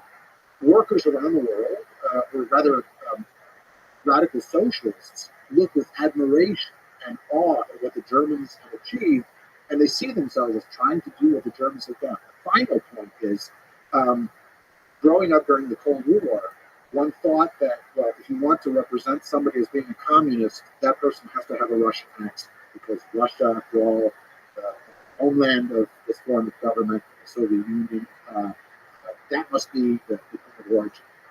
Before the Bolsheviks seized power, in order to really be a serious radical socialist, you needed to read German, because you needed to read Marx, you needed to read Kautsky, you needed to read Bernstein and other thinkers in this tradition, and it's only after the Soviet seizure of power that this all changes. So there's lots of Marx there. Which is why the clash between nationalism and communism in Germany is such a fascinating aspect of history and all the different trajectories it could take. And we'll talk about it.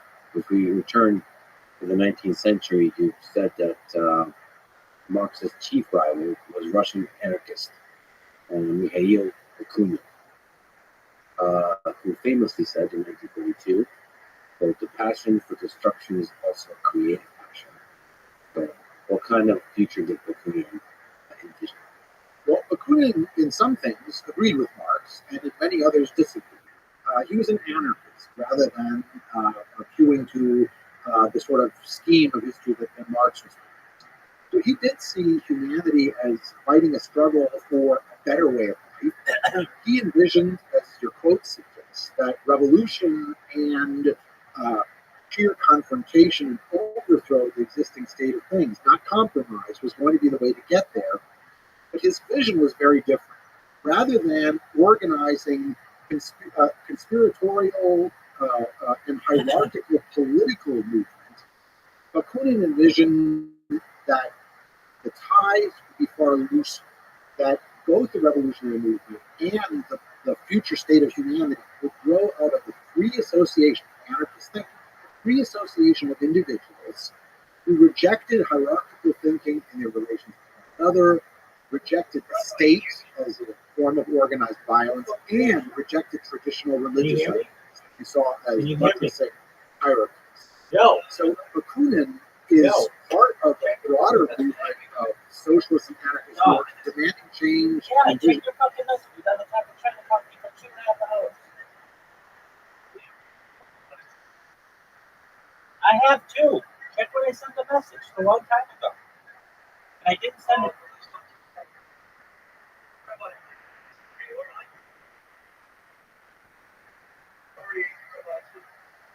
That's okay, dude. But you should just know that I was trying to tell you what to do. You weren't listening to me, and I gave up on you. No, I mean, if I truly gave up on you, I would have not sent you a message. But what do you want me to do? Keep trying to talk to you for 2 hours?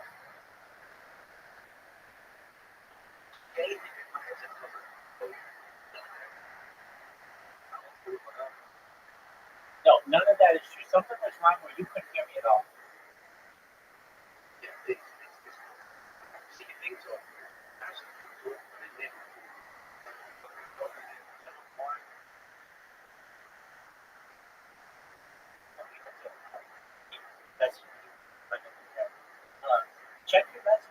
That's how long ago I was trying to talk to you. And you're right, I wouldn't give up on you.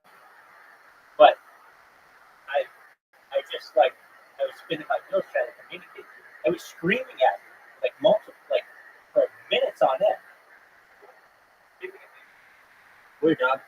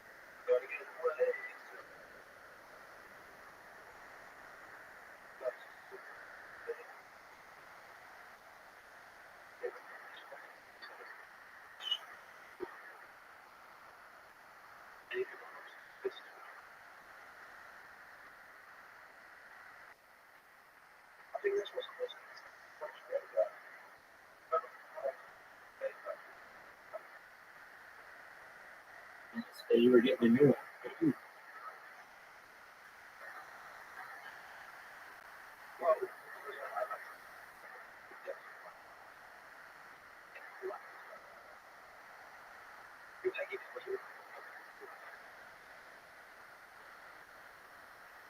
Yeah, but it's not called bootleg. It's called rooting.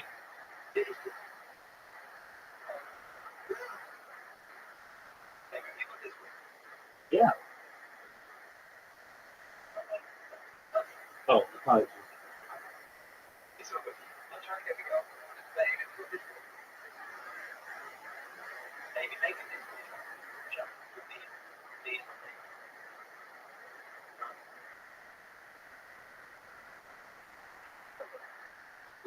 All right.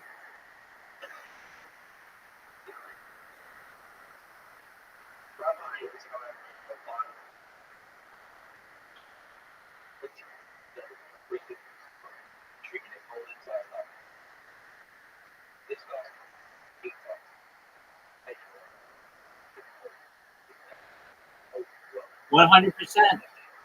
That's right.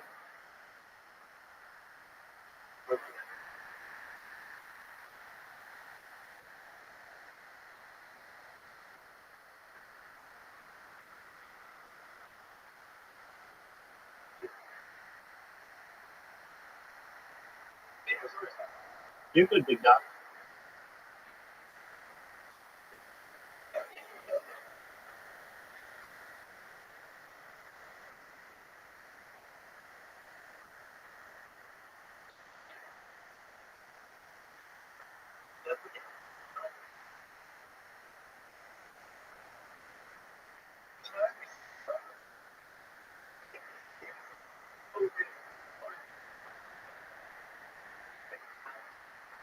Word, dog.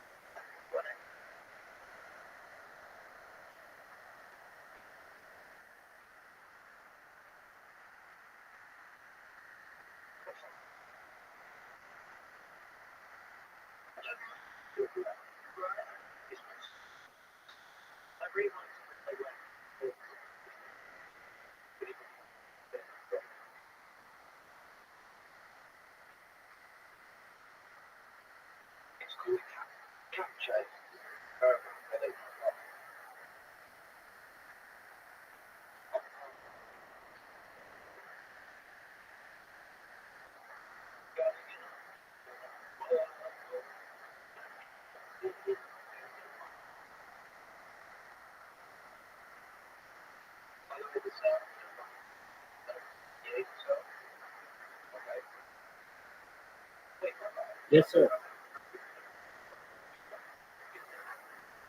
No.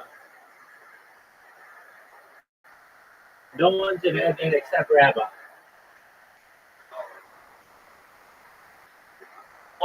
When we get really big, then sure. But I mean, it's small enough, and I'm here all the time.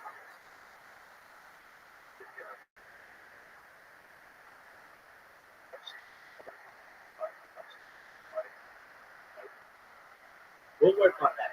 We'll work on it. I'm going to create roles perhaps in the future, in the very near future, and you will get a special gamer role. I can tell you that.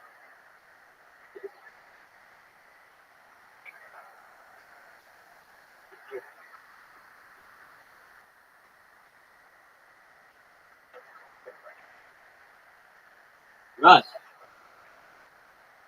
we're dirt. We're dog.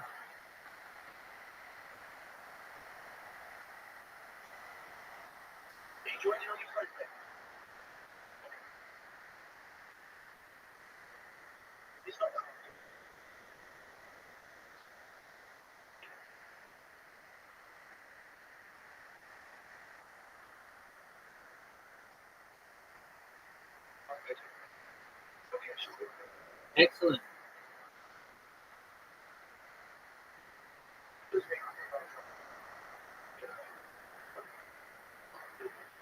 Thank you, sir.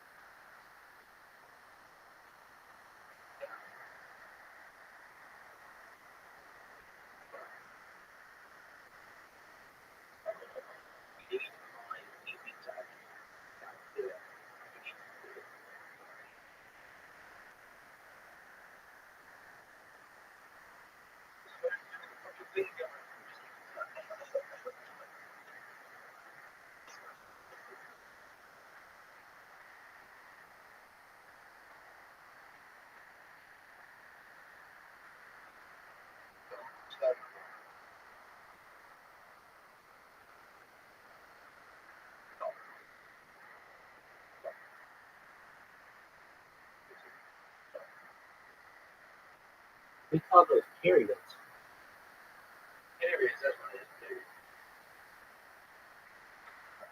Welcome, Big Mouth.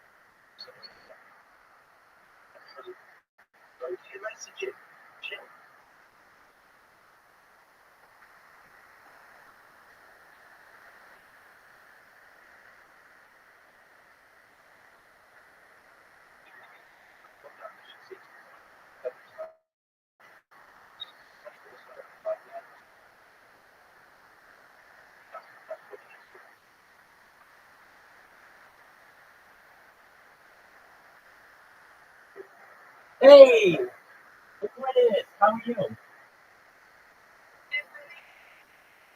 I'm lovely. Thank you so much for Rabbi Rothschild. How are you today, Sky? Excellent. I am a friend of your boyfriend. You're so smooth alive. And I want you to know how much I appreciate you being here. Sky, do you mind if I tell you a little bit about myself? Excellent. My name is Rabbi Rothschild. I shoot my like 24 hours a day, 7 days a week, 365 days a year for world peace. I don't want war anymore. Essentially, this is a time capsule for society. I've been live streaming going back to the pandemic. We've seen the death of a queen, the birth of AI, the coronation of a king, and everything in between. Some of the things that we discuss on the stream that aren't normally discussed in society are things like ending world hunger through the use of agricultural drones, through saltwater greenhouses, through floating greenhouses, through hydroponics, through cloud seeding, and through hydroponics, cloud seeding, agricultural drones, floating greenhouses, saltwater greenhouses, and there's another one, vertical farming. Apologies. One of them real clear through the through the universal adoption of desalination plants, where we pump water from indoor oceans onto land, make it drinkable, particularly for those in the developing world. I don't think that anyone should die from starvation or thirst really in the 21st century. Other things that we talk about on the stream that are, I feel, important to society are things like anti-gravity, antimatter, dark energy, dark matter, things like alien disclosure. We talk about faster and light travel. We talk about things like de-extinction, essentially bringing back previous species that were once extinct. The first successful de-extinction on the sky that actually took place in the year 2002. They was the pioneer ibex, which is like a goat and magic screen, southern France. Fast forward to the year 20, company out of Dallas, Texas, known as Rothschild Bioscientific, was founded. They've made it their goal in the next 3 years to de-extinct the woolly mammoth. Sky, do you know what a woolly mammoth is? Excellent. Following the reintroduction of the woolly mammoth using an African elephant and creating a hybrid to reintroduce it to the Arctic Circle, the company wants to use the African tiger and also the yellow. So perhaps in a decade or so, you might be able to see some once extinct animals that is hopefully flourishing in the wild. Other things that we talk about that I think are important to society are things like life extension technology. Sky, when you were born, your average life expectancy was probably about age 80, and I would include natural, whatever, how would you increase that? Your type of technology like growth hormone, steroids, additionally, stem cells, the use of nootropics, the use of ionics, cryogenics, the use of perhaps ambrosia therapy, using the platelets and networking for the benefit of older people. We'll get you there in your 100, 120, but eventually you're going to say, Rabbi, my 120-year-old body is breaking down. Now what can we do? To the next step of technology.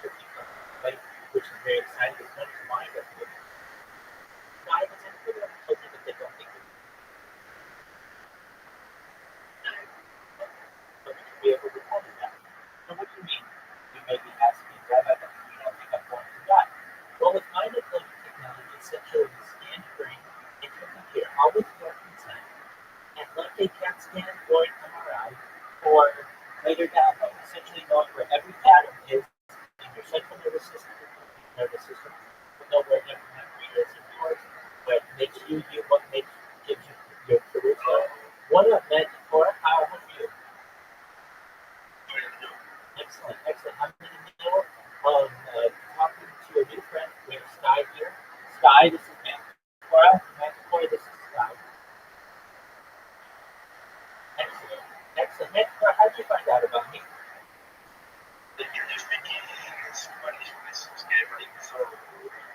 Yeah, absolutely. Just one mental course of work. So, Sky, just one moment. Let's put a bookmark in that conversation. Don't worry. I'm going to make sure that you have mine in technology, but at least let me be able to explain the math for you. That's what if you can't just be patient for a second. I just want to finish telling my friend Sky some information, and then we'll talk to you, okay? Aún si puedes tener un segundo de paciencia. Solo quiero terminar de contarle algo a mi amiga SK y llega y luego hablaremos contigo. ¿De acuerdo? Gracias. Essentially, mind uploading technology will allow us to store your brain capacity, your soul, so to speak, your central nervous system, your peripheral nervous system, in a computer for later download. Like an operating avatar, a cyborg, a cybernetic being, a clone of yourself, perhaps an ethereal being, a robot, whatever you want to be. But what the essential thing you may have the opportunity is a chance at digital immortality, which is very exciting. And you may say, well, Rabbi, I'm just a normal person. I don't have the money to do that. And I understand it. I have more data online than any person in global history. Bill Gates one of the first in 1995 that was today. Essentially, in the year 2018, the confiscated the data was its number one resource for evaluating the food, gold, water, air, petroleum, plasma, and more data than little by little, I'm becoming more and more famous. Virus happen, take on. I'm going to make sure that not only can you provide for yourself, you're going to provide for your friends. But then you're going to have access that you want you to start sharing other philanthropic organizations. Do your best to make a positive impact on the world. How does that sound to you, Scott? Excellent, excellent. With that, we're watching your boyfriend play. He loves rally cars. I'm sure you know that. So I don't have. But that's like you like Minecraft. Roblox. You like Roblox, right? Excellent. Well, I am the number one streamer in the Roblox Discord. I'm very familiar with Roblox. I had some guys in here playing last night, and you know what Blox Fruits is? Excellent. Yeah, so that's a big game too. So I'm the number one streamer in the Discord as well. You should know I have more social media than any person. I have over 100 YouTube accounts. We're currently live on 10 different YouTube accounts. I'm live on, I have over 200 Instagram accounts. I have over 300 Twitch accounts. I have over 1,000 TikTok accounts. I have over 2,000 Twitter accounts. I have over 10,000. Essentially, I've done everything I can to have redundant streams and be as uncancelable as possible. And hopefully, in the future, and it doesn't seem like it's going to be too much longer, I'm going to go viral. And when that happens, like I said, all you have is that future. So just be patient. How's that sound? All right, we've got your boyfriend here. He is running around with a gun. He loves to trash talk his teammates. It looks like he's in a manual of some sort, shooting up somebody's house, and then he just got shot. All right, so he needs to learn how to get good. All right, come on, going up the stairs. Going up the stairs. Now he's going down the stairs, shooting this guy. And if these guys, if you notice, they are dressed like the characters in Squid Games. Squid Games.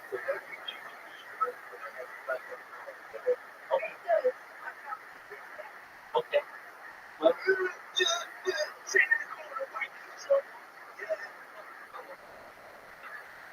Well, I want you to know, Sky, from a third-party perspective, you got yourself a very nice boyfriend. He is very enjoyable. His company is very enjoyable. He's funny, and so good on you. You're welcome.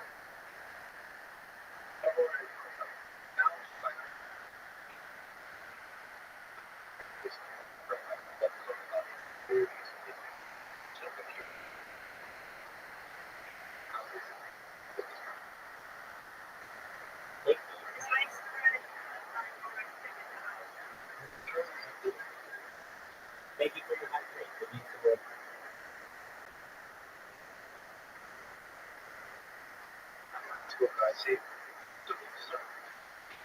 Yeah, I get it. That happens.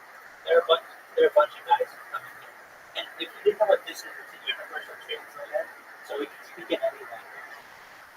You name Spanish, Arabic, Hebrew, French, German, Russian, Swahili, everything.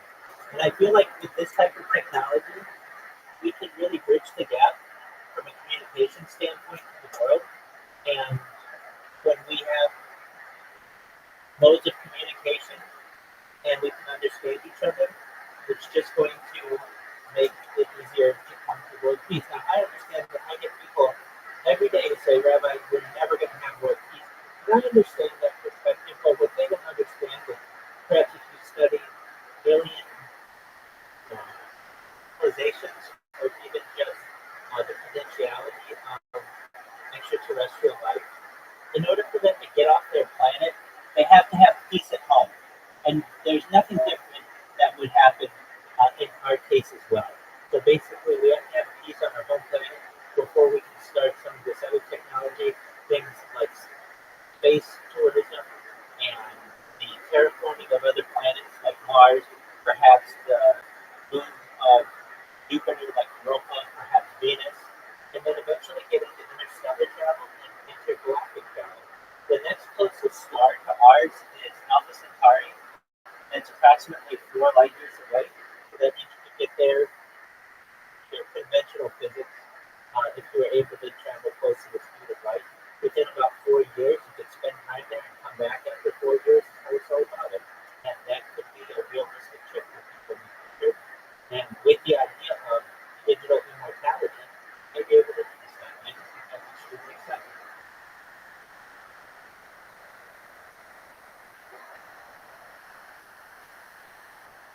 Welcome, welcome. How are you?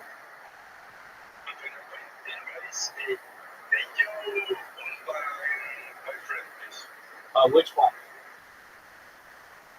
Which one? Which one? Sure. What did your friend say? You send me, I'll send you a message and you send me his name and I'll have it just because I like it. ¿Cómo se llama tu amigo? Me puedes enviar un mensaje y me dices su nombre y cómo lo desmaneé solo porque me gustas. Okay, thank you. You're welcome. I just sent you a message. So take a look at your messages, Montecore, and you'll be able to see it. Just send me what his username is and get him off the list.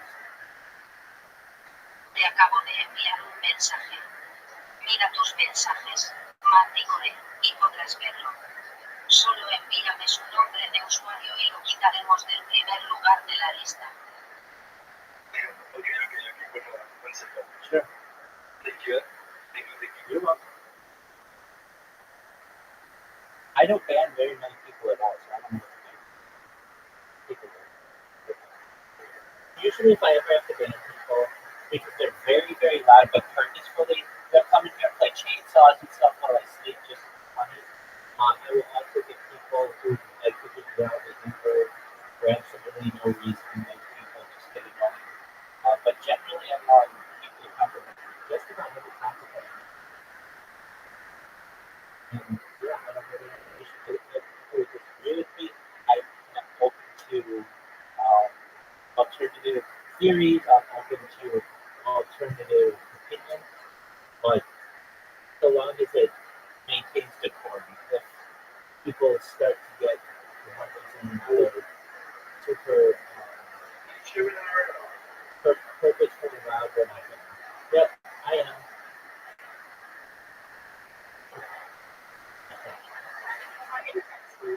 Excellent. Thank you.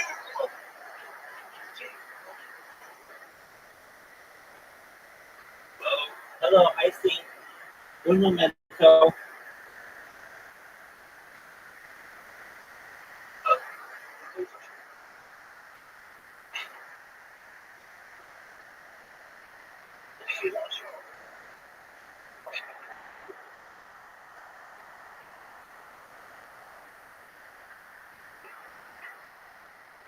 people are just I'll make sure to make that clear.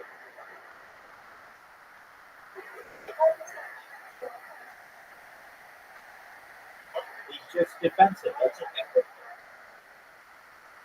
like, Your friend is on band. Tu amigo está en la banda.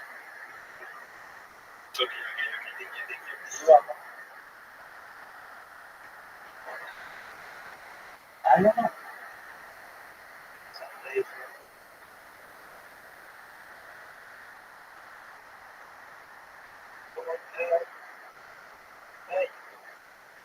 Well, Sky, you know, if I'm not talking to you out, do you mind if I tell you some other technology that we talked about?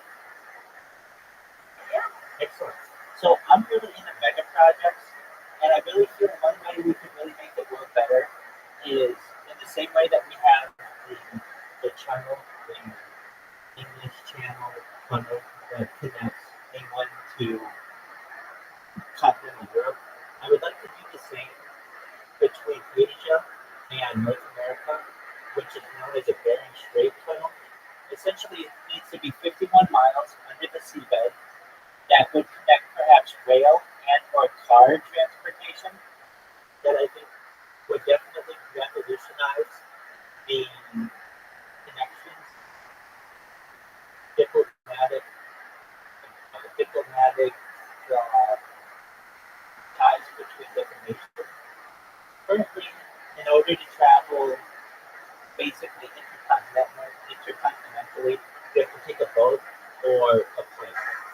Are fine, but doesn't allow people of all means to be able to make the trip. However, a very straight tunnel would allow people to drive essentially from Los Angeles to Cape Town or New York City to Cairo in while it would take a long time, it would be possible. Additionally, I would like to see an area of northern Colombia, southern Panama, known as the Darien Gap, which is about 90 miles or so, heavily forested rainforest, very dense rainforest that can only be currently trekked using either on foot or like with a motorcycle or like a dirt bike. But I'd like to expand the trail to be a realistic road. And once that would be completed and the Bering Strait tunnel would be completed, so we're talking about 51 miles between Asia and North America and less than 100 miles between Panama and Colombia, you would be able, or one person would be able to drive a car from perhaps Buenos Aires to Cape Town, or perhaps Sao Paulo to Pretoria, or perhaps Rio de Janeiro to Paris. That would be to me the like vital to uniting the world. And if there are questions like, well, can you build a tunnel that wrong? Yes, in Asia it's being done. We already have the channel in Europe, and it just takes cooperation. And over the course of the next 100 years or so, I'd like to see that those projects completed. Additionally, there's always been a discussion of a transatlantic tunnel, essentially a tunnel from perhaps New York City to London or New York City to Paris. I'm a huge advocate for that as well. There are people who argue that due to earthquakes or other seismic issues, that this would be dangerous, and people don't realize that if you put the tunnel underground, under the seabed, essentially, that seismic effects are much lessened the lower you go into the Earth's crust, or the deeper you go into the Earth's crust. So that really, when you have an earthquake or something, the seismic effects are strongest at the surface, but as you move lower and lower into the Earth's crust, where the tunnel would be, you might not even know that an earthquake would be going on. These are not just my thoughts; these are many of the thoughts of Elon Musk's Boring Company. The Boring Company essentially is doing what it can to alleviate traffic in dense areas of the world, and I would like to see that type of technology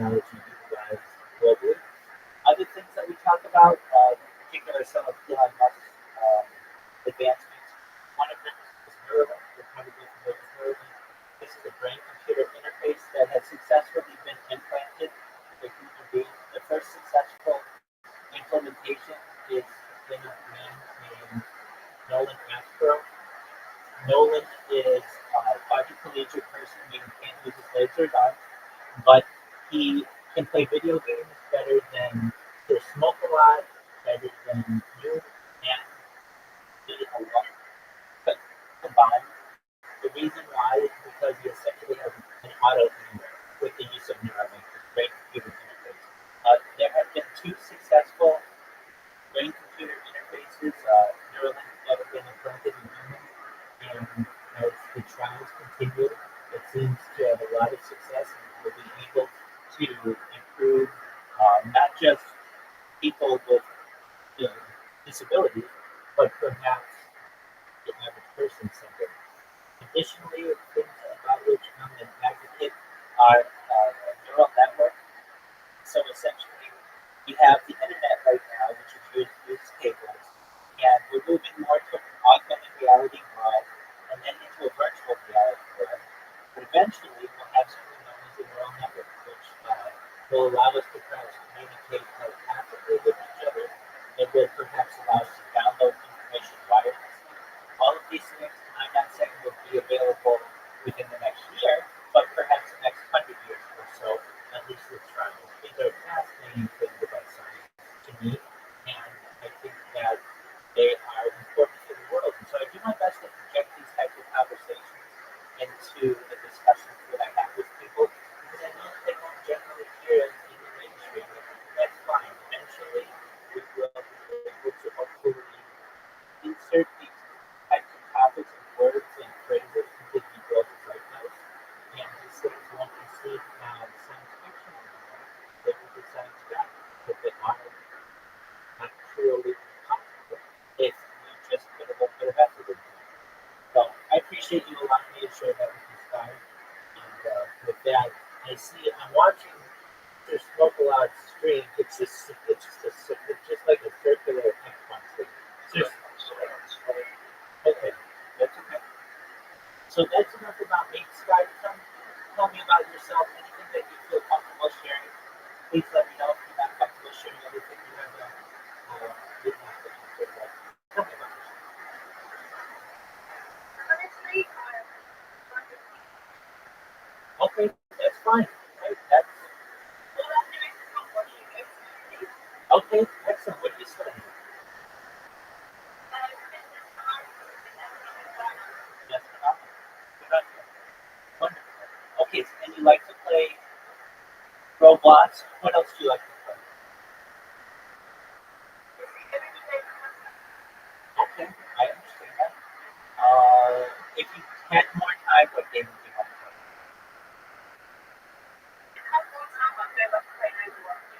Okay. Excellent. Well, hopefully in the future, when I'm able to provide you with anything that you may need, you'll be able to play a lot more Overwatch, and you'll still be able to get your degree, but less top watching.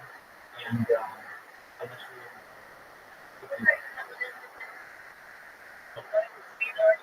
okay, excellent, excellent. That's very good. Okay, well, I want you to be comfortable. I want you to be happy, and so we'll do our best to ensure that occurs as soon as possible. Okay. Oh, okay. Very well. So that's how you met? Very well. I got you. Well, you know what? The pot wash is very, in my opinion, in the kitchen, it is somewhat the most critical role, even more than a cook or a bartender or anything else. Because if you don't have clean dishes, because if you don't have clean dishes, nothing can go out. So you have a very key role.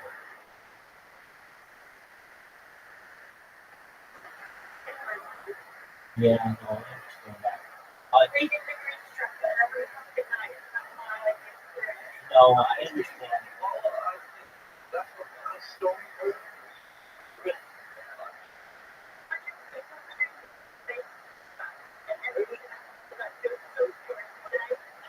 Yeah, nobody can fix that.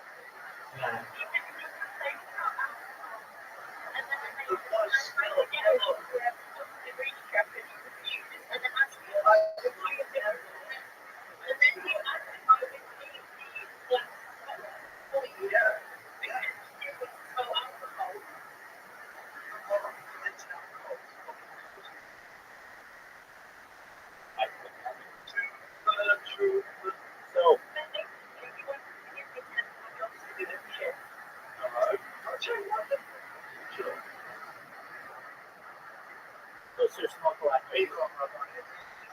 Monster and Monster Raw Fury. That's what I'm going to do. All right, what are we watching? Star Trucker. Yay! I like this one. Sky, have you seen them play this? Oh, you're missing out. So basically, excellent. He's a truck driver in space.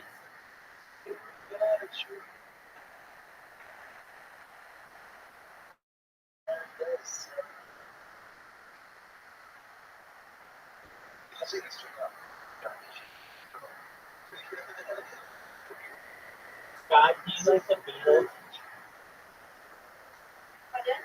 Do you like the Beatles?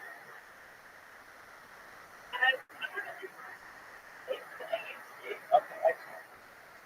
I know that Sir Smoke a lot likes the Beatles, and I like the Beatles, so I'd like to know that we have Beatles friends. All right, so here he is in the space truck. What are you delivering? Algae again?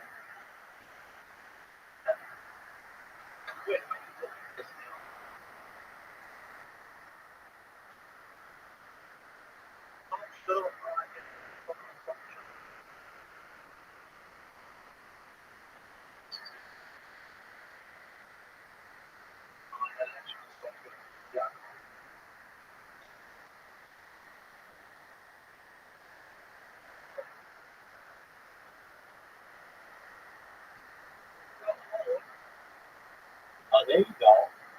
Now, hold on a second.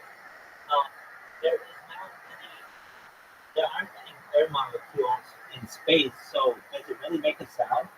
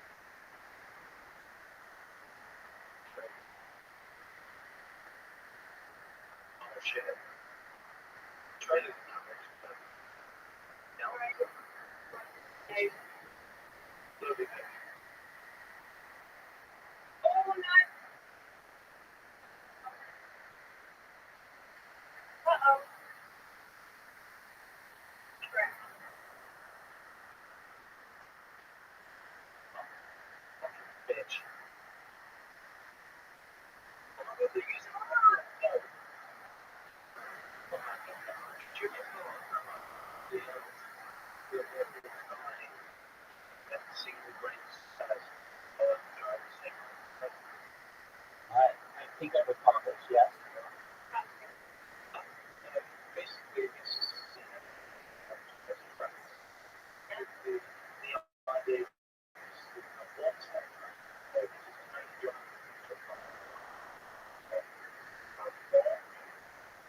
So, so it's essentially a monorail that. You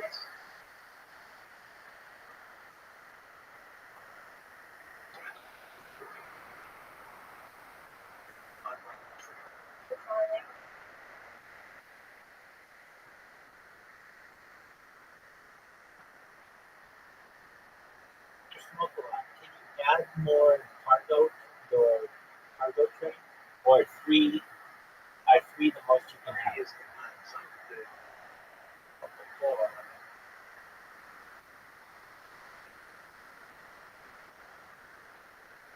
So do you go slower when you have more cargo?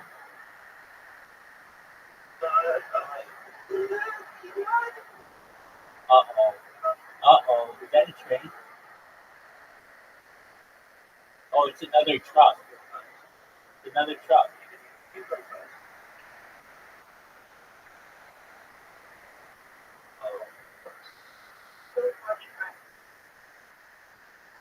Go. Go through the portal.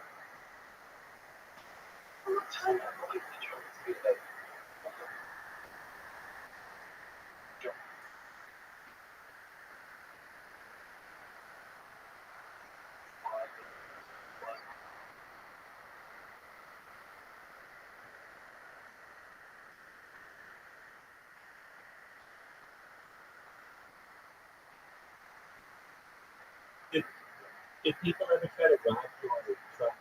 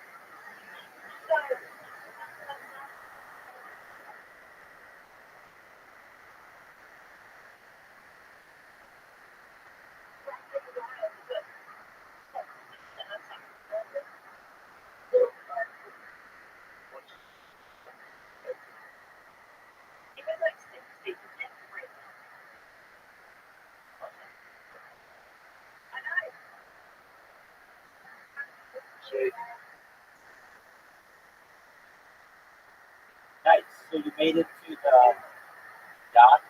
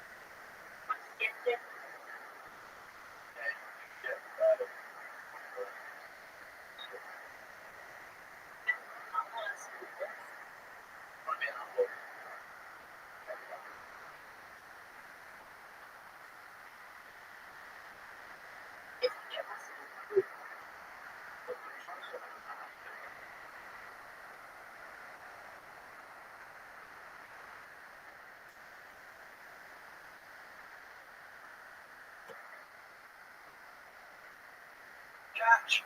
Bye bye. Okay.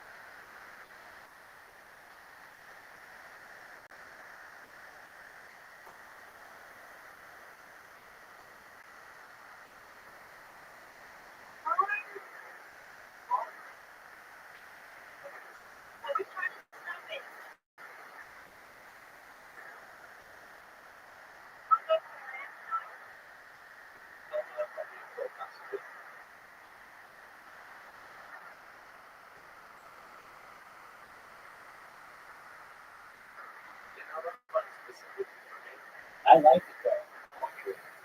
I don't like that. What happens if you hit? What happens if you hit a cactus?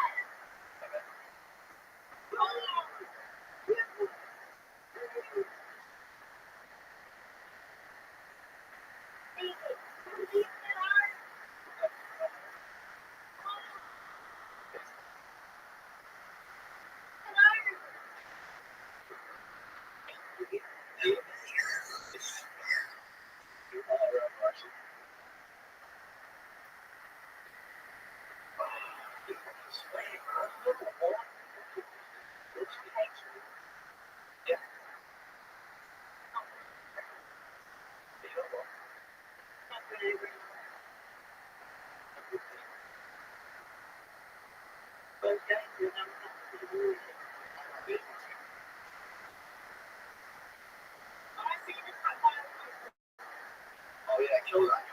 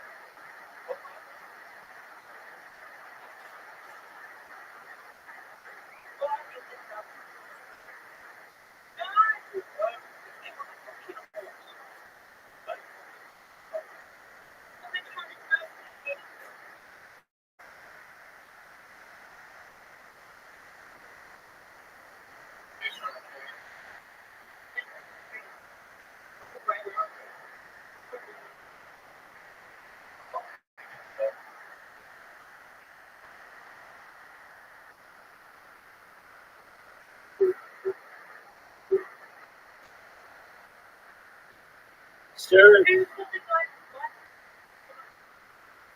Sir Smokeout, why aren't you playing Murder Mystery with your girlfriend?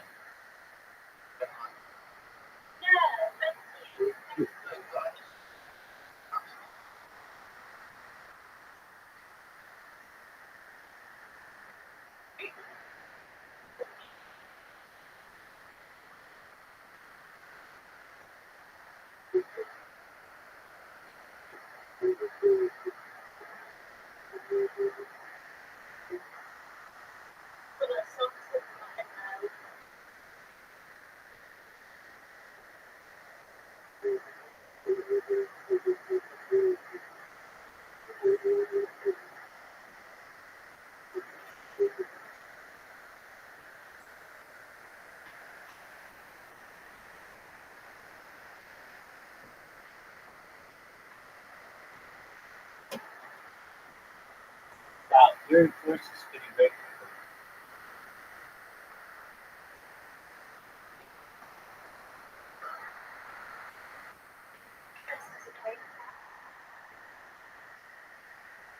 That's an excellent question, Scott. Why are you dressed as a kid?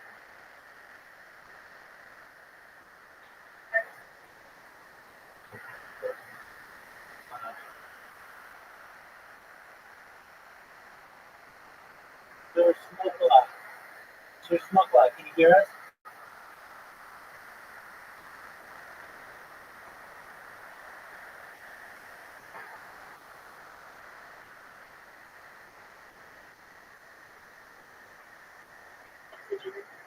Please do.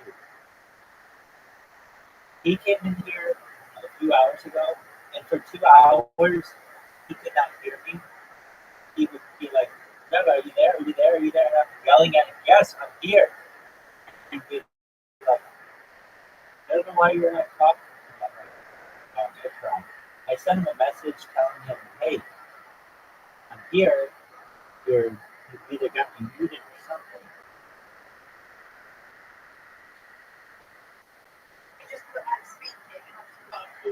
There you go, same thing.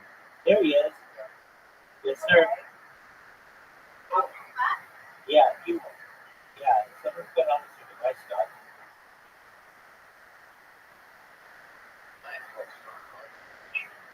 It's a device, my friend. It's a device.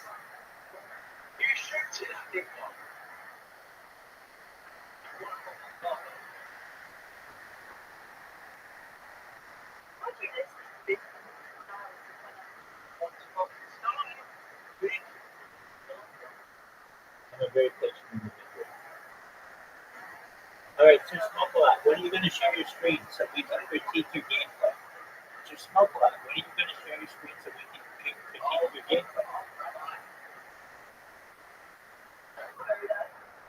No, I take the verbal abuse.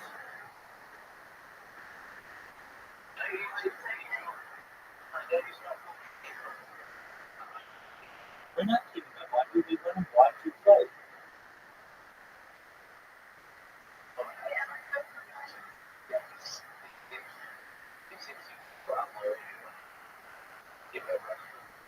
Okay.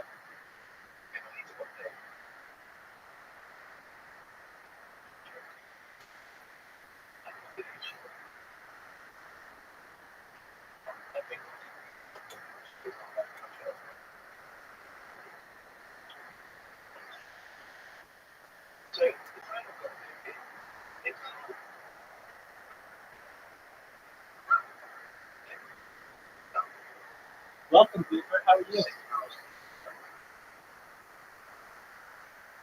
We hope you're having a good day. Cooper, how's your day?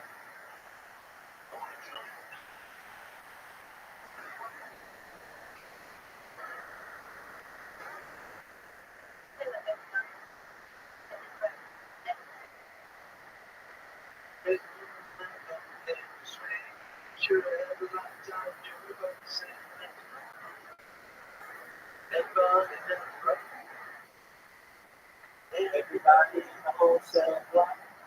What's the answer to the jailhouse? You need to get me a playlist. Number 47 says number 3.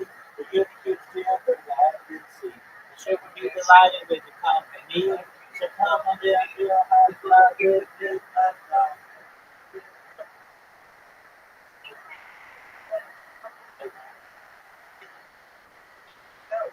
Oh, come on, be nice.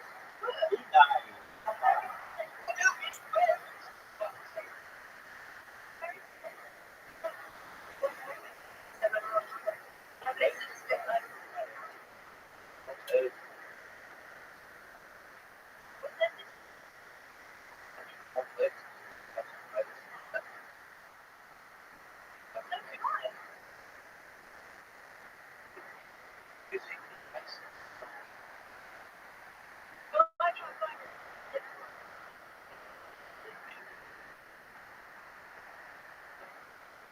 He's on the Montego, baby, why don't we go Jamaica up to Florida Keys?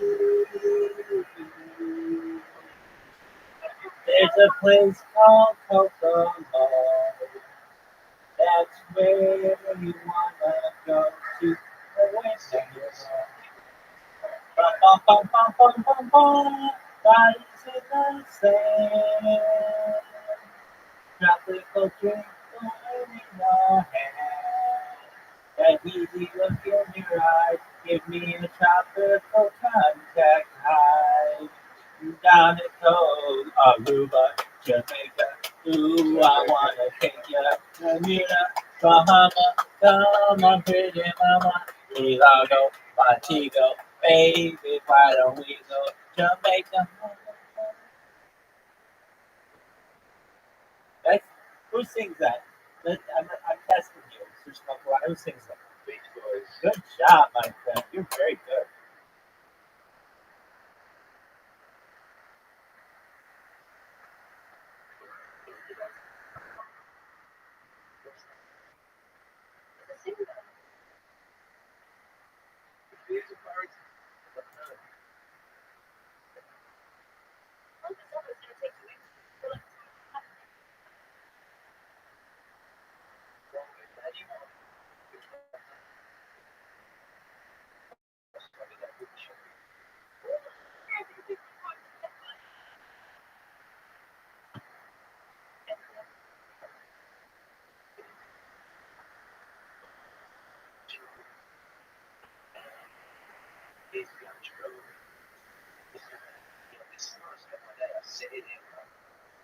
And we sing songs.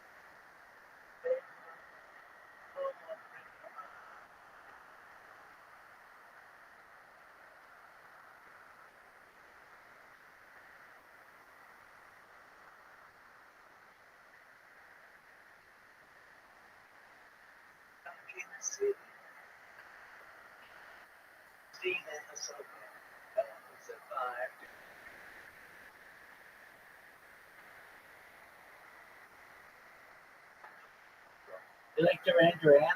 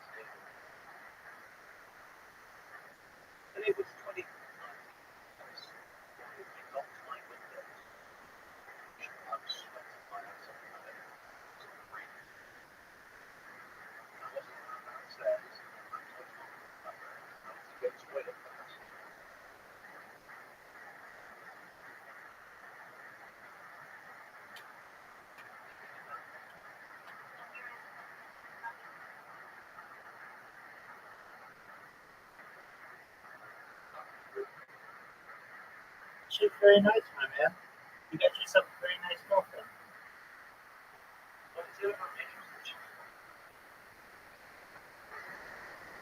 Dog, this is the same girl who you told me that 4 hours ago you wanted to spend the rest of your life.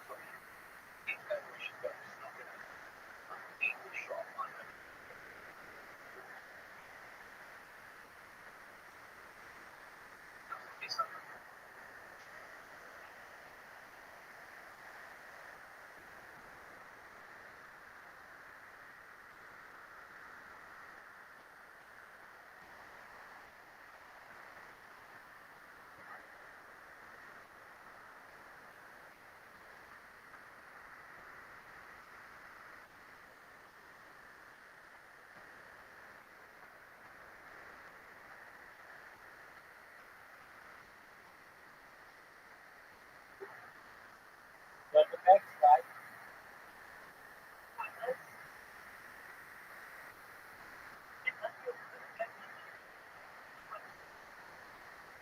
And what color bar did you recommend?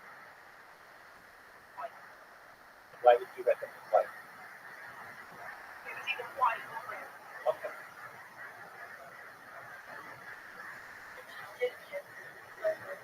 Yeah, well, that's a good suggestion.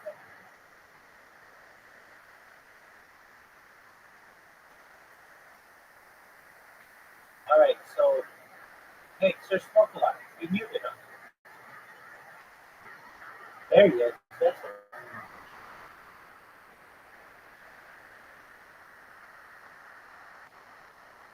He's playing a card game. This is noted. Drift racing online. What is this? Dark? He loves this game.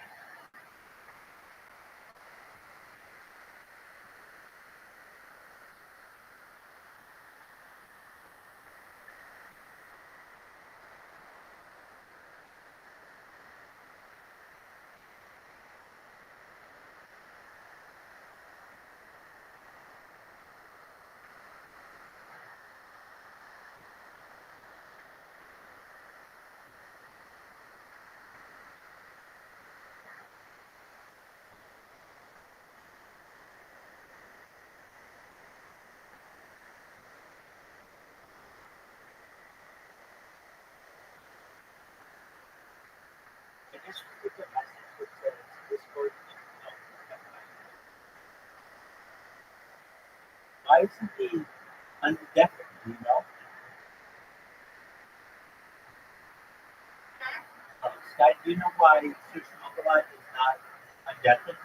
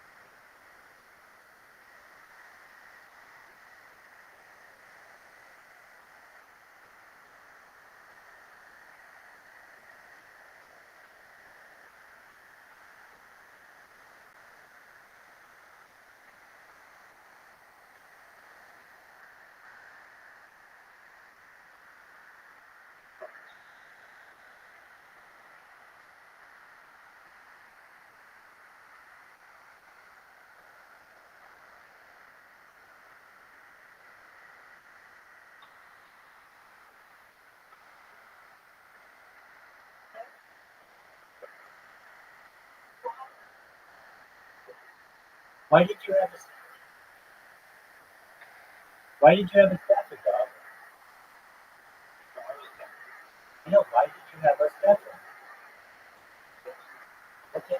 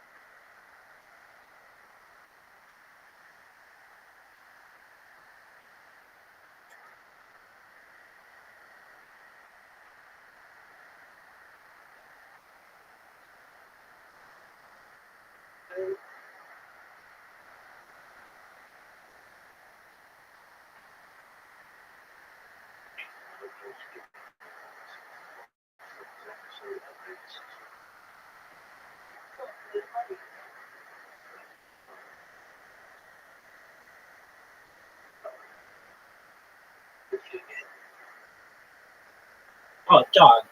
That's what she said. You call it drifting, she call it car rallying, but that's pretty close.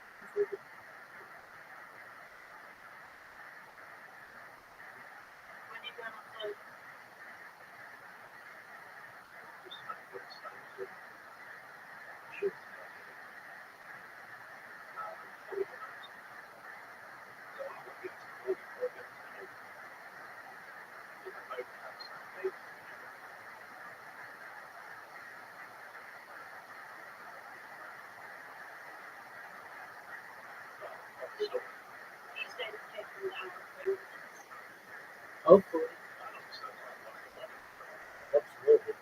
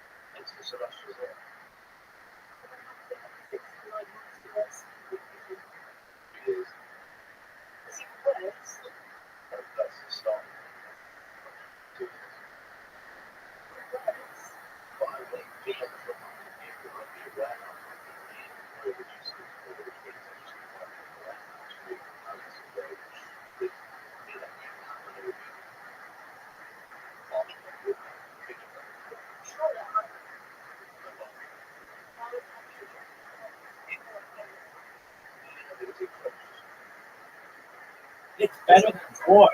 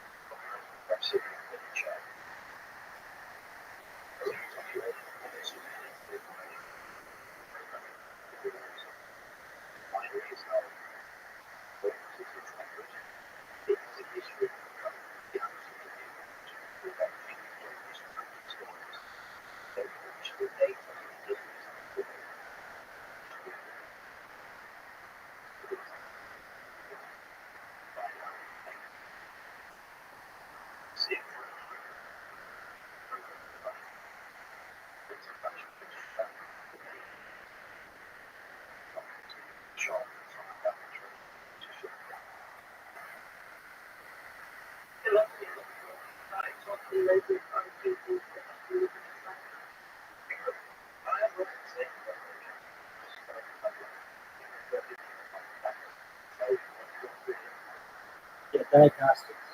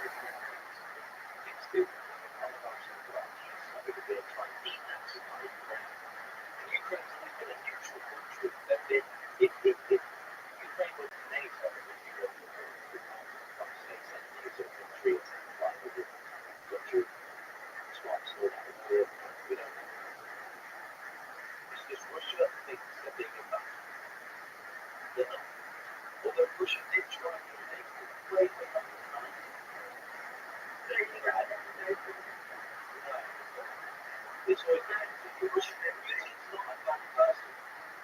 It's just think I think they're still it is tested well and it's just Ukraine was trained when I was 55 well, 14 so we trained their troops so just in case it happened main reason they've got troops behind enemy lines so they can't go in before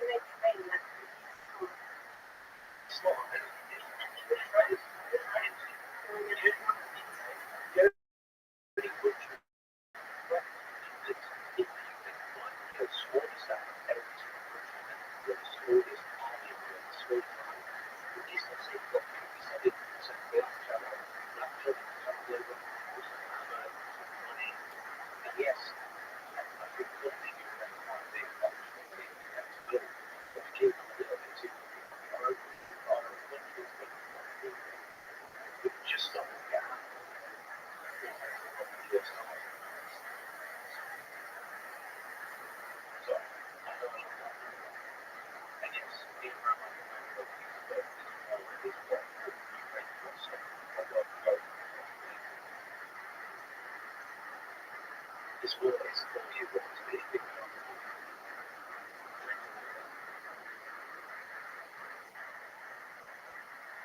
and Ukraine the last time we saw the maps of the people side of the people outside the other bit which is the information I'm not sure the last time we seen the update today maybe 200 miles of Russian troops or it's one thing is right they're only pushing around 300 miles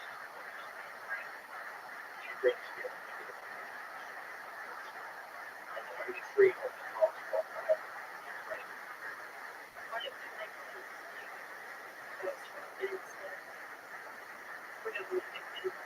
World War II, Germany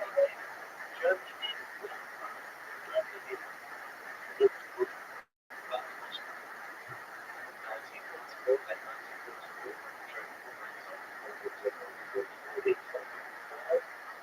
they took me Ukraine has to be the Germans the only lost it and then she started pushing back because they we had exercise on our position bringing that custom program to make Germany in so like team up to make sure this war is safe.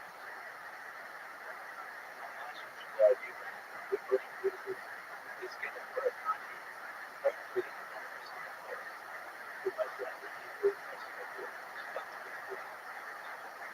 And even if we could all of the data, all of the base of the data, if it detects no soldiers in the nuclear conflict, no soldiers to activate special practice and to it. And it's a free program with every okay. And every missile is taken. Russia used to have 40,000 years. Now they have about 1,000 the last year. And Russia killed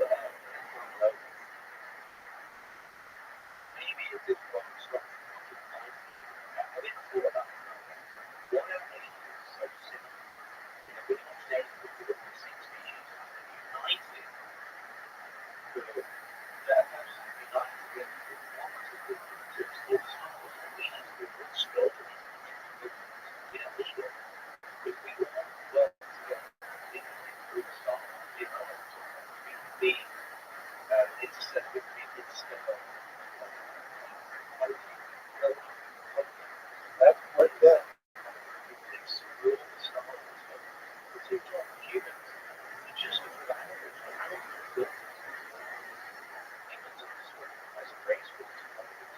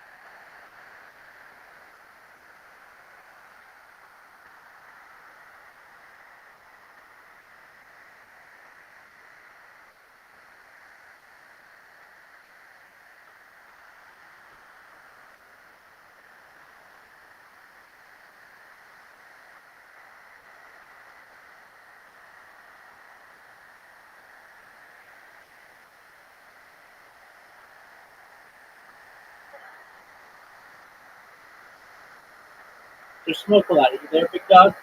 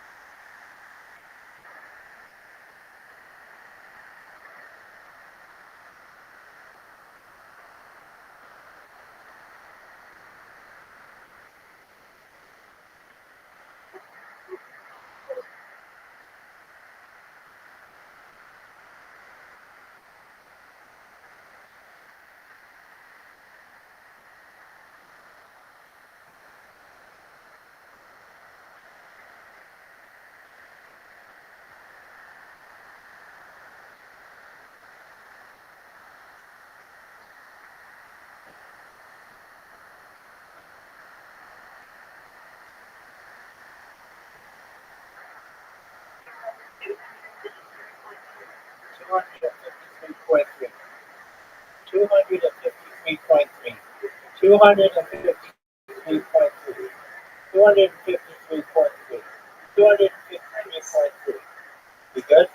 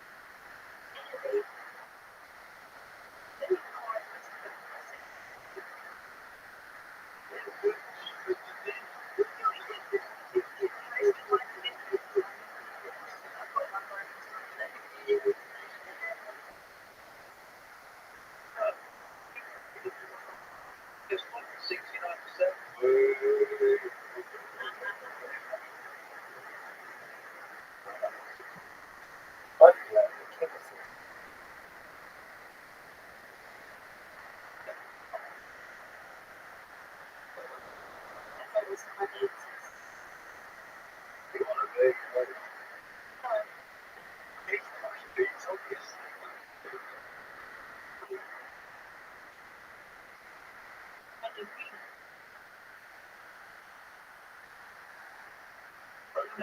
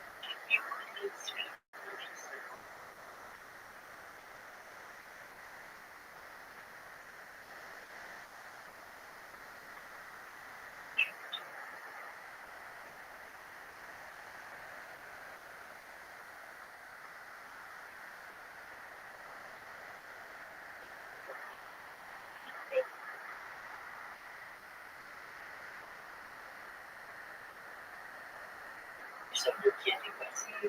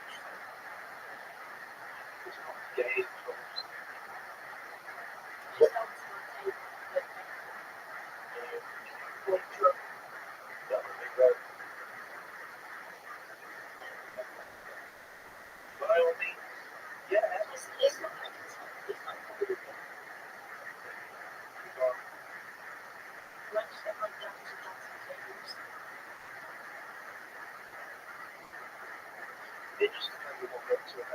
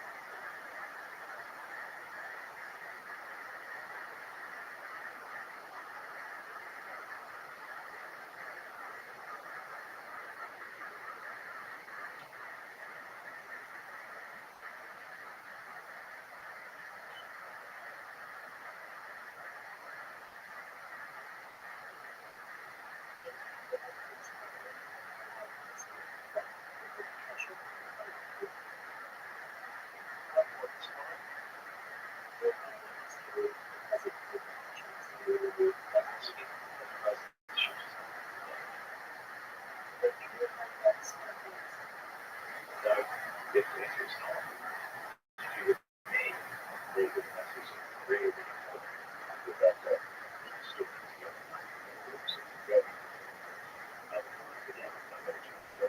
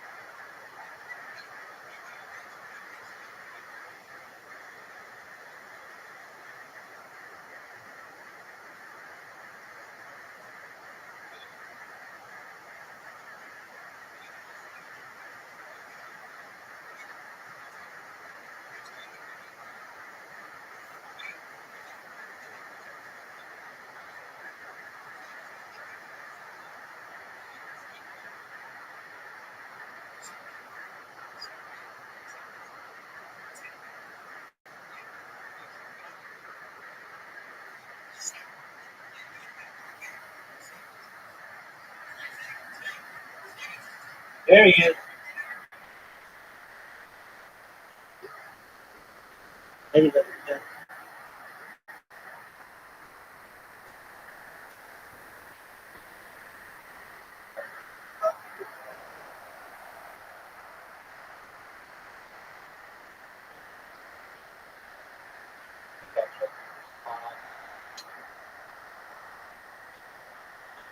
Just chilling. We had there's smoked a lot. He brought his girlfriend in, and they were in here for a long time.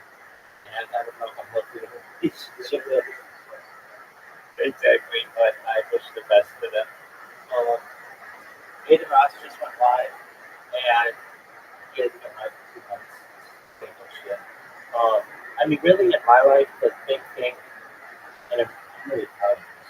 I got these bots going, and they fucking work really nicely now. I can tell that they're working because they get mad, and then they just start all over. And then I created bots on phones as well.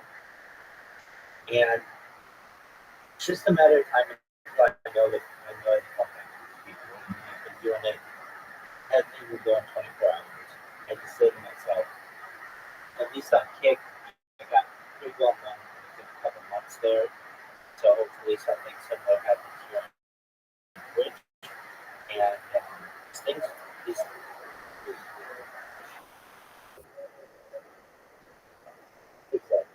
exactly. And it's that mirror exposure effect.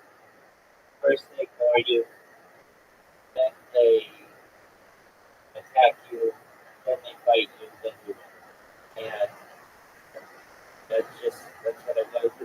We got Kill Tony tonight, which was cool. And I'm just thinking I went away there for so and last night Riser over here that we played very into the night. So it's tired today. But I kind of feel like it's a time to throw stone. This is, I could be wrong, it could just be calm for the future, but what I see when I spam these chats, people are like, not this asshole. And I love that. And but I had the bots going for the past 3 days, but they weren't working the way that I really needed them to. Now I haven't touched them in like a couple hours, and they've just been perfect. Like once the thing is perfect, like don't touch it; it just works masterfully. And I could never get them to the point where they were perfect. Even on Kick, it wasn't perfect, but these ones are really good. So what was wrong with them? And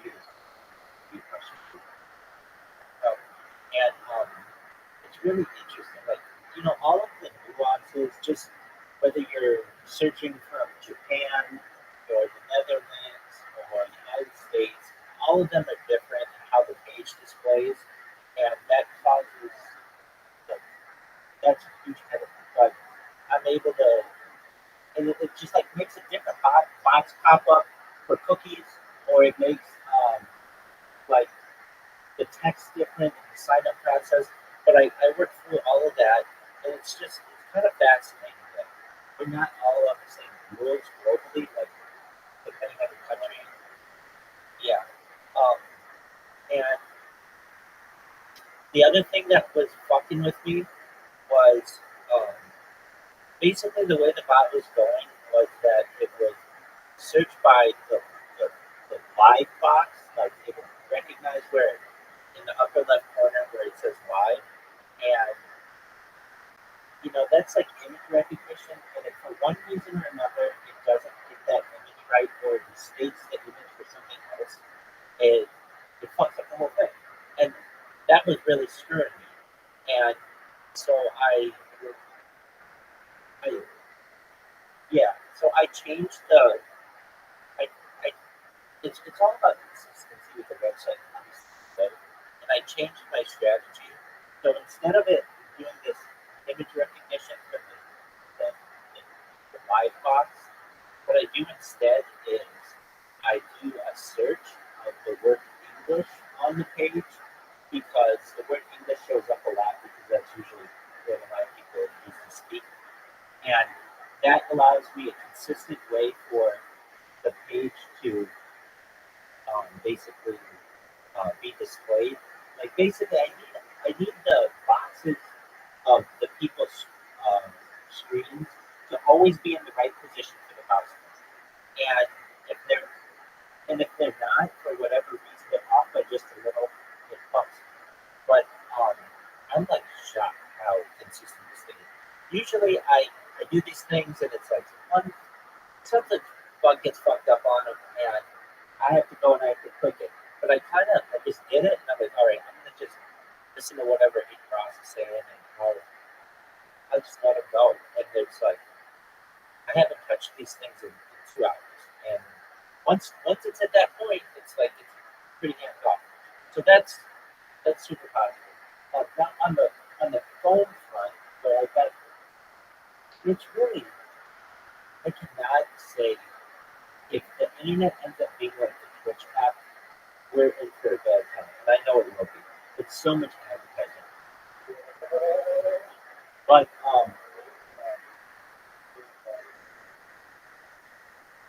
yeah, I just don't see that part of the internet because I use blockers and ad blockers. Like I've been using ad blockers for 15 years.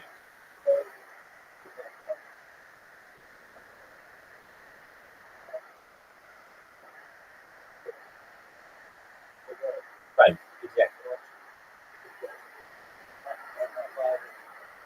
I'm the same way.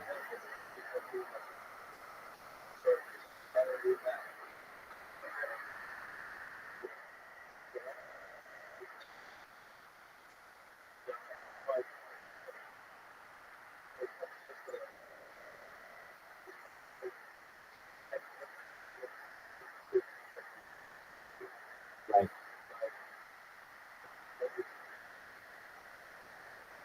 Yeah, I'm really,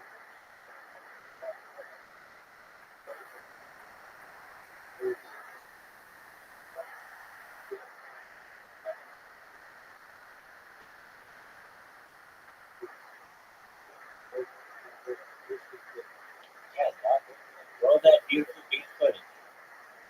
Yeah,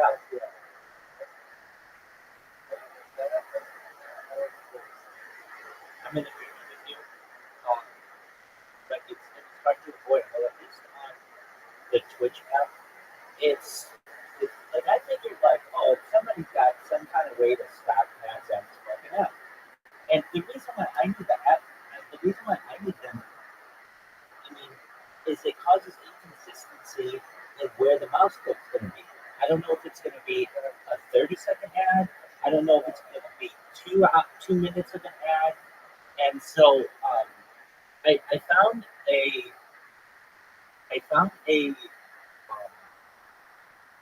somebody had like jailbroken or rooted, basically created like a bootleg um, APK, basically the file that you need, and for Twitch, and it allows you to have an experience where there are no ads. Really, really great. But but the unfortunate thing, it's too good to be true because when I post my um, well, I might be wrong on this. I might have to try it again. But basically, um, oh, yeah, you know, FBNC, I need to test it better, and that's fine. So long as I have the computers going, then I can start focusing on these things. But some of these people, especially at the very top of Discord, they've already come up with clipbots, and it's like impossible for me to even find my own clips that I'm doing on their stream. They just have so many. They just have um, so many clips of it. Like they might have 600 or 1,000 clips being made, right? And for me to find my one that, like, I'm not really So the fact that I got the computers going, that is a major thing. And then I'm going to focus on the device, the handheld, the smartphone. So I've got 1, 2, 3. I have like 4 handhelds that I could dedicate to this. So that'd be 7 devices, which is basically more than I can do. I did perhaps 10 times more with Kick, but it was a lot of micromanagement. So with that said, it's kind of interesting as we say this. Kick banned one of my accounts, and I'm just gonna let it go. I'm not gonna touch it, and hopefully it'll start all back up again. And if it does, then I know for sure that this thing is back and rolling. Um, I apologize, not Twitch. Apologies. I'm so bad with that. Yeah. So the word Twitch and the word Kick are somewhat similar. They're both unstable. They're very, absolutely, absolutely, exactly. No, no, you're exactly right. My thought with Kick is I'm not going to spam them anymore at all, and the reason why is because I mean, would they like to be back on Kick? And if I can say, yeah, exactly. If I can say like, hey, I haven't spammed you guys in 2025. It's been 3 months. It's not whatever. Um, I'm 2026.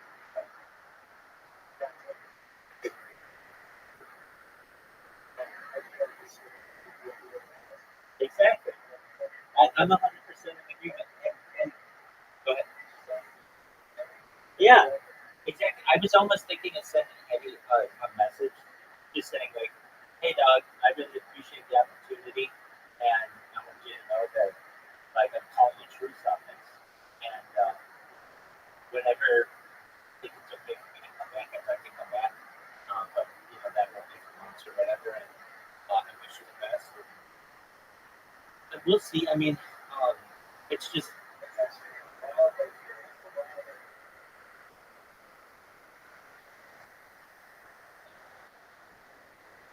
Oh, totally. Totally, but what it also is going to do is make people be like, well, what happened to that? Like, did you just give up? And I can just be, and it gives me a good date. I can be like, yeah, basically January 1st, 2025, I stopped. It might have been as late as like this or something, but I haven't done it recently because I've dedicated these computers um, to Twitch. Yeah. The other thing that gets confusing to me is that both Twitch and Discord are purple, and it's like I when I think of them, I have to think which one is green exactly. Because,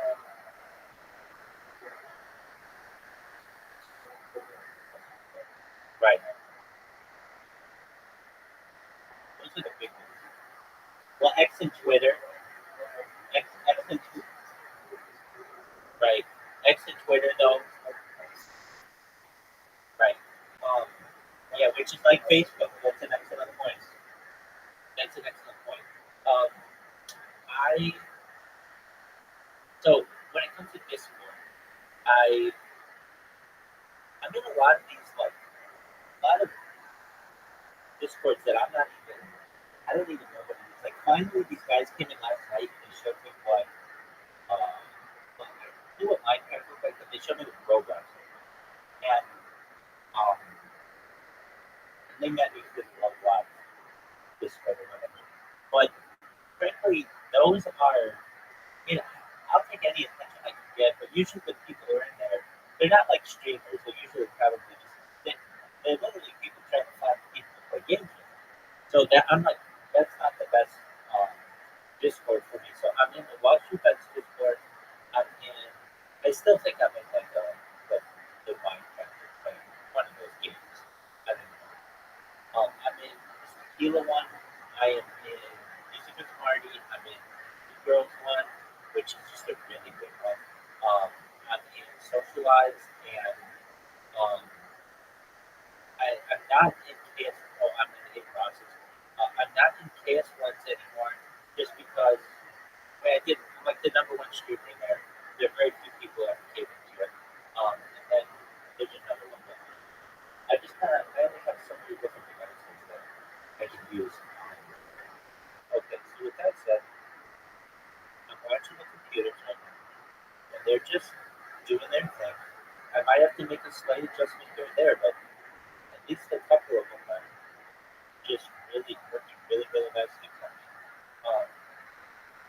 And that's the key. I mean, it's about like when I'm not doing something, and these robots are doing it on my behalf.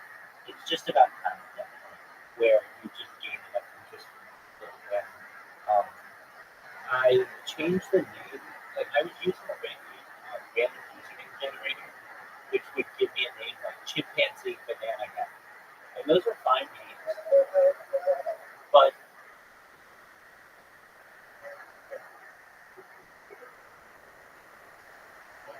yeah, no, exactly. And so I would basically, I changed it to just be with Rabbi with a random number generator. The reason why, but these guys are, even though if the audience can't see who's following them, they see it in their creator dashboard, and they'll be like, "This is fucking Rabbi." It's the same shit. Literally, I just have to do exactly what I did on Kick and run that same fucking playbook. It's almost as if Kick was like the minor leagues, and now we're in the major leagues, and we're doing this. The one I won't ever do this on is YouTube. That's my bread and butter, and I don't want to fuck that one up. But I'll go on. I don't think that Twitch will cancel my accounts for Rothschild, just like the ones on which I stream. Not Kick, I'm sorry, Twitch. Maybe they will, but it's not like necessarily tied to me. I mean, it is if they watch the stream, they're going to oh, this is that asshole with all these computers. But even if they can't, they ban those accounts because of the data is not being saved, or at least it's not being accessible. I'm sure Amazon is saving it on their server somewhere because they have unlimited server space, but at least it's not accessible to the public. It means nothing to me. Like you are an important platform to me. You save my shit. If you don't do that, then I'm going to use you um, for influence, basically. And I think that's the way to do it. There was a guy who came in. Oh, well, they processed Discord yesterday. There were a lot of people in there. And they came in. This one guy came in. He's like, please talk with us. I'm like, sure. And I go in there, we start talking, and, there were like probably 25 people in there. And I go through my spiel, and then when I'm done, like once there are 25 people and they're talking at once, and they're anywhere from like late teens to like late 20s, it's all basically Skibbity, Sigma, Riz, all this other shit, and it's like there's not a coherent sentence that I can pick out. So I pulled up, all right, well, I'll see you guys. And one of the guys came in here, he's a nice guy. He's like, what do you tell me? I was like, sure. And so we went, I remember his like tree. He had like something that was like tree, but he didn't have all of it. And it just takes someone to be like, well, you have a Snapchat account, right? Yeah. Well, why is it not on here? Well, I was really thinking, okay, well, it's really simple. You put it on here. Do you have a Twitter account? Yeah. Okay. Well, why isn't it on here? Well, I don't know. I didn't ever think of it. Okay, it's just like that little. These are easy things. Questions that like your profile picture. I used your example. I said, this is a good-looking dude who has like a memorable face. Like, okay, do you see Pepsi's profile picture? He's like, yeah, like it's a cartoon, but people get a general idea of what he looks like just by that. Why don't you do the same? And I told him, I mean, if you really want to play it up, put a circle around it, put your link there, because then every time somebody sees it, they will make a connection to who you are. And it's free impressions that you can make on people. So we went through that for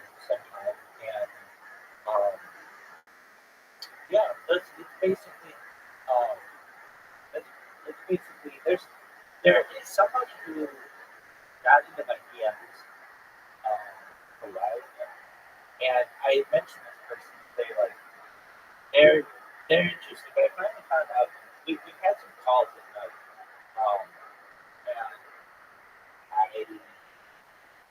and she's in college, she's Canadian, I thought that, and I don't know, it's not like I'm in love or anything like that. I wouldn't marry this girl, but she basically wants a friend, and that's fine. That's what she wants. And so she's been a nice person to me, and she watches my streams and tells her friends about it, and just making connections there. It's been good. And then you have these guys who came in today. These I don't know. These Spanish guys keep coming in here, and they're like, "Speak Spanish." Okay, so we do the translate thing. One of them wanted one of their friends to get banned. I don't know why he was banned. I unbanned it, and yeah, that's kind of what we got going. And it's just a waiting game with these robots, and it hasn't happened yet, but it's gonna happen. The first time one person comes in here and they say, "Yeah, I learned about you from Twitch," it is going to be like a fire hose of people coming in here, because then I know I've made some wins. I'm still new to them, and also my bots are not that have not been that good, that consistent, and it's just like if cake were a con and I can involve into it, Twitch is a lake. And it's just so much more water to push, it's so much more difficult to make it in there, but I will. And I'm starting to see it like, just like you had said, it'll just take you time, but you'll recognize who these different streamers are, little by little, and then it won't seem like such a big world. Like if you go on there, they're like, it seems like tens of thousands of people are streaming at once, which potentially could be correct. But really, when it comes down to it, the same people are streaming regularly. I get to know them and know their usernames and then know their fan bases and perhaps get interviews or whatever else. Speaking of interviews, the one guy with whom I did an interview in San Juan, he got a shout out from Dave Ross, and I've been thinking I could play like I know Aiden Ross's right hand man, his name is Citrus, and I know I could play it up to get an interview with him or even something. But I don't know why I don't play that out. I could, but I don't know if he'd do it. If he would, that'd be great. But it's kind of like, oh, you're gonna have to see him back on or whatever.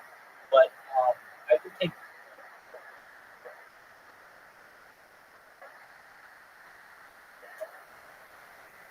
exactly. Here's what I think will happen.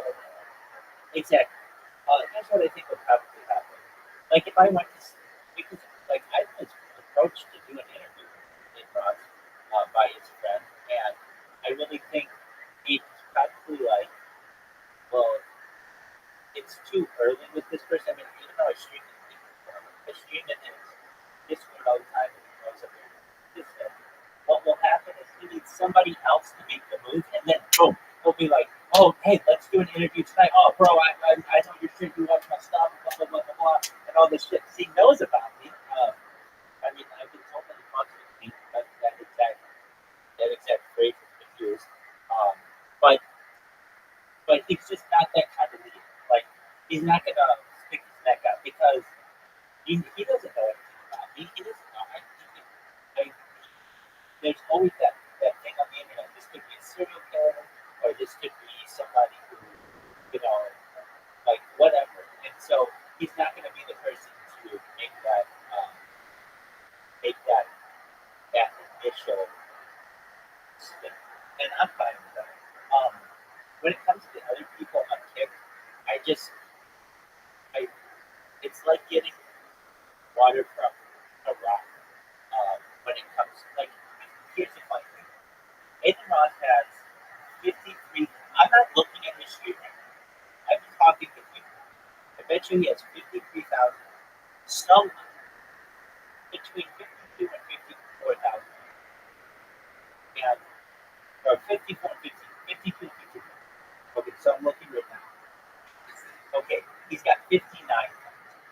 Okay, but still, I'm pretty close. And It's like, why do I know his numbers so well? It's because he's got 50,000 bots. And I'm not the person saying that. He has bots in his chat that are saying 50,000. And then I learned something interesting about his body issue, which is unbelievable on Twitch. It is just a whole nother world of body. And what's interesting is uh, with these creators, they all have to one up each other with these bots. I think it was Bruce say that the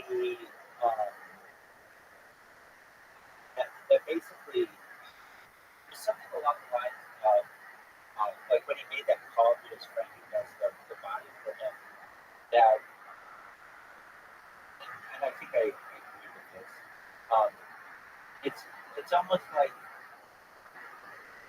I don't know why I put it to this. I've used this before as an analogy, but it's like I don't know if it's the best analogy.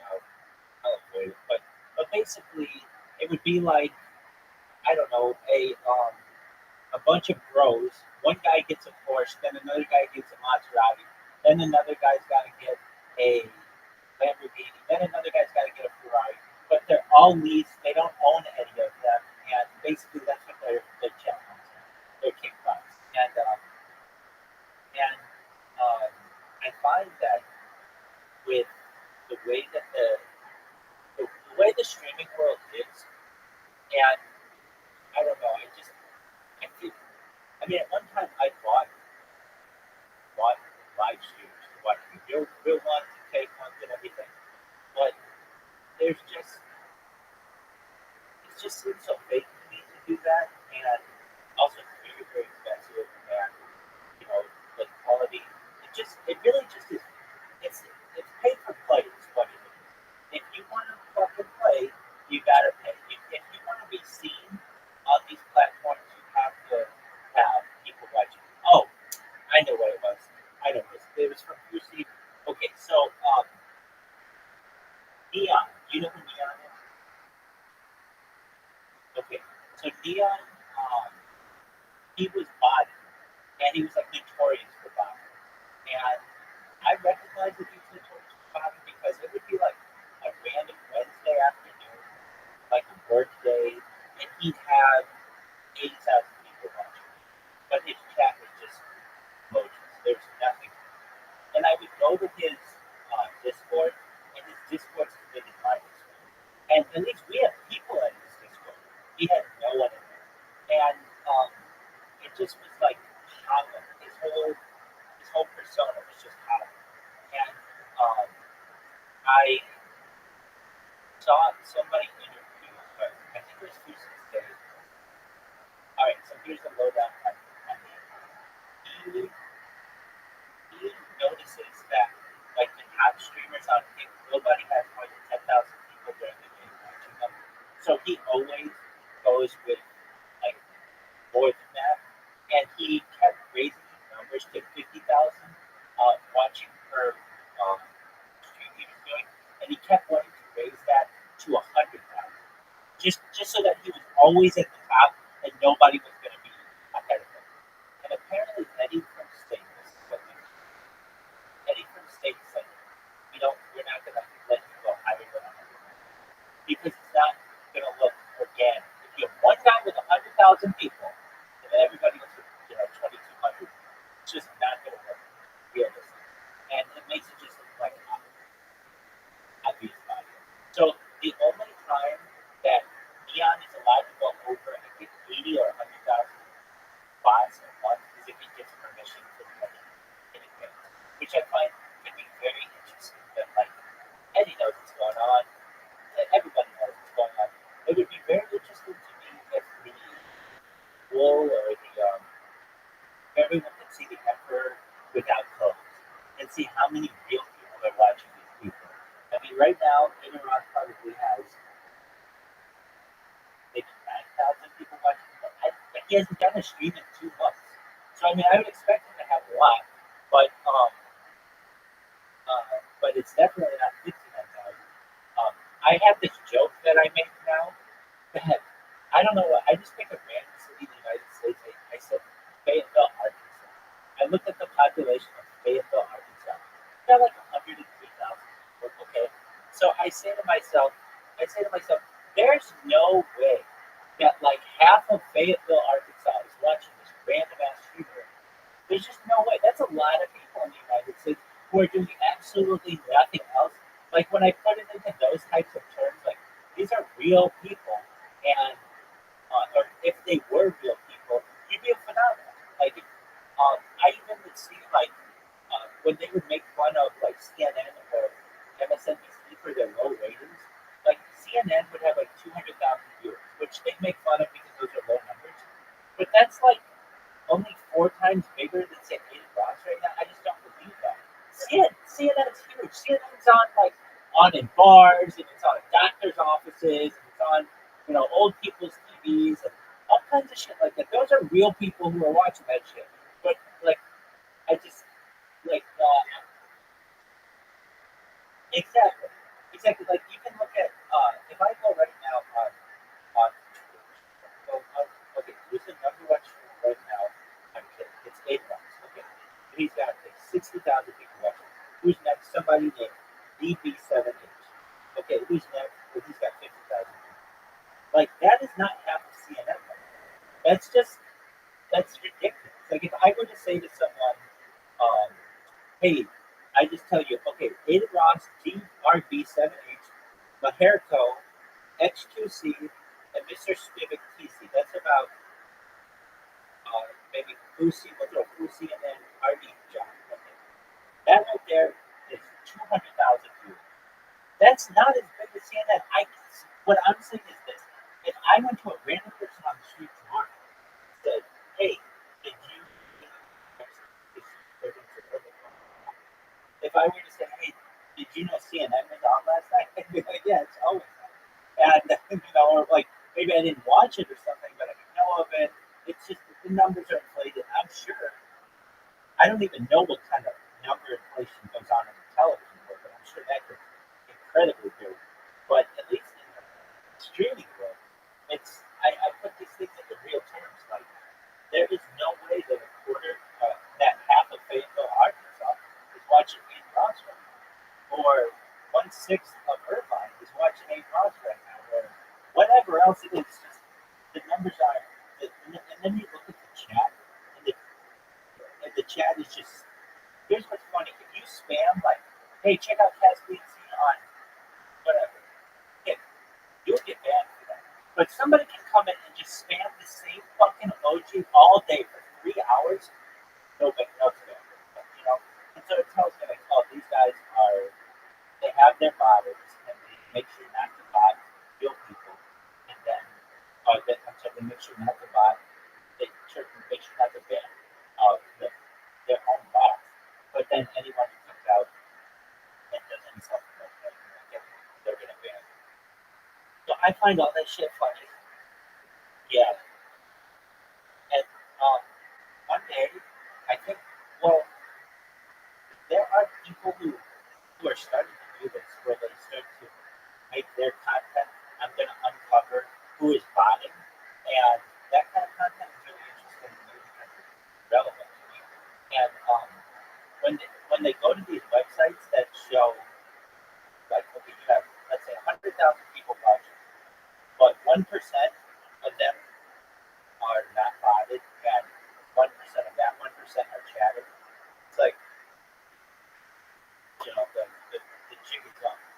When I talk to like, I don't know if you know who he is, Street Savage, like a Fortune streamer, or even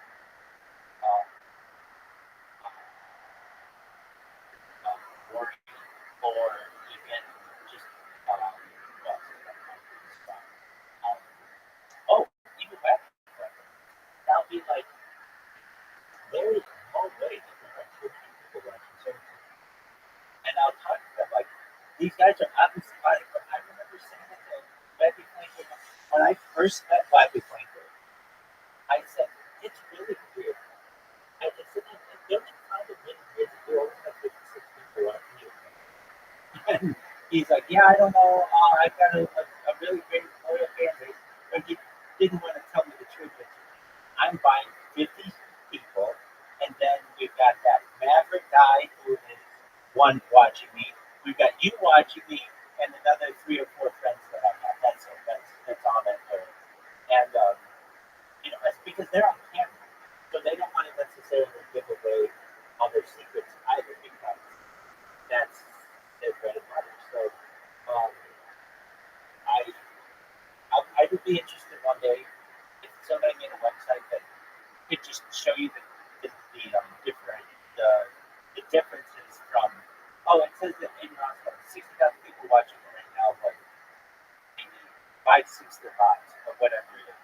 And I don't know why websites don't do that. Like, just give it a few numbers. And I think I know why. It's advertising. But advertisers don't want to pay premium prices if they know that when you stream, most of the people are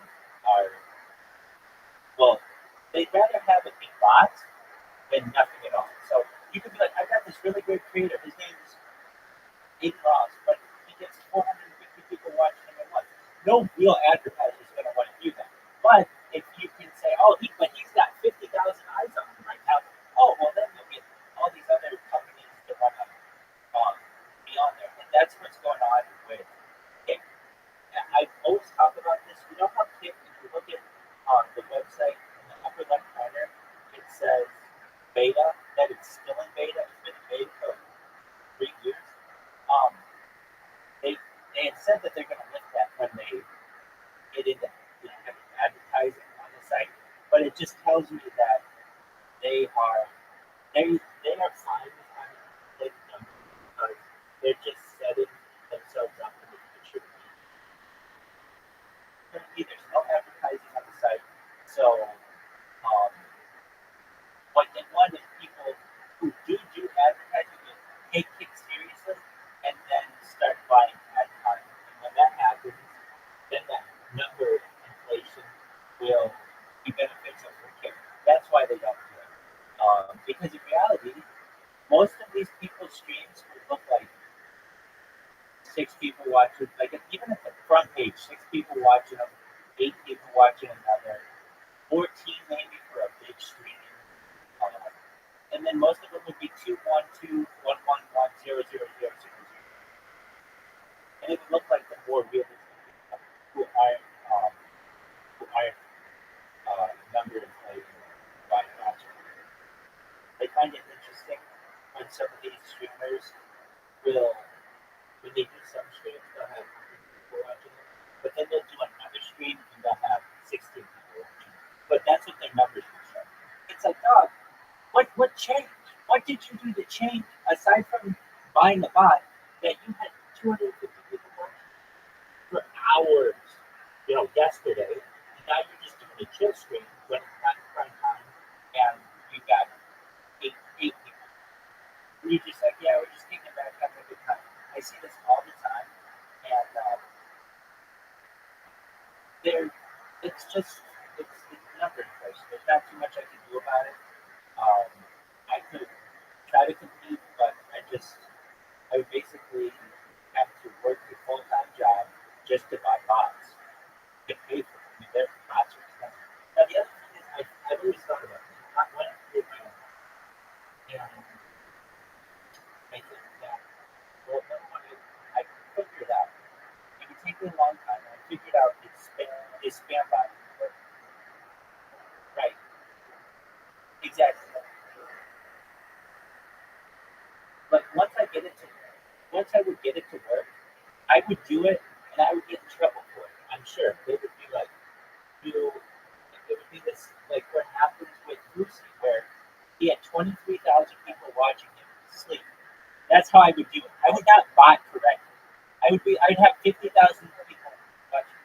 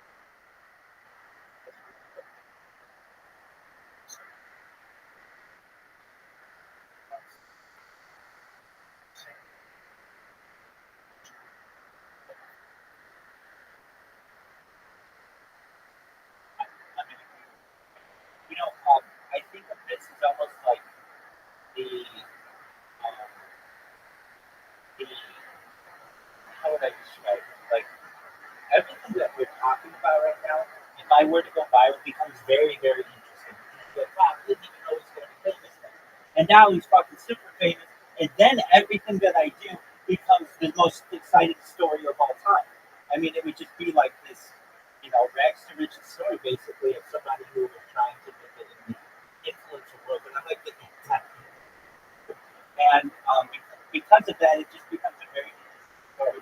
So I almost think like, in addition to all the data on how it can be selected and all of that, the overall story that you weave is quite interesting. Now, like, it's not interesting if you're not famous, but once you are famous, it would be like those things when they're like, when they show you a picture of like, here's Jimi Hendrix in the army, or here is a picture of Elvis, when he's 13 learning his first guitar.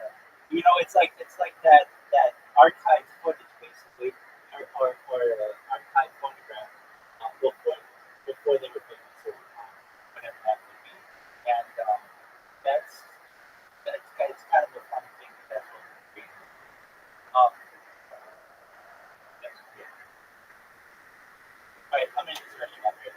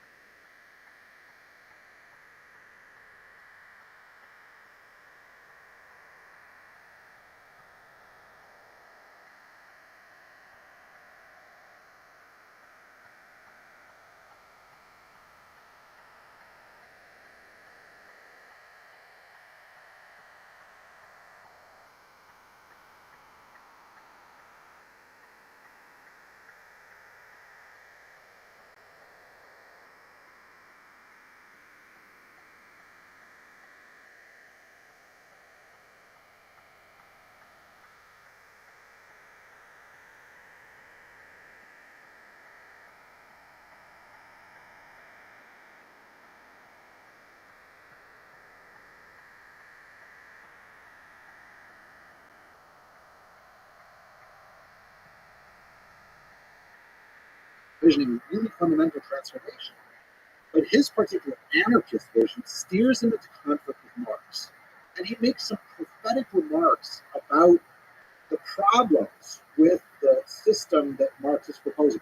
You should add to this that the very fact that Marx is a German by background and Bakunin is Russian kind of adds a further national or element of ethnic difference there. Bakunin warned that a sort of creeping German authoritarianism might insinuate its way into a movement that hewed too closely to having hierarchies in the struggle to overthrow hierarchies. And his anarchist convictions are not in question here. They led him into conflict with Marx, and Marx railed against him, denounced him, and eventually had him expelled from the International. One of the things, though, that also makes Bakunin so significant is Bakunin is the first in a longer series of approaches between anarchists and communists where they try to make common cause. And you have to say that in every case it ends badly for the anarchists because the communist vision in particular, especially in its Leninist version, argued for discipline in a tightly organized professional revolutionary movement. The anarchists who sought to make common cause with communists, whether it was in the days of the Russian Revolution or the Russian Civil War, or whether it was then in the Spanish Civil War, the anarchists found themselves targeted by communists precisely because of their skepticism about what turned out to be an absolutely key element in the Leninist prescription for a successful revolution. We can take that tangent a little bit. I guess anarchists were less organized. By definition. Yeah. Why do you think anarchism hasn't been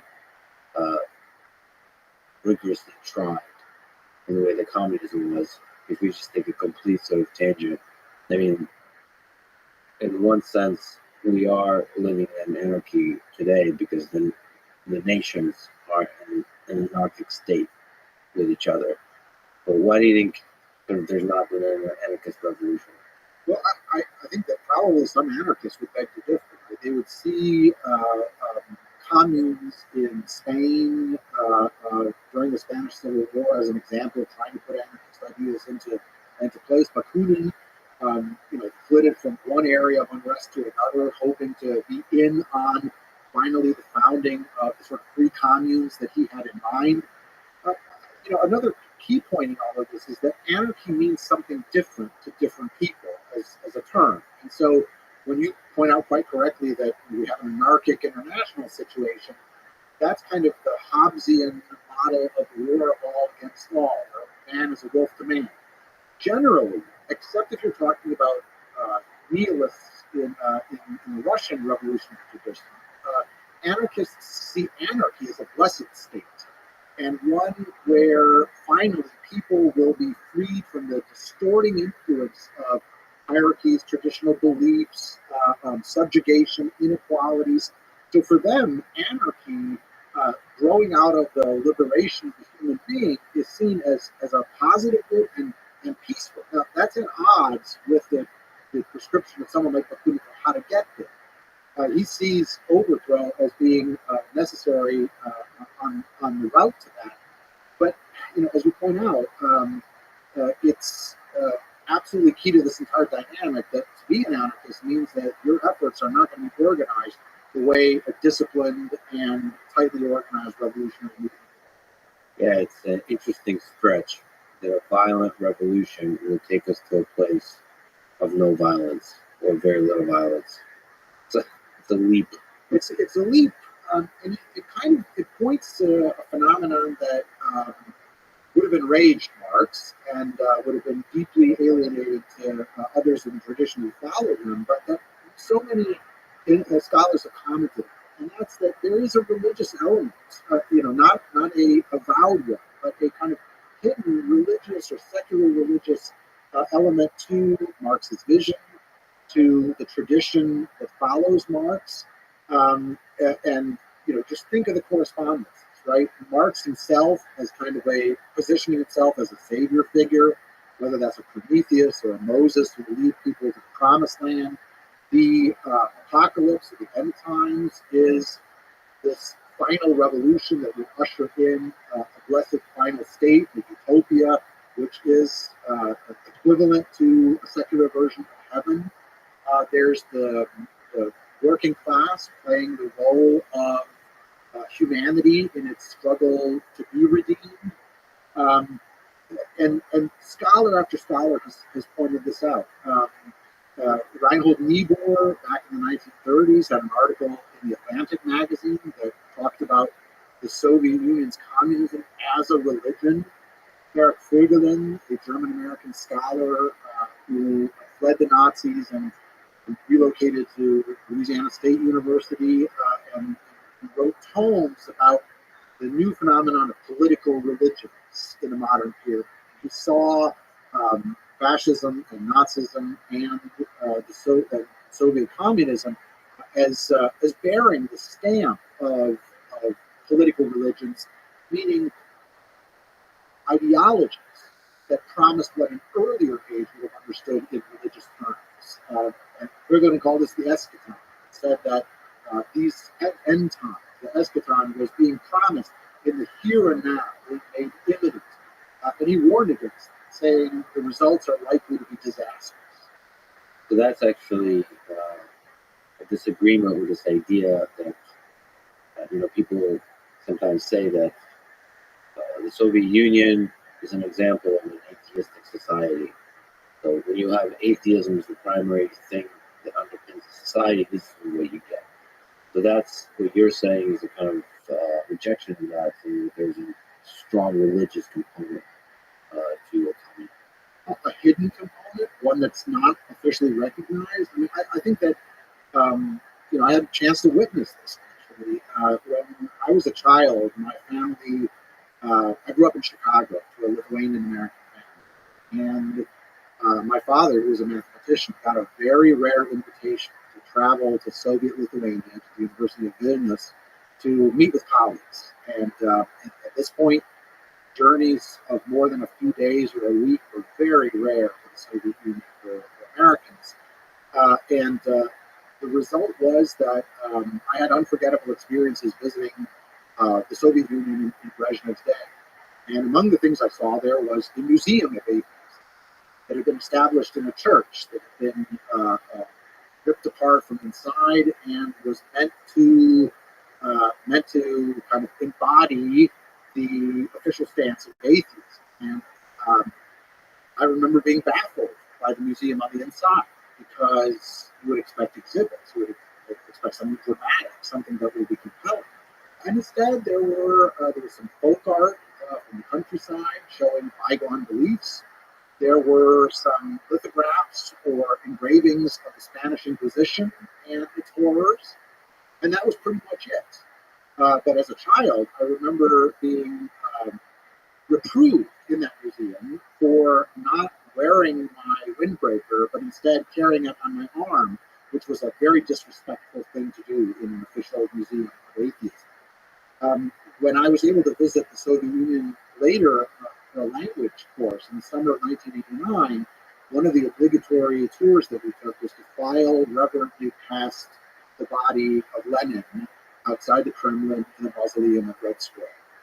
And communist mummies, like those of Lenin, earlier Stalin had been there as well, communist mummies like Mao, or Ho Chi Minh, really, I think, speak to a blending of earlier religious sensibility, reverence for relics, great figures, saintly figures, so that even what got proclaimed as atheism turned out to be a very demanding faith as well. And I think that's a contradiction that other scholars. Yeah, it's a very complicated sort of discussion when you remove religion as a big component of society, whether something like framing of political ideologies in religious ways is the natural consequence of that. You hear nature abhorring the vacuum. I think that there are places in human character that long for transcendental explanations, right? That it's not all meaningless. In fact, there's a larger purpose, and I think it's not a coincidence that such a significant part of resistance to communist regimes has in part come from, on the one hand, religious believers, and on the other hand, from disillusioned true believers in communism who find themselves undergoing an internal experience just of revulsion, finding that their ideals are not been followed through. So this topic is one of several topics that you eloquently describe as contradictions within the ideas of Marx. So religious, there is a kind of religious adherence versus also the rejection of religious dogma that he stood for. We've talked about some of the others and the tension between nationalism that emerged when it was implemented versus what communism is supposed to be, which is global, so globalism.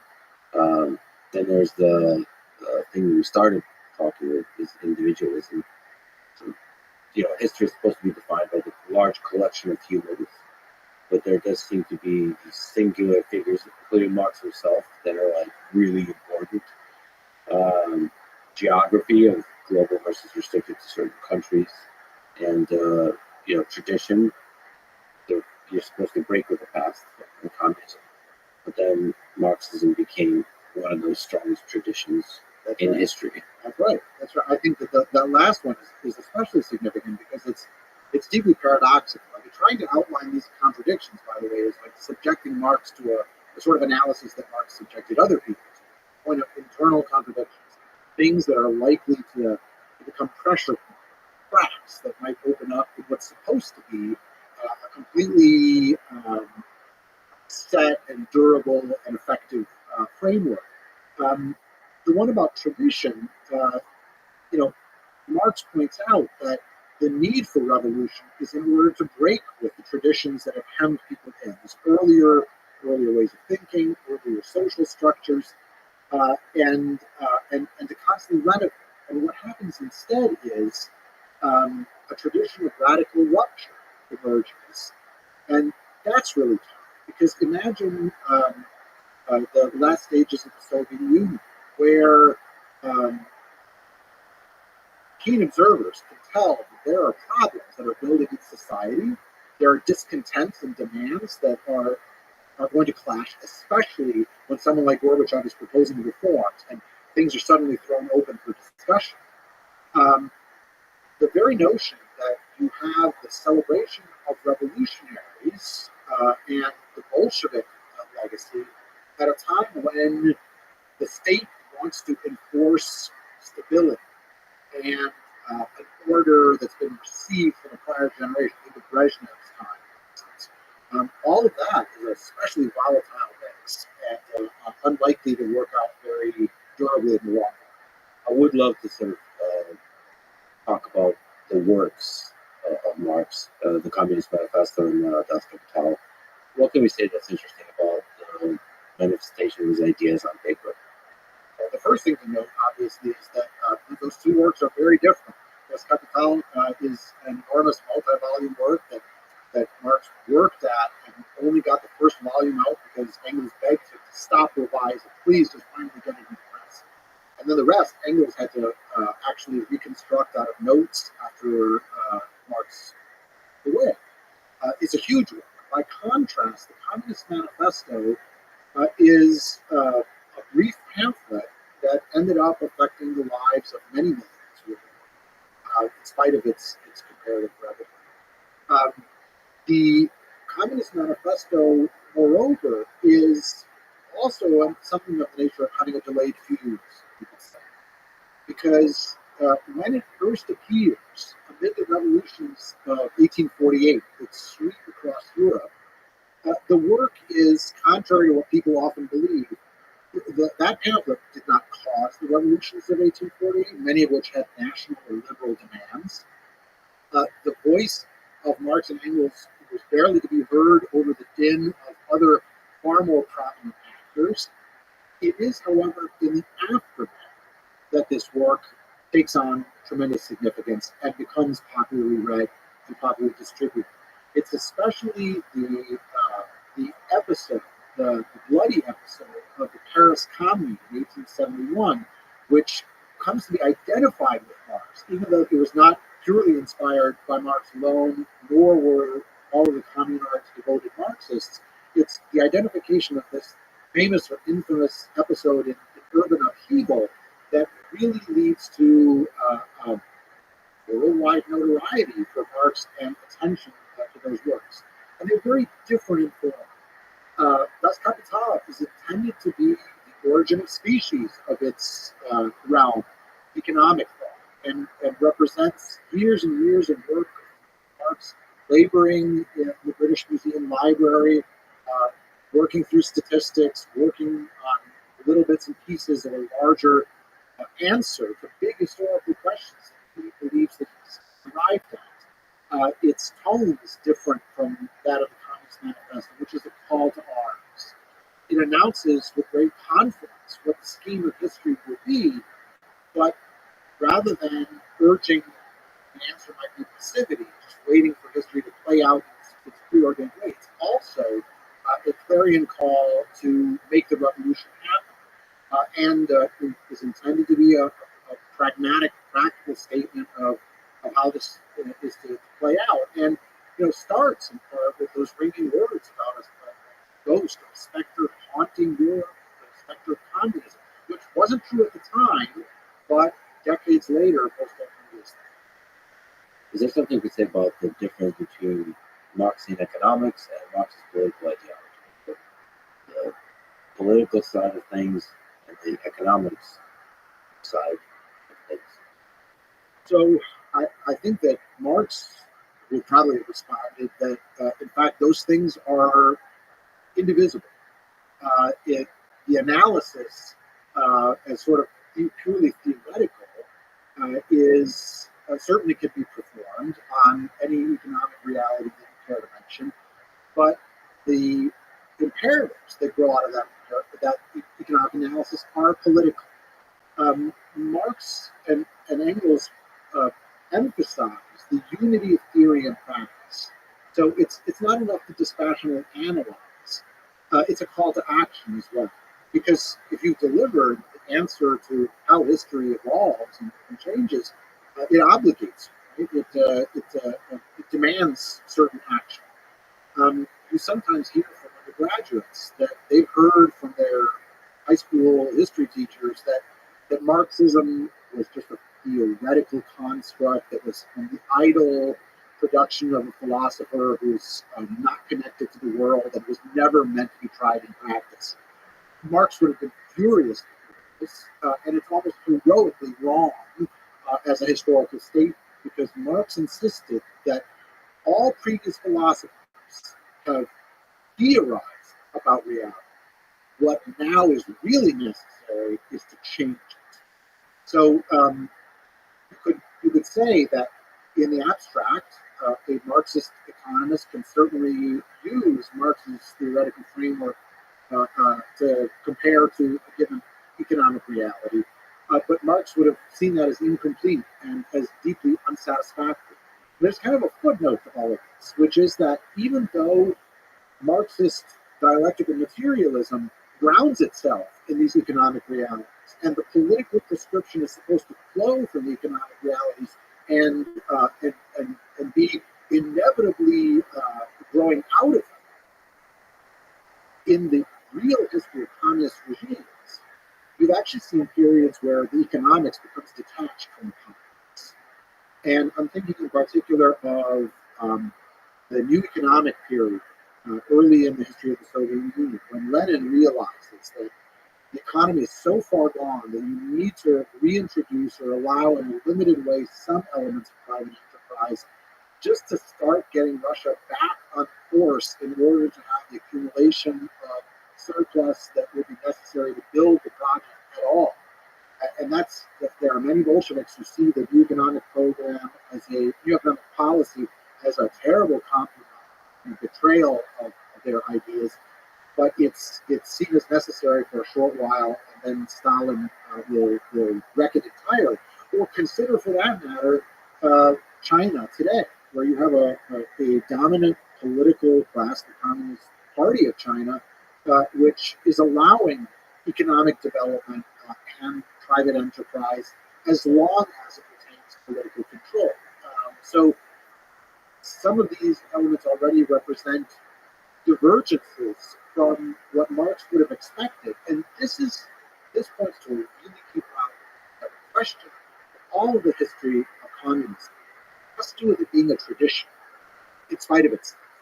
And that could be expressed in the following way. An original set of ideas is going to evolve. It's going to change because circumstances change. What elaborations of any doctrine, whether it's communism or religious doctrine or any political ideology, what elaborations are natural stages in the evolution of any living set of ideas? Or when you reach the point where some shift or some adaptation is so radically different that it actually breaks with the tradition. And that's an insoluble problem. You probably have to take it on a case-by-case basis. It speaks to issues like the question that gets raised today of, is China, in a meaningful sense, a communist country anymore? And there's a diversity of opinion on this. Or, if you're looking at the history of communism, and you look at North Korea, which now is on its third installment of a dynastic leader from the same family who ruled like a god king over a regime that calls itself communist. Is that still a form of communism? Is it an evolution of? Is it a complete reversal of? I tend to want to take an anthropological perspective in the history of communism and to take very seriously those people who avow that they are, this is the project that they have underway. And then, after hearing that avowal, I think as a historian, you have to say, let's look at the details. Let's see what changes have been made, what continuities might still exist, whether there's a larger pattern to be discerned here. So it's a very, very complicated history. Let's step back to the end of the 19th century and the beginning of the 20th century, and let's steelman the case for communism. Let's put ourselves in the shoes of the people there, not in this way we're going to look back at what happened in the 20th century. Why was this such a compelling notion for millions of people? Can we make the case for it? Well, clearly, it's a compelling case for millions. Part of this story has to do with, overall, has to do with faith, conviction, stories of people sacrificing themselves as well as their countrymen in a cause that they believed was not just legitimate, but demanded their total obedience. I think that throughout the early part of the 20th century, late 19th century, early part of the 20th century, so much of the compelling case for communism came from the confidence that people in the West more generally placed in science. The notion that science is answering problems. Science is giving us solutions to how the world around us works, how the world around us can be improved. Some varieties of that, when you watch the quotation of science, were crazy.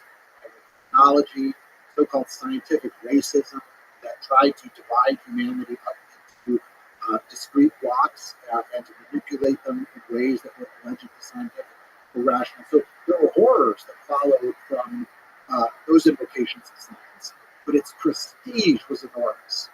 And that in part had to do with the lessening grip of religious ideas on intellectual elites, more generally processes of secularization, not total secularization, but processes of secularization in Western industrial societies.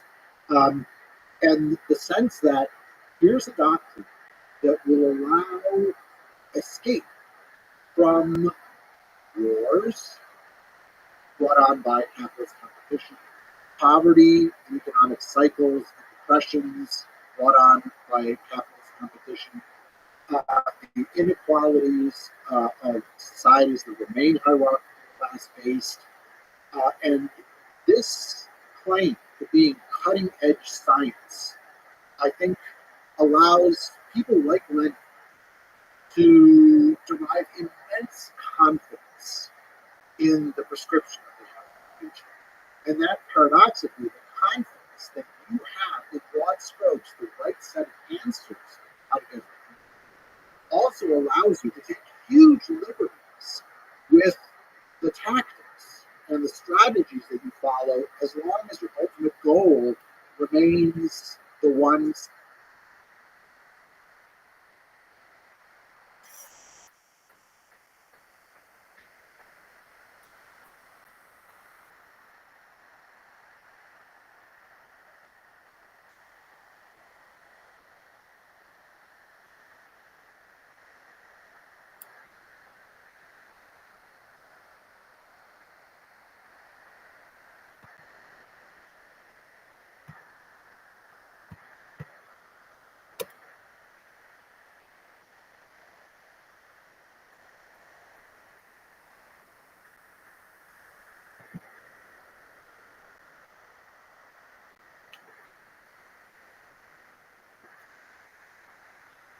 The uncensored live stream of 2 weeks here from Austin, Texas, December 30th and 31st. You can snuggle up in the cold with your loved ones, or all by yourself, or with a bottle of tequila, or whatever you're into in this crazy world.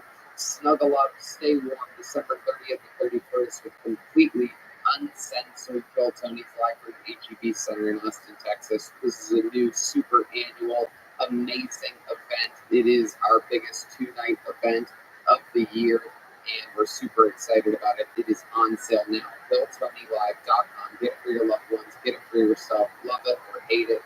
Live. December 30th and 31st.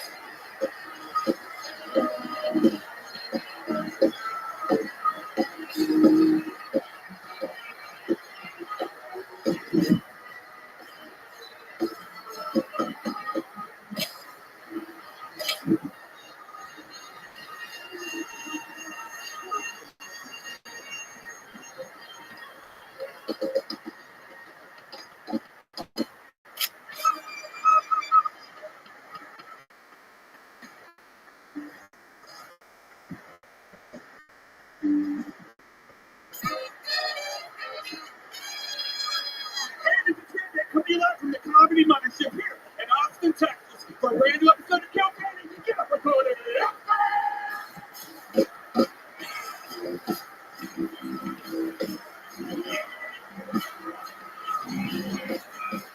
Who's ready for the best fucking night of your lives?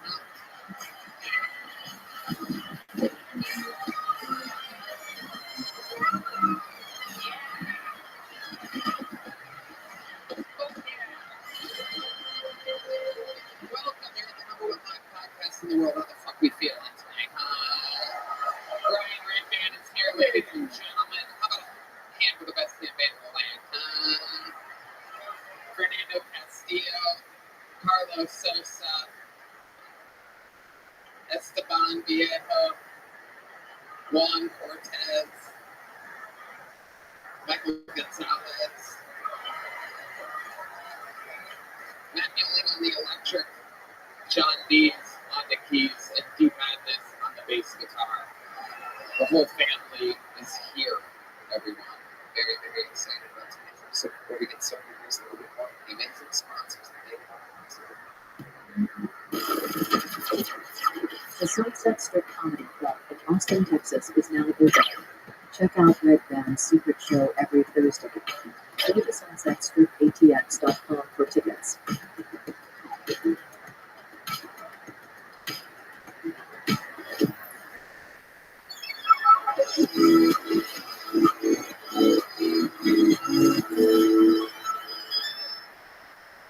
Who's ready to start this fucking show, huh?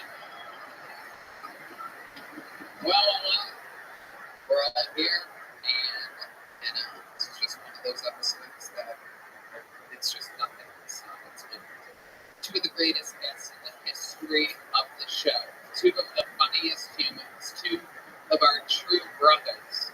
Ladies and gentlemen, I present to you 2 of the best guests in the history of the show, 2 of the funniest comedians in the world. This is Sam Talent and Ari Shafir.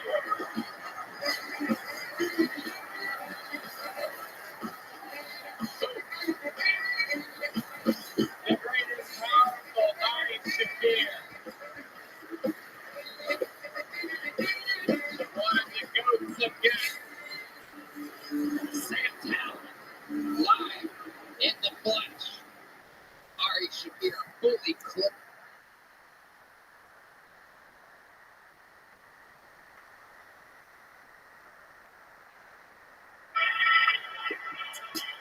Hey,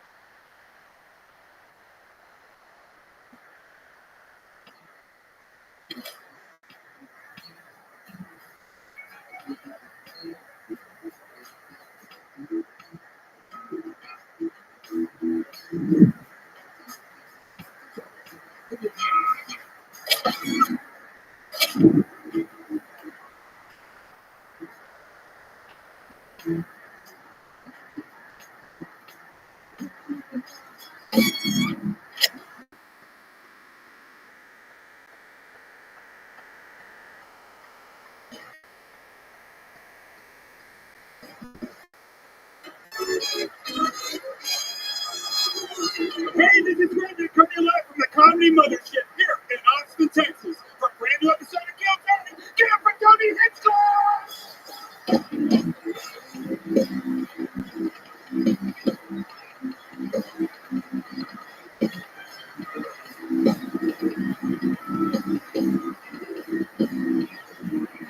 Who's ready for the best fucking night of their lives, huh?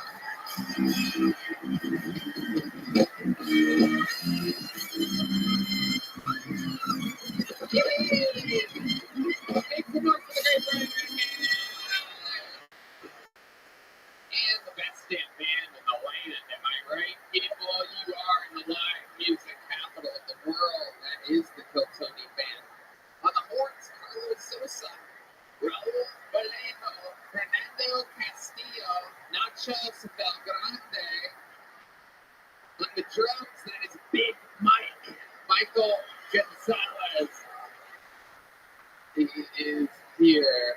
Matt Muling on the electric guitar. John Deans on the keys.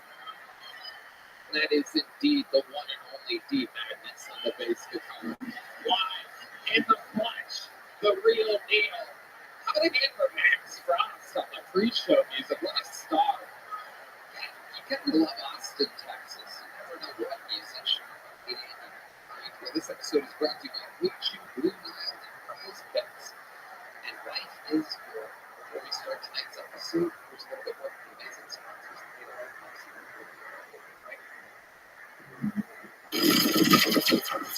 The Sunset Strip Comedy Club in Austin, Texas is now open.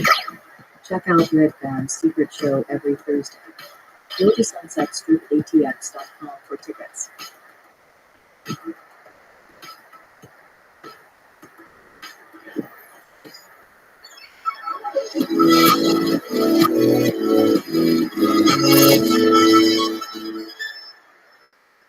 guys ready to start tonight's episode? Every single week, I book the show, and what a great way to do it tonight. Two of the funniest human beings that have ever been guests on this show. Literally, one of them is the guest with the record. I do believe, we have to double check that, but I do believe he passed the late, great Rabbi Stevens for appearances on this show. Ladies and gentlemen, make some noise for your guests, two of the best. It's Louis J. Gomez and Joe Litz. Yeah, baby. Jay Gomez for the Legion of Skanks. Trouble is here. The birds are flying. This is fun. What a perfect little duo. Two great friends in the city of New York. Beautiful, basically, innocent women on fire on subways. But other than that, a stunning city that we visit 2 nights a year exclusively to do your biggest arena. And I'm glad you guys could make it to a city with a lot of water. You call this city a city with a law and order? Are you out of your fucking mind? The homeless people should light themselves on fire here. You clean up this shithole. Are you out of your mind?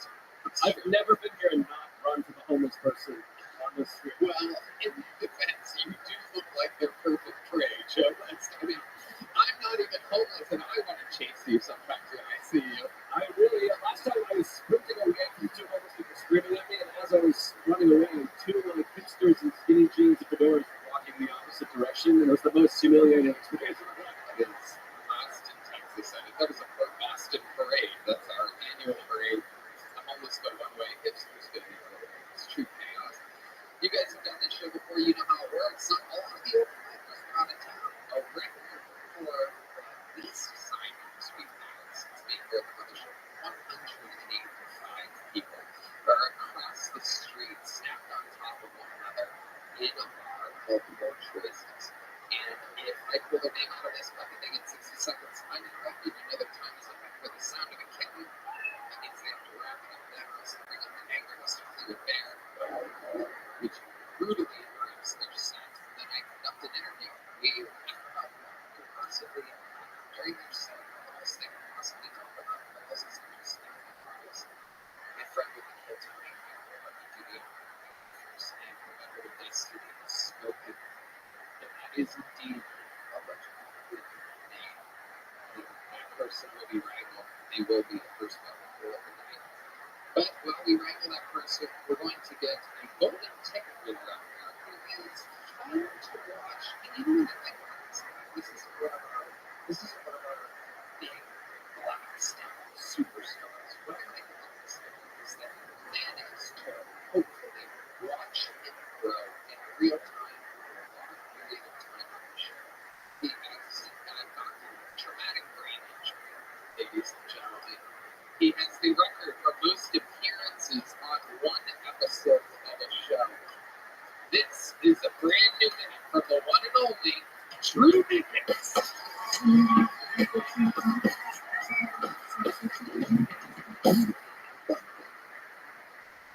Me and my boys like to watch special economic.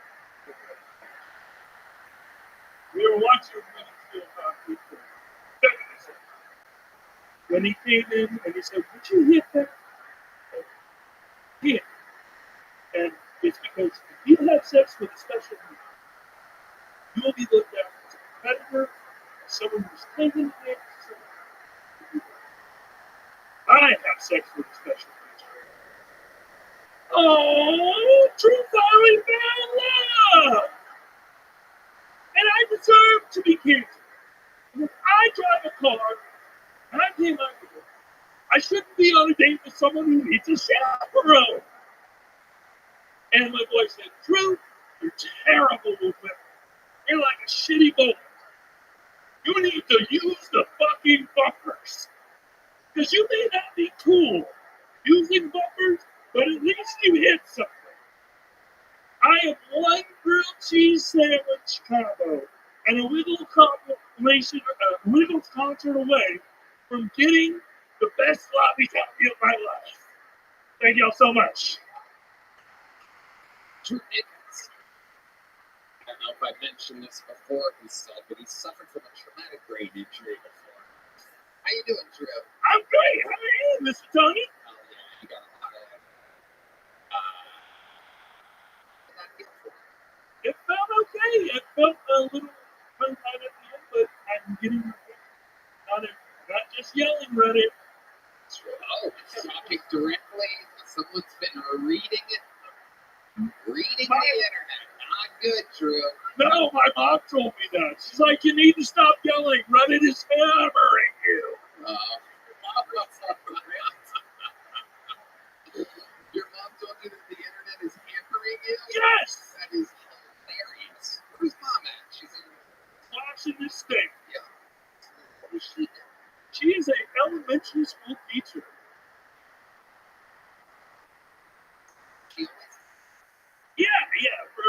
20 years. She's almost ready to retire. So what level did she teach you? So she fluctuates sugar very slowly between states with the same student. Like, it's just depends. Right. And what? Level enough to fuck your mom. Whoa! What the fuck was that? What the fuck was that? All I do is help this fucking guy. All I do is help him. My mom told me that you suck too on the internet. And meanwhile, what do? I go, Drew, you got another minute? Let's try. Take your time. Enunciate. Fucking pace yourself.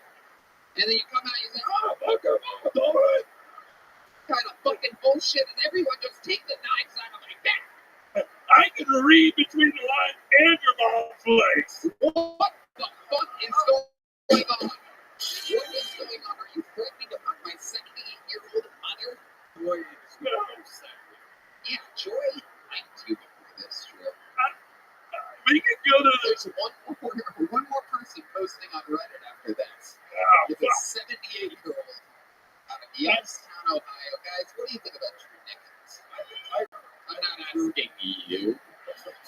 Are you guys insane? No. Lewis J. I think Drew is the sweetest fucking man on earth. He's naturally a very funny guy. He has a speech impediment, might be retarded, but beyond that, I think he's fucking truly great. I really like you, Drew. You know that. Thank you. Jesus. Joe? This is my first time meeting with Steve. At first, I thought you had a traumatic injury of the funny bone, but then you hit us with the fuck your mother stuff, and now I'm like, okay, all right, now I can get on with it. But no, it was good.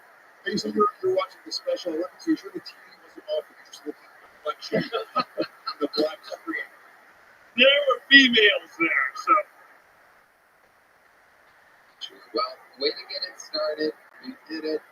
We'll see you some other time. There goes Drew Nickens. There goes Drew. Drew. Whoa, the lovely Heidi, ladies and gentlemen. Oh my goodness. Drew scared her out of her slumber there. Don't want to be backstage with Drew. How to hand for Heidi, everybody. Okay, let the games begin, ladies and gentlemen. This is the bread and butter of the show where we meet people. They have no idea. These people had no idea that they were even going on stage just minutes ago. And now, the pressure of millions of people watching them is upon them. 1 minute uninterrupted, and then an interview going to your first fucking poll that goes by the name of Ike Gazarian, everybody. Ike Gazarian. I was born in Soviet Union. My family moved to the United States from Russia in 1998. And of all the cities in the U.S., my homophobic father picked San Francisco. There are only 3 types of people that live in San Francisco. It's gays, Asians, and gay Asians. My family moved there in 98, but in 2010 I moved back to Russia to do stand-up comedy there. Moving from the United States to Russia to do comedy is a lot like moving from Canada to Afghanistan to play hockey. It's a fucking terrible idea. But I gotta tell you, Russian comics are as tough as Russian soldiers. They prefer bombing. American comedy and Russian comedy are very different, but we do have one thing in common. No one likes female comics.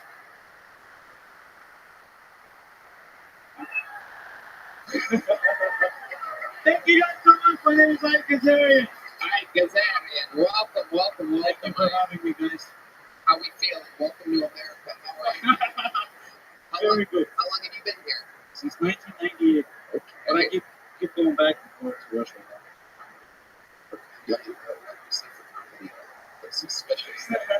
You go there specifically to do comedy? To help Russia fight. Yeah, that's what it felt like. I voted for Trump. I had a reason. You did vote for Trump? Fuck yeah. That is so interesting. Okay. Are we letting them vote? I guess so. I'm from California. I voted twice the same day. Oh, yeah. absolutely. 41. How long have you been doing stand-up? Started doing Russian comedy in 2010. Moved back in 13. I own a Russian restaurant in San Diego. The business is not doing very well after the war started. Like an American stopped coming. And What do you serve, like pierogies and stuff? yeah, pierogies, borscht. Guys, come over to Pushkin. An applause break for pierogies from Yeah, right there. pierogies. Nobody loves dough filled with shit more than dough filled with shit. Unbelievable. Incredible. So what's the name of your Russian restaurant in San Diego? It's called Pushkin. Pushkin. Almost like Putin, but Yeah, it's close. It's close. What else is going on there? You got any hot Russian waitresses or not? my wife hires all the people beautiful girls to work there. So, Good for you. somebody else.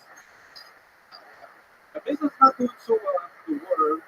The Ukrainian employees hung their huge Ukrainian flag on the window, and the Russians stopped coming also. So I need some more customers, goddammit.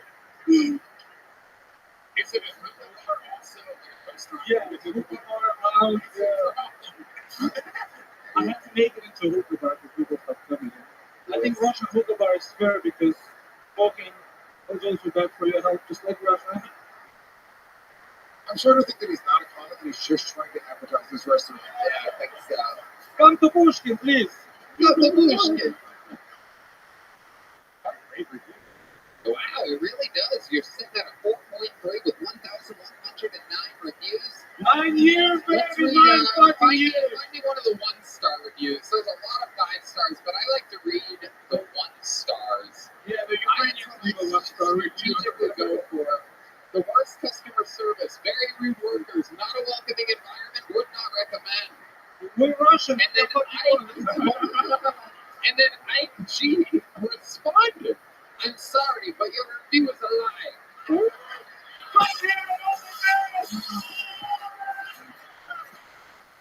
You were smoking sand hookah for 3 hours. There was nothing left in it. My hookah chef asked you if you'd like a refill. You refused. You know, coals can't save a hookah that's been smoked for hours. I'm sorry you feel this way, but you should learn how hookah works. You can't smoke ashes. Wow. This is incredible. Let's read another review of Pushkin. Please, let's do it. Came here to smoke hookah. Worst customer service for the hookah server. Not friendly at all. He stated they have a rule that we have to change the hookah and make a refill after 1 hour because they have this rule and it's not true. He would not change the charcoal for us, and when he did, he only added 1 charcoal. I wouldn't recommend anyone to come here. You feel very unwelcome. I will never come back again. IG responded. I'm sorry, but your review is lying.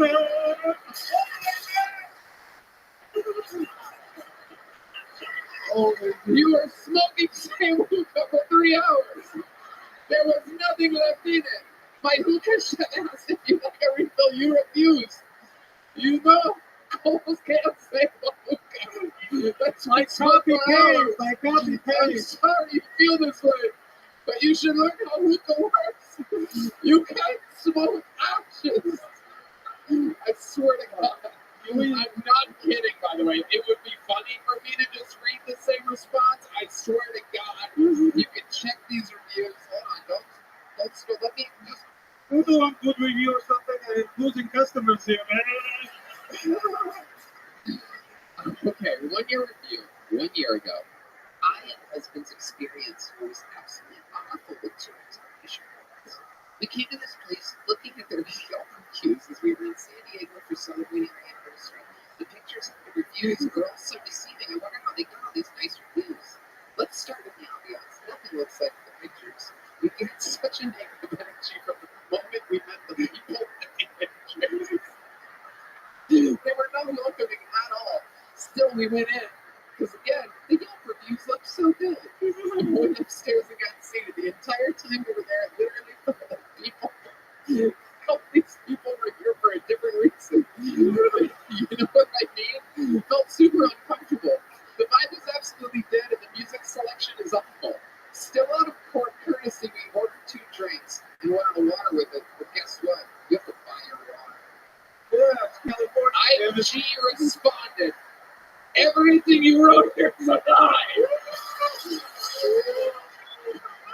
including prices for water. Managers do not yell. This looks like an ad for werewolves. You wrote that? Fuck yeah!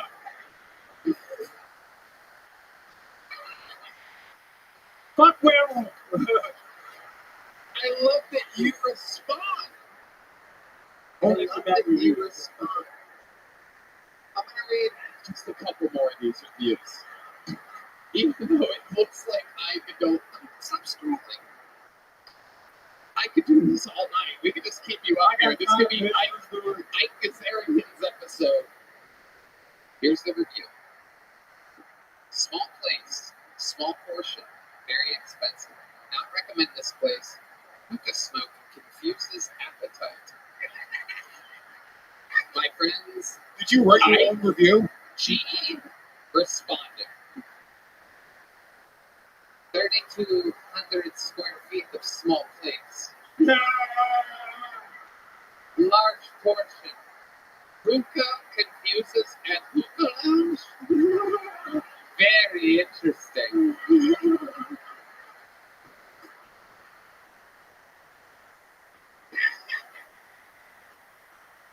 Oh, this is the greatest show ever in the history of the show. I think we just found a new spinoff where we just have business owners come on and we read their. This is a complete lie, by the way, everybody. Oh, it is not. Pushkin is spelled Pushkin, lounge and bar in San Diego. Oh, and we know. I mean, we read your Yelp is thousands of views of strong, almost a super solid 5. It was very hard to find the ones. There's very few ones, and your response is very good. Thank you, Mr. Tony.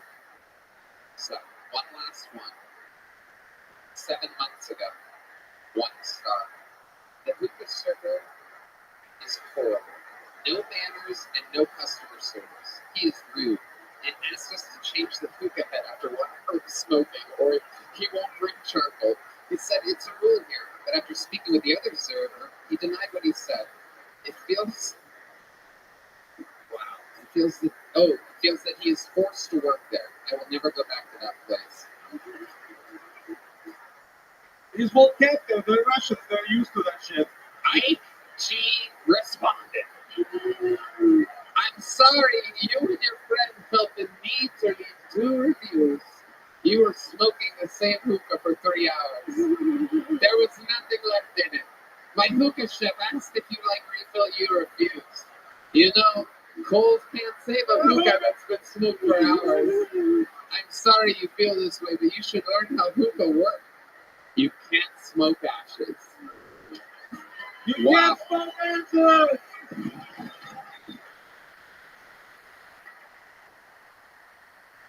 Wow. Wow. I mean, so interesting. A wildly successful restaurant, it seems. Yes. I just stand up comedy, you know? And you lit the stage on fire Thank you, sir.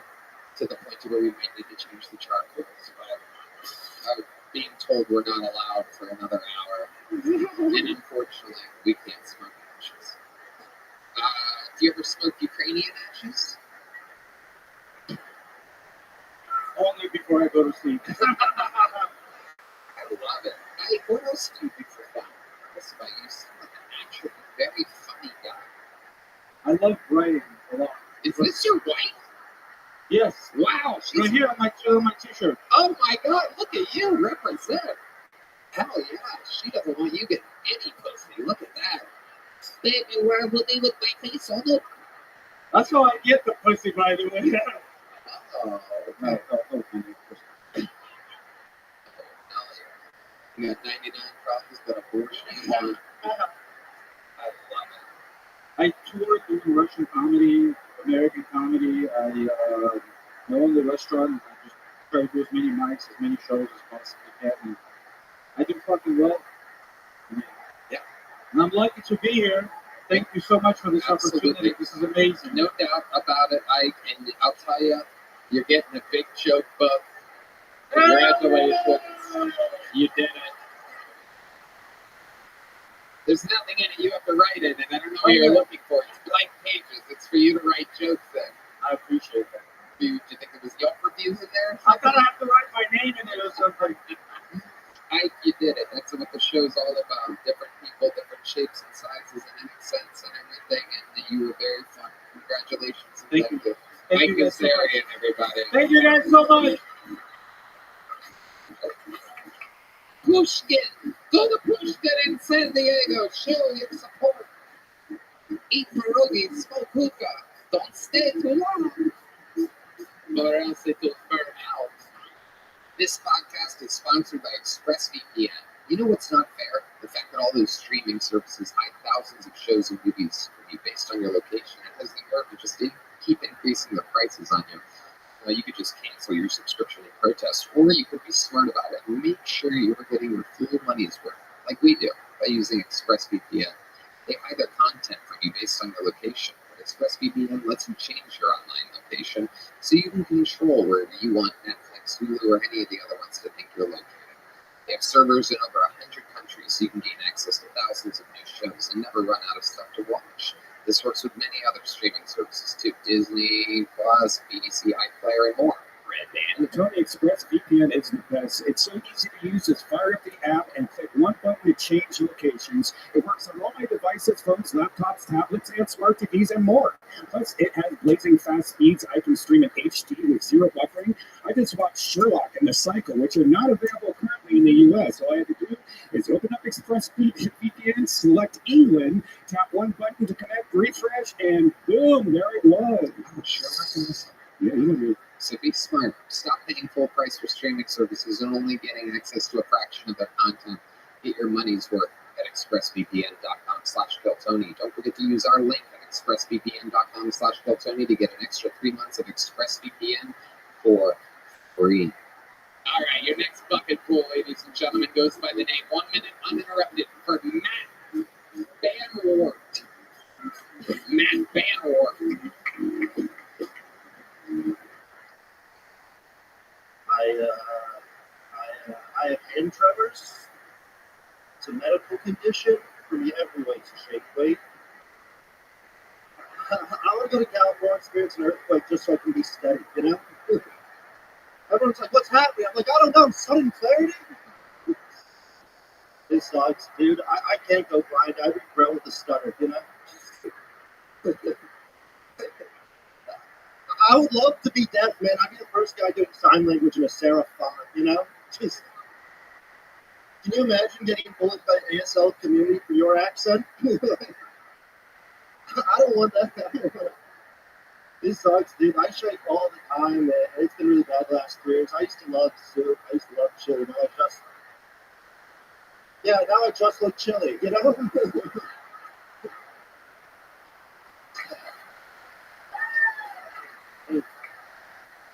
Yeah, man, I don't know.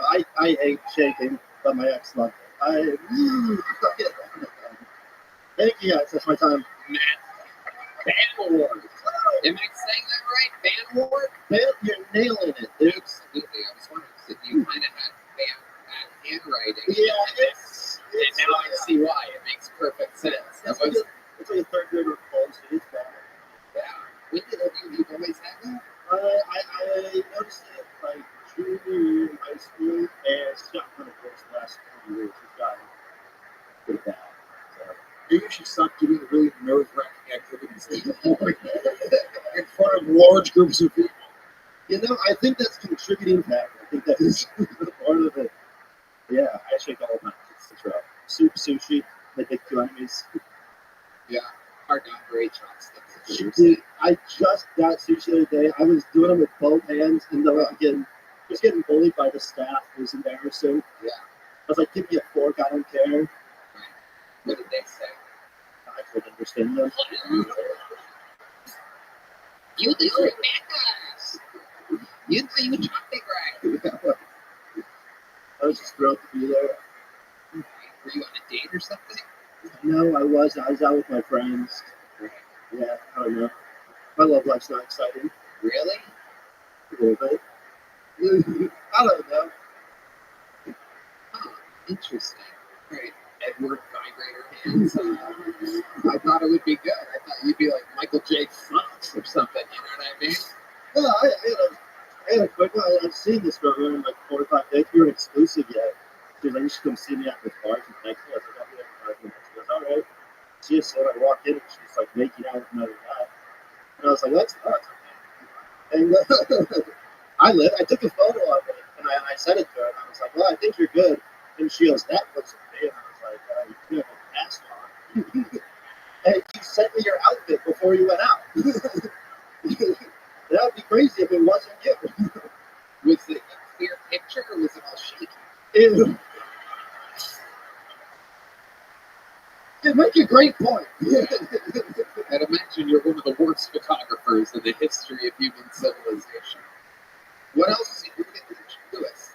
We should have him go fight the Ukrainians in Russia. You never know when I'm going to throw one. You know, it's got. Absolutely. So what else do you do? I just stand up comedy. That's what you do for a living? It is, yeah. Okay. How long have you been doing it? Today is actually my 9-year anniversary. Today's my 9 years today. Where have you been doing it for 9 years? The first 4 were in Iowa. My first open mic was in Cedar Rapids, Iowa, and then Chicago for like 4 years. And here for the last year. Okay. When you were in Chicago, did you ever visit the Bean? Tony, how could I not know about the beat? Okay. Honestly. It's unbelievable. I know. It's a phenomenal landmark. I'm a huge fan. Okie dokie. Right there, shaky hands, Jenkins. Let's keep this interview going. What did you do for work before being able to depend completely on stand-up? Yeah, I did a. You made martinis. Spoiler alert, not stirred. I briefly did digital marketing. You did that on a keyboard with a computer? It goes XR, T, T, T, T, T. Fuck. This job fucking sucks. I use voice to text people. It fucking sucks. And I can't swear. It's just 4. It's like I'll be like, fuck, it's just 4 star. I just swear like a 3rd grader on the phone. It's bad.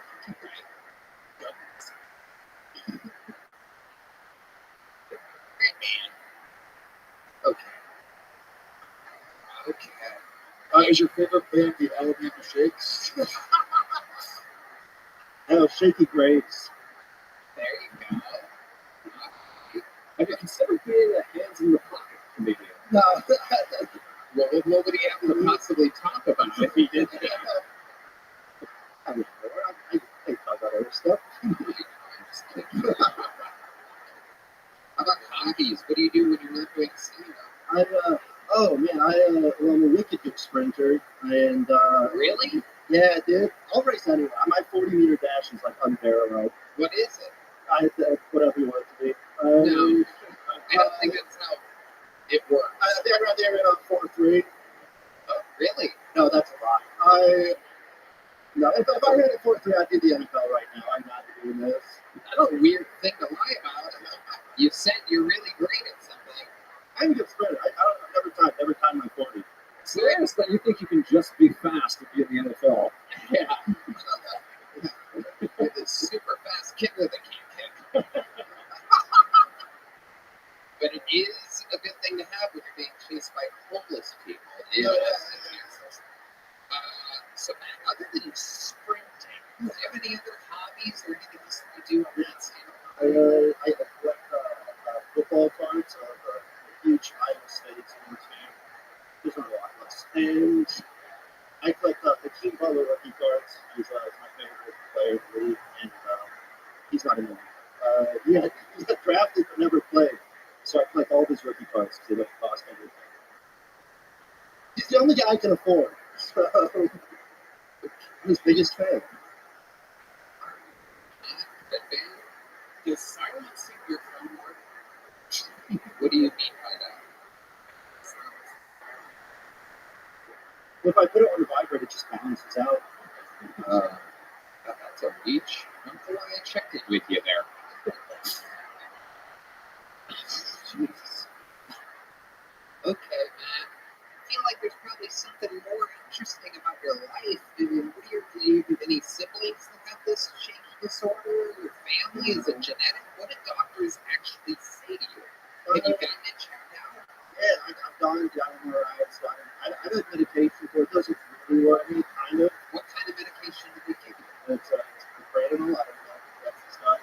It doesn't really do anything. It just kind of makes me tired. It's like a beta blocker, so it just makes me not feel happy.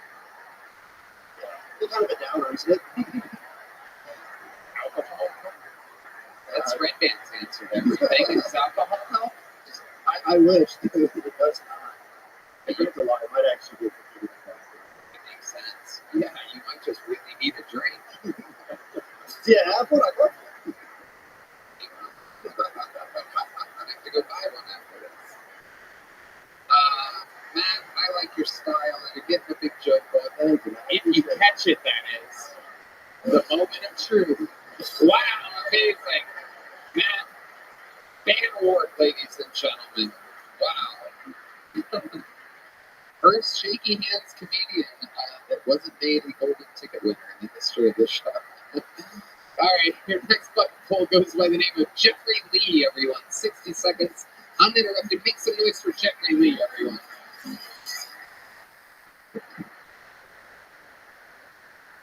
Yeah, I'm doing great. Going pretty good. The one downside is sometimes I get woken up by my clients. What kind of like this? Knock, knock.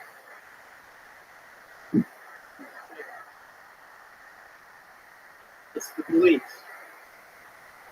It's here. What are you? Homeless? Well,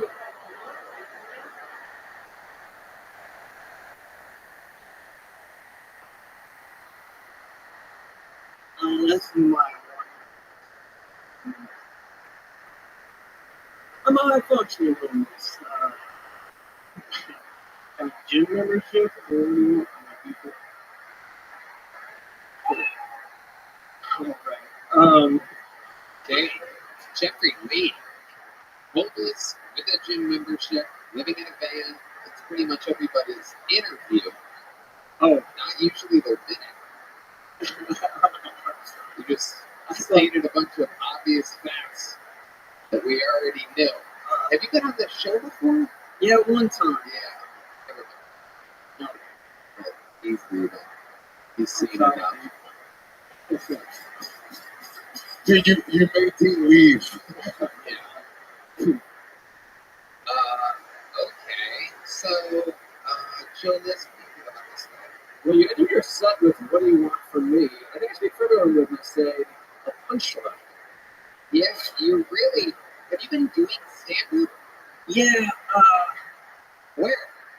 well, I'm actually a little rusty. I've only been in a couple months here. Starting a new job. What's the new job? I'm doing a door guy. What's door guy? Where are you a door guy? On the 6th Street. Okay. Right. With all that charisma. Yeah, sorry. You're a bouncer? Go. Huh? You're a bouncer?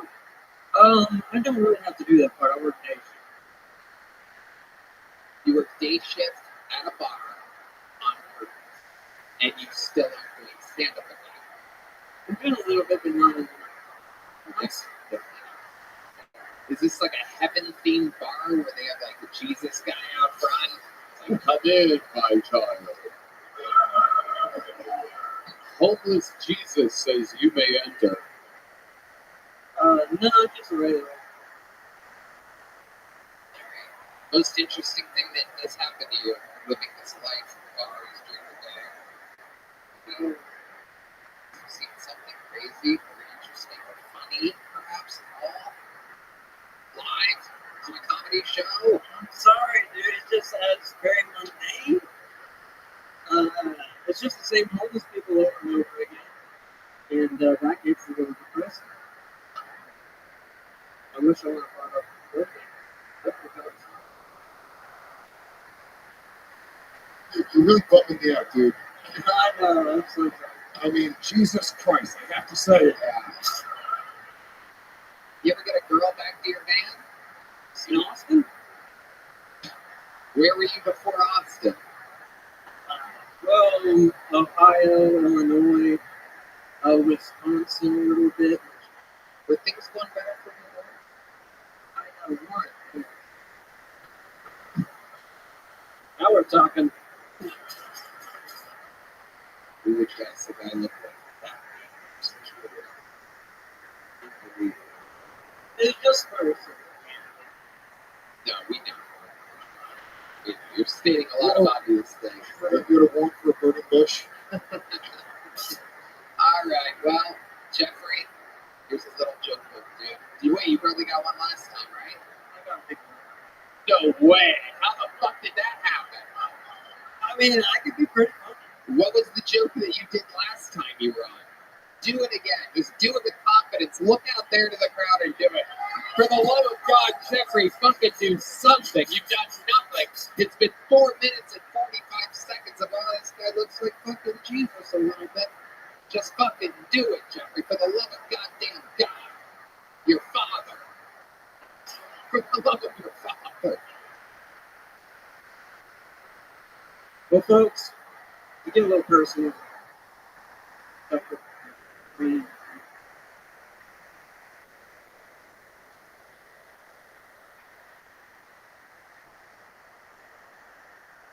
European depiction.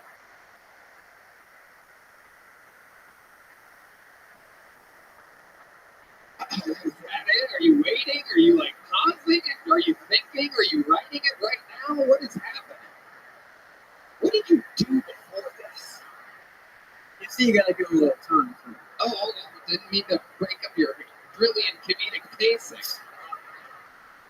Watching people with guns in their mouths in the crowd. Little did we know the punchline is right around the corner. How silly of me to think that you ran out of gas there. I was doing something. Here we go. Are you still back? No. Okay, there he goes, everybody. Jeffrey Lee. Jesus fucking Christ. All right. And put that mic stand back on the accent. Thank you. There he goes, Jeffrey Lee. There he goes. Jesus Christ almighty. Oh, no idea. I must have been in a hell of a good mood that night. Hello there. This podcast is sponsored by ZipRecruiter. Guys, it's a new year, and I need to hire a few new roles. I need a new producer, sound editor, sales director, and co-host. And if you need to hire for your business and want an easier way to find qualified candidates, head to ZipRecruiter. And right now you can try it for free at ZipRecruiter.com/GoTony. Antonio loves ZipRecruiter. It's the best hiring site out there. Did you know ZipRecruiter is the hiring site employers prefer most based on G2? ZipRecruiter's powerful matching technology works fast to find top talent so you don't waste time or money. Wow, you think that's so good? You know what? I'm not going to hire any co-hosts now. Here's to a new year of hiring made easier with ZipRecruiter. 4 out of 5 employers who post on ZipRecruiter get a quality candidate within the first day. See for yourself. Go to this exclusive web address and try ZipRecruiter for free. ZipRecruiter.com/Kiltony. Again, that's ZipRecruiter.com/KILLTONY. ZipRecruiter, the smartest way to hire. All right, your next bucket full has been on this show numerous times before. This is the return of Ali Musa, everybody. Ali Musa is back. Oh, yeah. I love downtown Austin, you guys. It's amazing. I see the most wild shit. Like the other week, I saw a homeless boy band, you guys.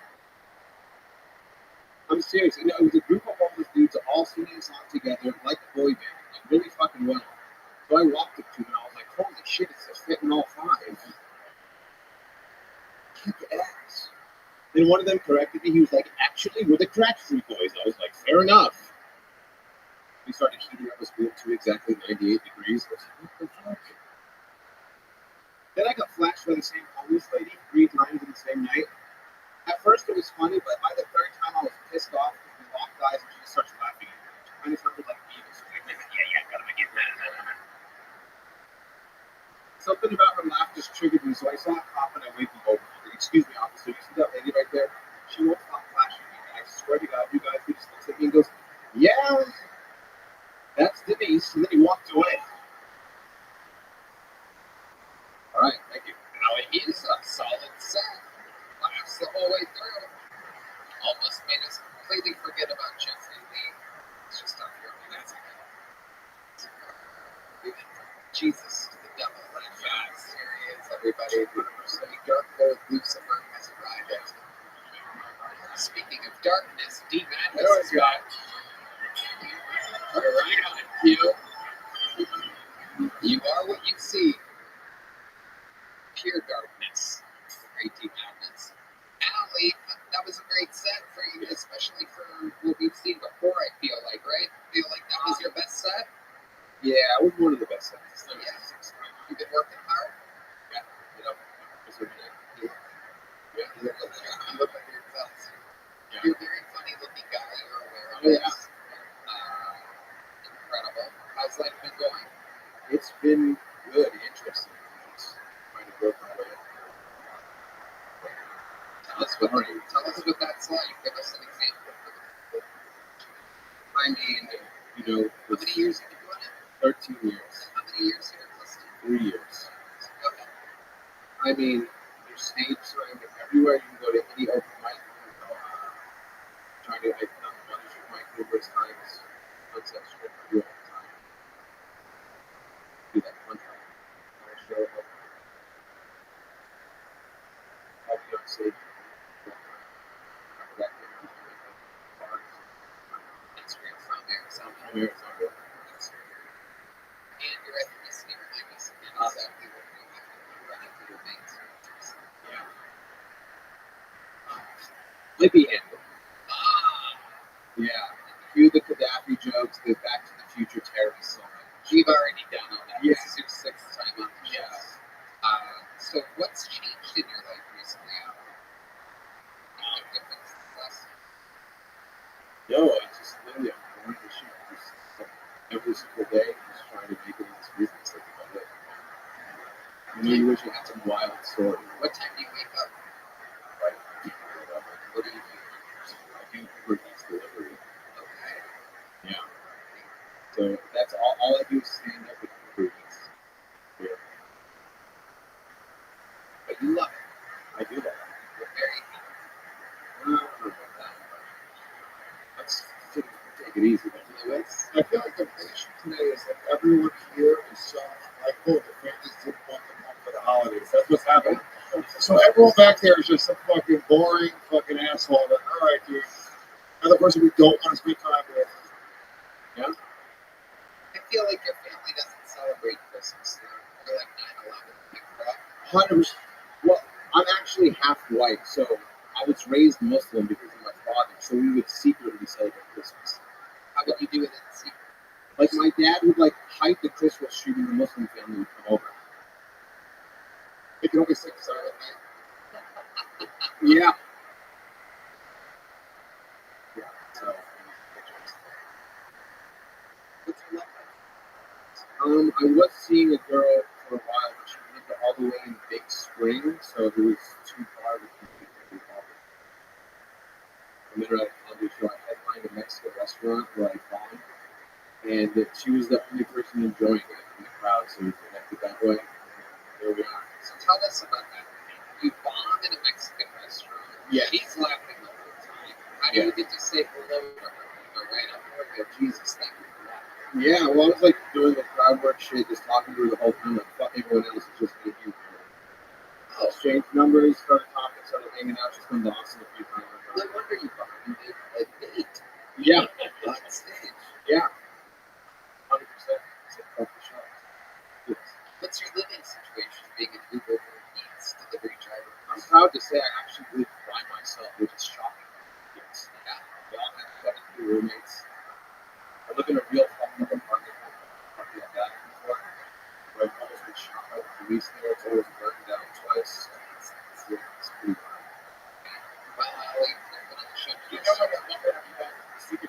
Oh yeah, there you go. Much like Christmas, you're on the secret show. There goes Ellie Musa, everybody. Let's get some new names on it. Let's see what happens here. Maybe make some noise. A minute uninterrupted for Anthony Walton, everybody. Anthony Walton. We've seen Anthony. Howdy. I don't have any kids, so to make sure that happens, I have to practice extra safe sex. That's when I pull out and come to do.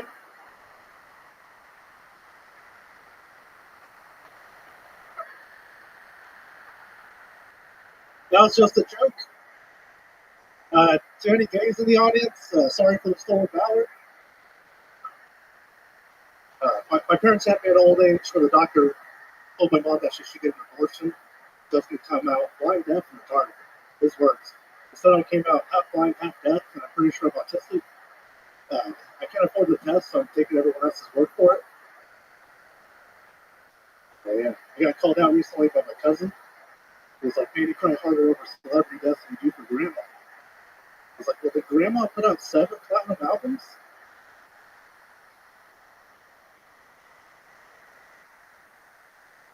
I don't think so. Grandma just called me gay.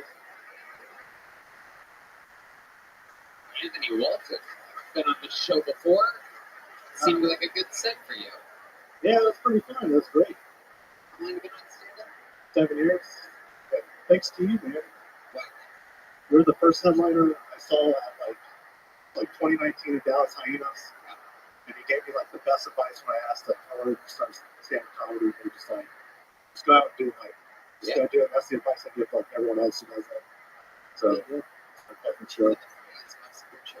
Never seen. Joe List. Now mad at Tony from getting this guy into stand-up.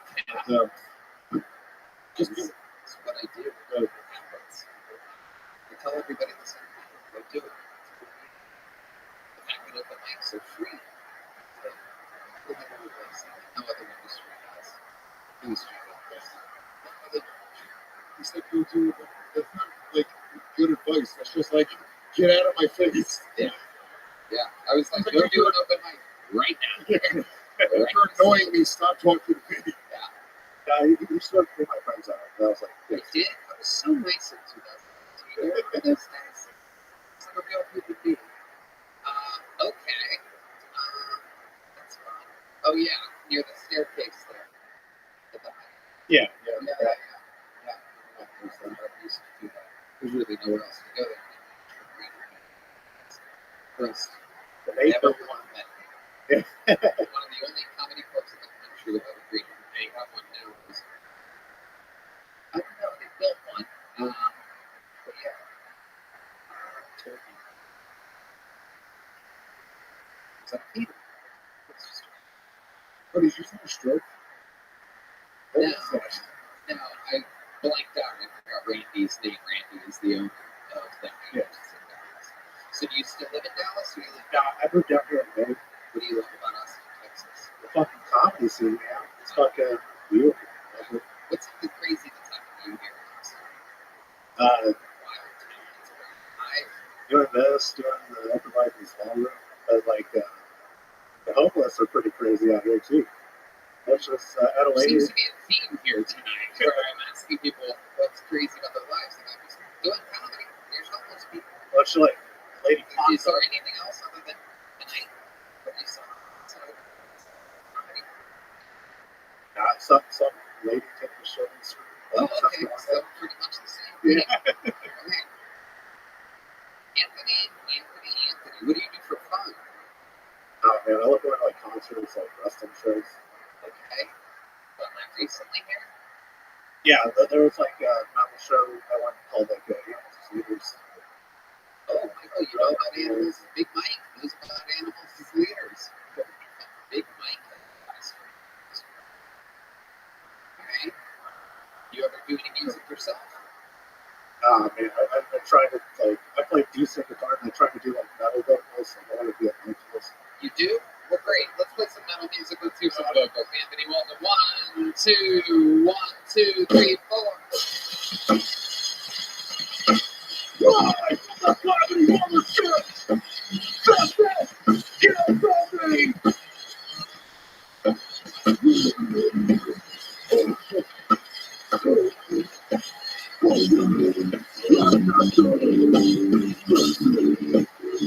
I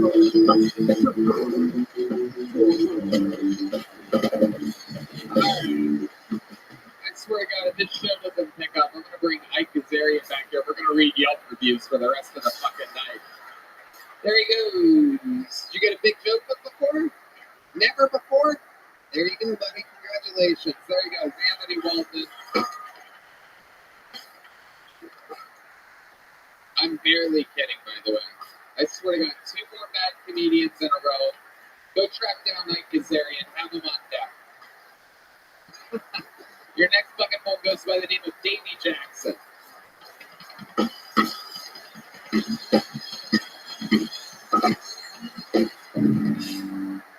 What's up, y'all? Good to be here looking like a disgraced youth pastor. I'm happy to be here.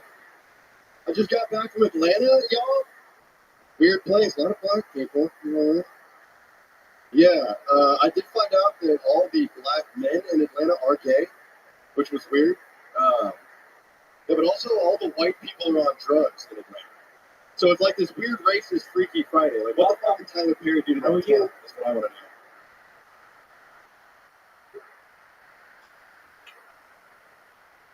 Excellent. How'd you find out about me? Like, how did you find out about me coming out?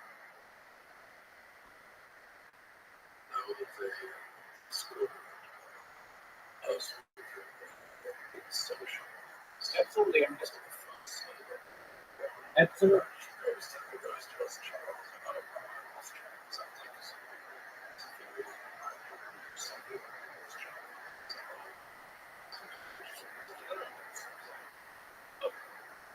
Excellent. Do you mind if I tell you about myself?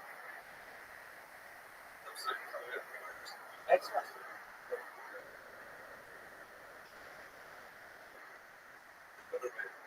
Okay, well, you found the right place. I'm over here.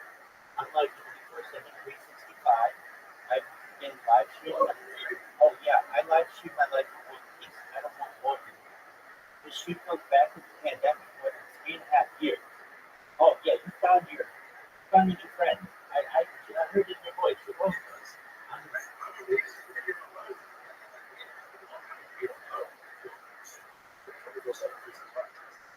Well,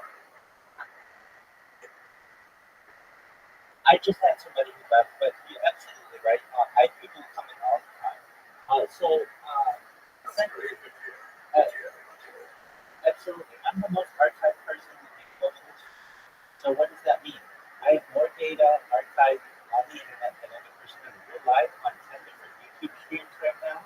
I'm live on 10 different Twitches, 10 different Rumbles. I'm live on YouTube, obviously, DLive, Trovo, Billy, a whole bunch of you now, probably some of these. But I document my life for the good of society because I don't want more of it. And additionally, we talk about some things that are really interesting that a lot of people don't know. Bill Gates went to race in the 1990s. The content is king, and I'm making it true today. In 2018, the Congress management state that data is the number one resource, more valuable than food, gold, water, air, petroleum, platinum, everything. Yeah, if you're to monetize your data,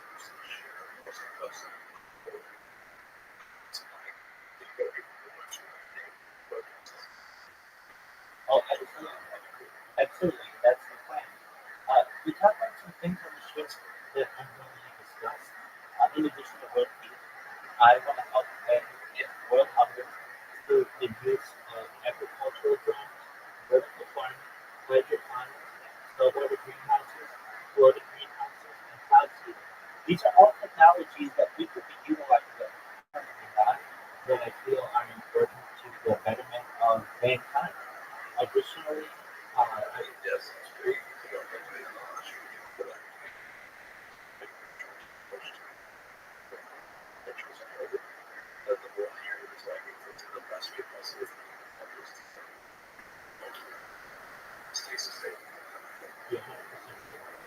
Additionally, more help and what their students are digging the wells in Africa, actually part of a project that has already successfully done that in Nigeria. Additionally, through smart straws or life straws that allow you to drink contaminated water straight from the ground. And then most importantly, is desalinization plant. So basically taking Earth's salt water, pumping it on land, and making it potable and drinkable for the average person. I feel as if global thirst should never. Like massive filtration technology, something. Yeah, that's essentially what it is. Yeah, so desalination plants, they already exist. Essentially, they allow you to take seawater and make it drinkable on land. It removes the salt water and provides people with basically lots of water drinkability. And then that can also be used for crops. So all of these are really, I think, great ideas. Now we talk about some other big things. I'm an idea person. I know that the world is filled with problems and I have solutions. And so what else is there? We talk about anti-gravity, antimatter. We talk about dark energy, dark matter. We talk about different types of energy, like nuclear power, fission power, where you take an atom and break it apart. Fusion power, where you slam two.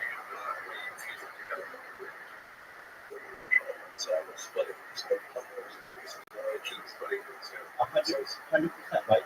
Additionally, some things that I think are very important in terms of energy that aren't being utilized is tidal power. So what do I mean? I mean that in order to make energy, all you have to do is turn a turbine. And I think it's important that if we just put turbines in the ocean along the coast, do you know how much power that we can generate for free? And it's currently not being done. Additionally, I think it's very important geothermal, where you stick a pipe in the ground and use Earth's natural heat to turn a turbine, is an important aspect of energy independence. Additionally, and all of those are great, but I really think nuclear is the key to us transitioning from a sub one civilization on the cognitive scale, basically. Exactly. And then moving towards the second, and then eventually level three of that. And additionally, we talk about things like energy storage. What's going on with these drones is really important, but it goes back to really antiquity, and that the odds are that Earth potentially could have just been seeded, and that we are all just the we're like a human, but we're like another civilization that could perhaps have some experiments or could have had some type of reasoning that's outside our understanding of what we're here, and we're just developing the world.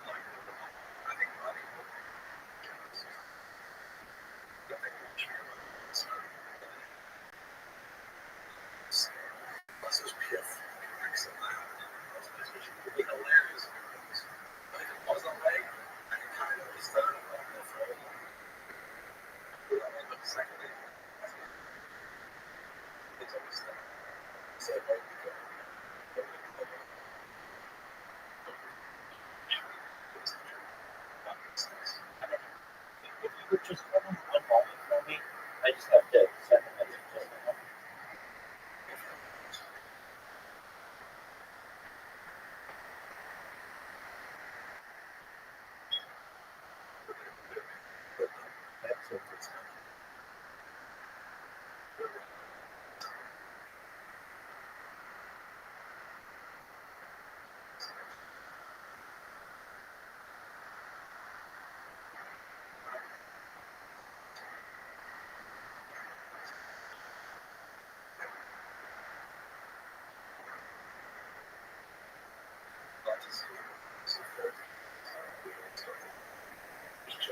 Absolutely, that's how you should be doing.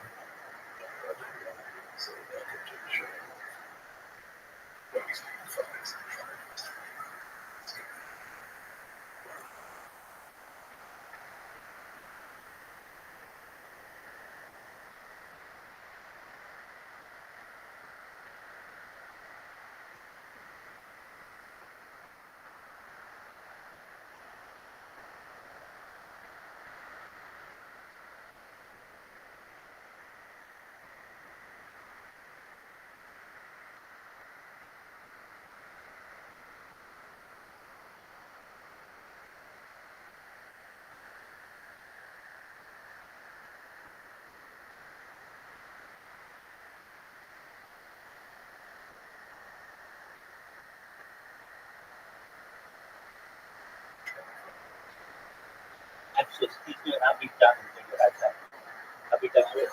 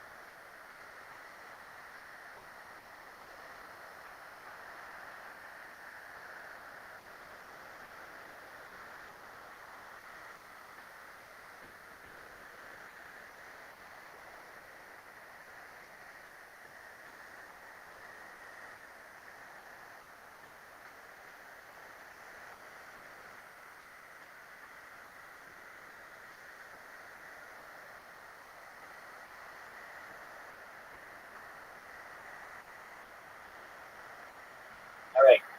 You or thank you for allowing me to take that conversation. All right. So other things that we talk about that are really important, and we can branch off on all of these, are things like de-extinction. So I don't know if you're familiar with what de-extinction is, but it's essentially somewhat like Jurassic Park, but basically there are species that went extinct not too long ago, within the last 10,000 years, and we have the ability to use their DNA and bring them back to life. If you didn't know, the first successful de-extinction took place in the year 2003 with the Pyrenean ibex, which was a goat that was located in northern Spain, southern France. Yes, I did hear those. Excellent. Excellent. That's cool. It was very interesting. It's interesting. I tried to do things in my camera. It's hard to keep track of I understand. Fast forward to the year 2021, a company out of Dallas, Texas, known as Rothschild Bioscientific, was founded. Essentially, they have made it their goal in the next 3 years. So by 2028, to reintroduce the fully mammoth to the Arctic Circle, high version of we think African elephant, a female African elephant, which is a really exciting pregnancy. Following the reintroduction of the woolly mammoth in the Arctic Circle, the next project on their website is to reintroduce the Tasmanian tiger into the wild and then perhaps the dodo. So within the next half decade or so, like to an and that's the really exciting biological advancements. But in addition to the extinction, I think that about which I'm the life. And when you were born, right, your average life expectancy was probably about 80. I want to get that to 112 through the use of technology such as stem cells and steroids, perhaps nootropics, cryonics, cryosolic. I believe the best methodology for that's That most people just central chronic side effects. The only way to know is to have patients who are fine. Which are the people give the program. Absolutely. Other something that is that that's tolerant to having it's like whereas those things take place in those places that they know about to right intervention they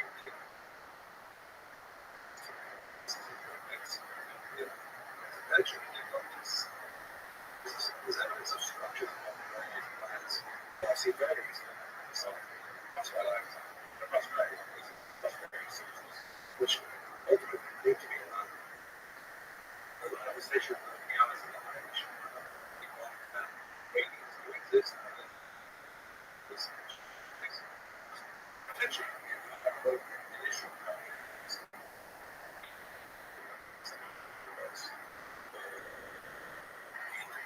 Ocean, which is really to avoid these potentially lost ones made in the cycle of reality, which are supposed to be the matrix. Already with us, Okay. So you talked about some important topics like immortality. We'll get into that.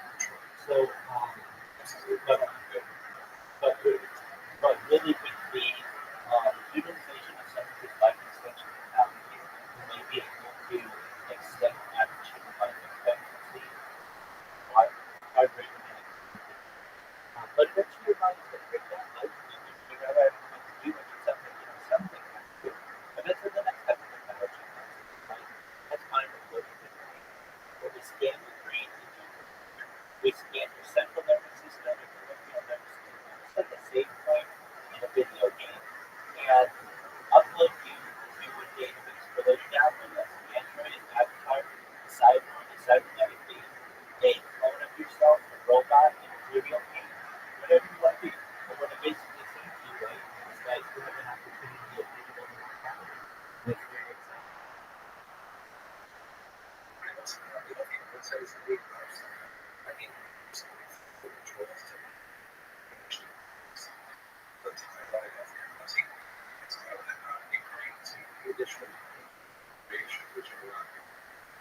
Which is a question to me.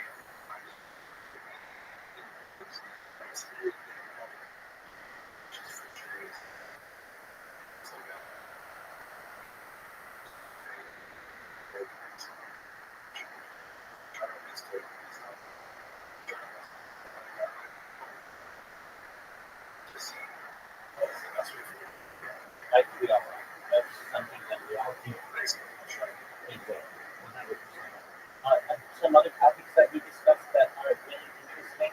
I don't know if you're familiar with Neuralink. So, this is excellent.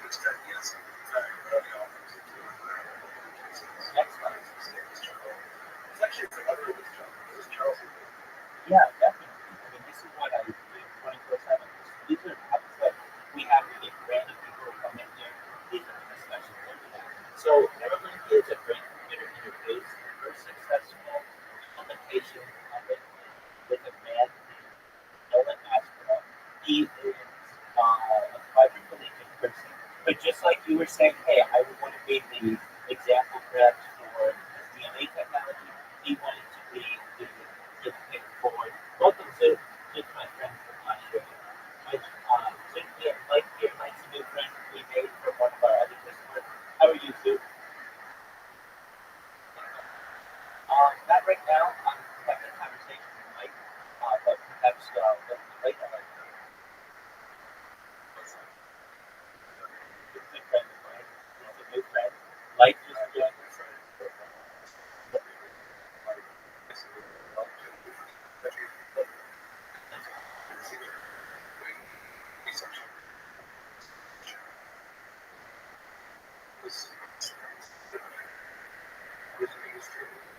Oh yeah, definitely. On 10 different streets.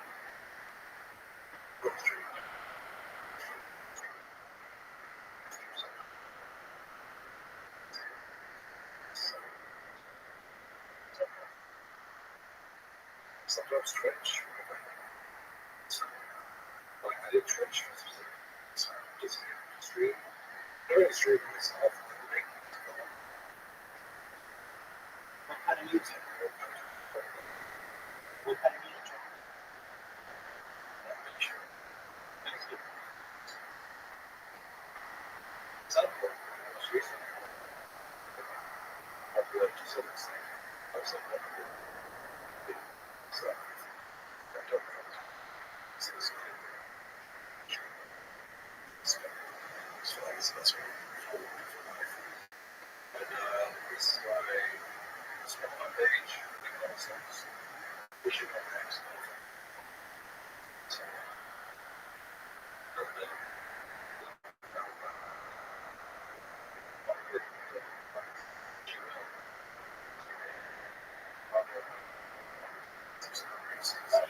Click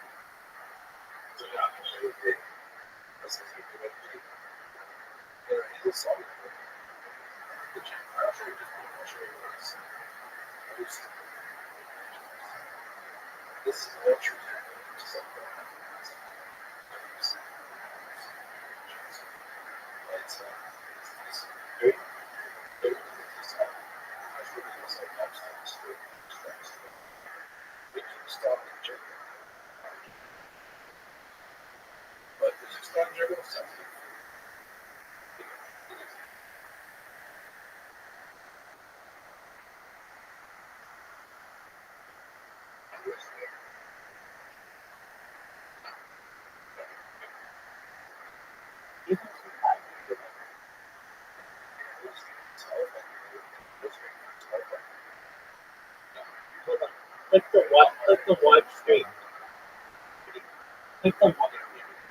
Click the watch screen. Dude.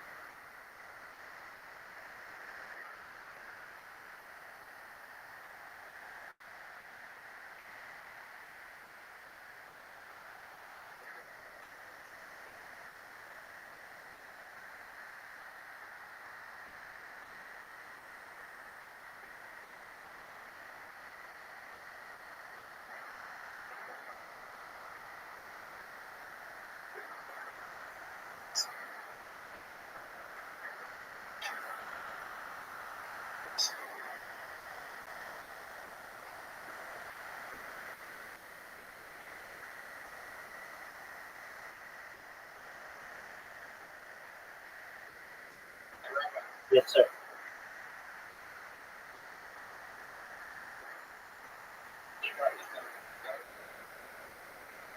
It depends what you do.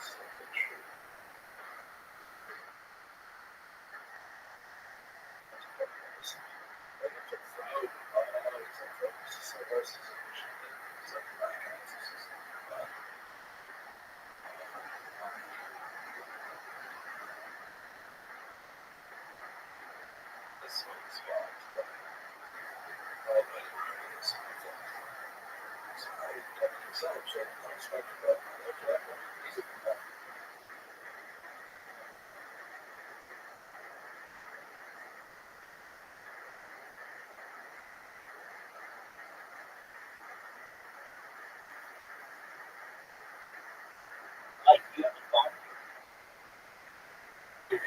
If you'd like to play a game like Scoop and Pink, you can download an app called Play-Doh, P-L-A-D-O, and we can listen to your music while we play if you want. And we like to play mini golf, like miniature golfing.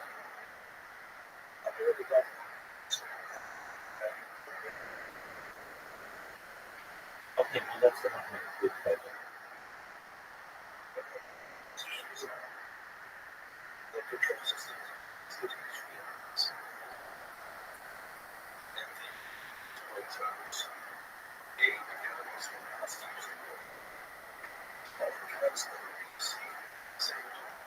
If you want to do that, you can. You don't have to use your phone.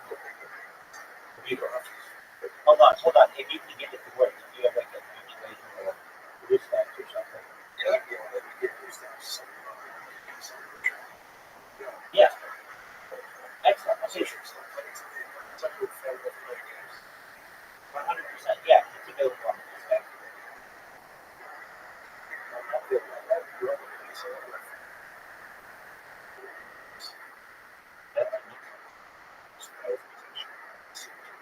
That's amazing.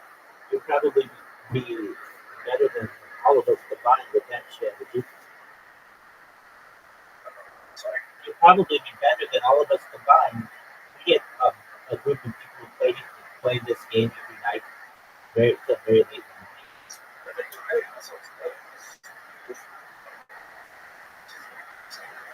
Yeah, just actually we play a few times a day. So we're always playing this. And then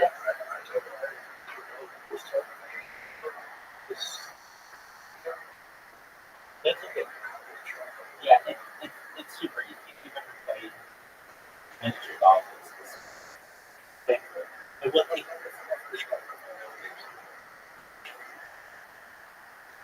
other games do you play? Yeah.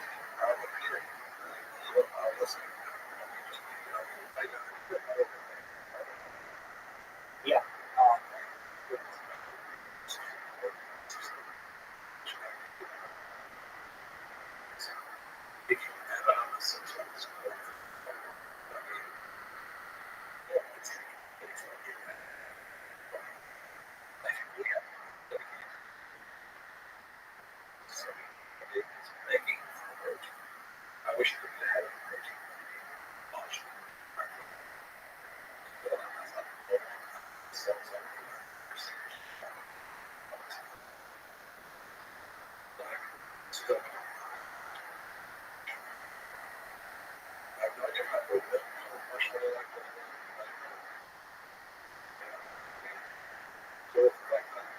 So my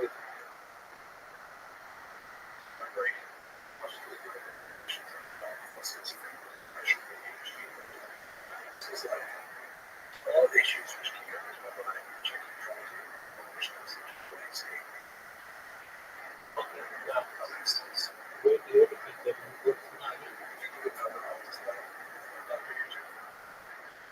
Yeah, good. I can make this excellent possible. So, let me know when you have downloaded Play-Doh on any one of your devices. Excellent. Okay, let me know when you have an account.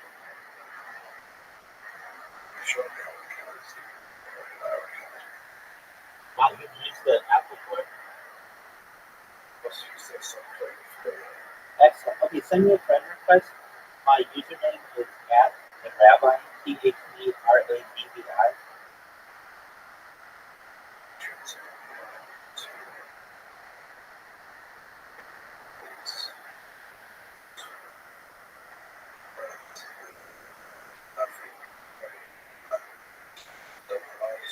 Yeah.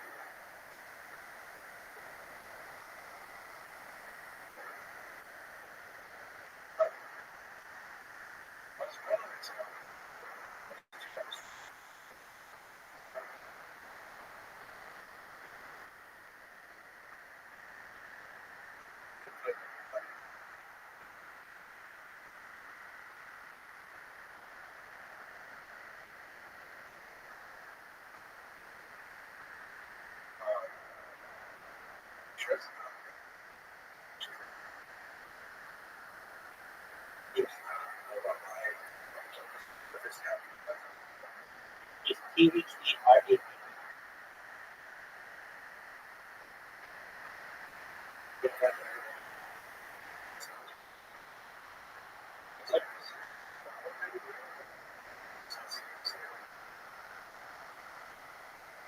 That's okay. I'll send. What is your username?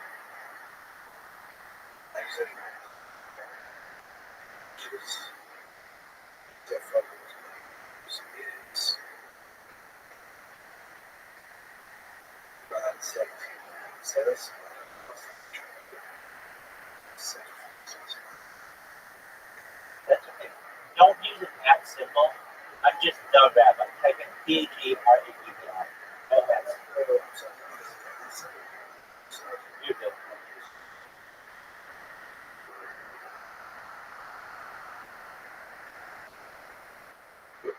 Perfect. I got it. All right. So your ping bag. Excellent. Okay. Uh, let's see here. Okay. So I'm gonna send one of our. You're good. I'm gonna send one of our other friends. Right?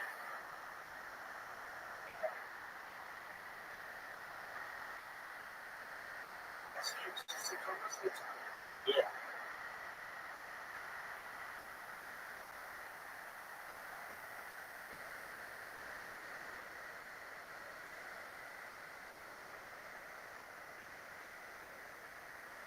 All right. So I'm going to send an invitation out, and what you're gonna want to do is acceptance or certificate of that invitation.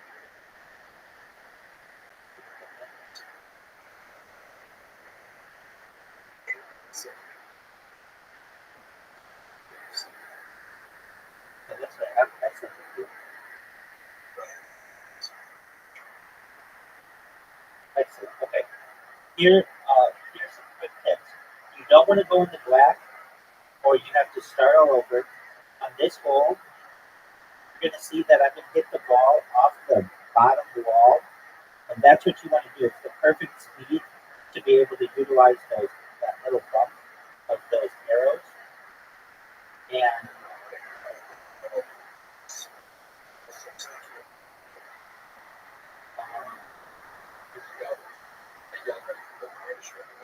yeah, let's see.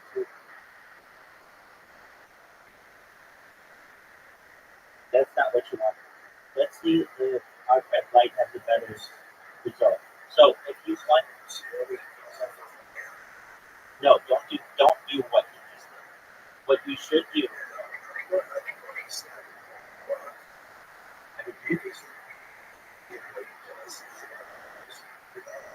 Right.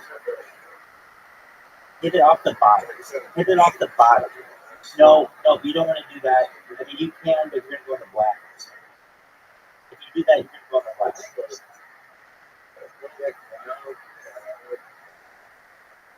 You better hit the ball. You better hit the ball. You're running out of time. There you go.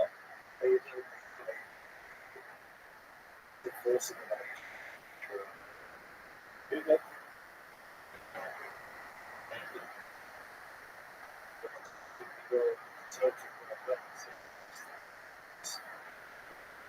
That's all right. Like, we're really good at this game. You could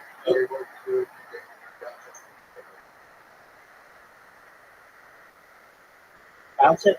Bounce it. No, you want to bounce it off the bottom. Bounce it off the bottom. Not even going forward. You want to. Yep, keep going. Keep going. Keep going. Yep. Keep going. All the way. Better hurry up though. Okay, you're gonna have to shoot. Just shoot the ball. You're gonna have to shoot the ball. Shoot it. There you go. Okay, that works. You're good. No need to apologize. This is a unique hole, and we figured out a trick to it. That's okay.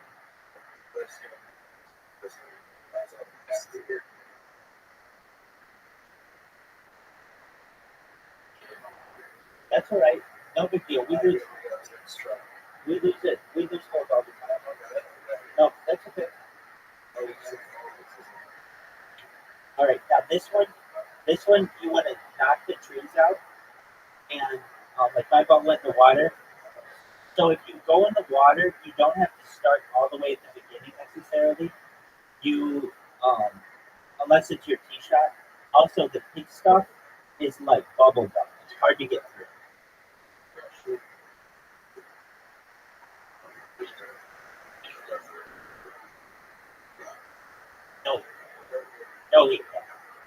No, just you're hitting it too hard.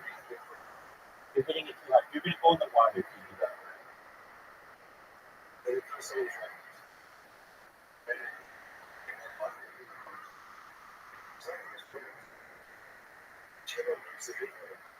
That's right.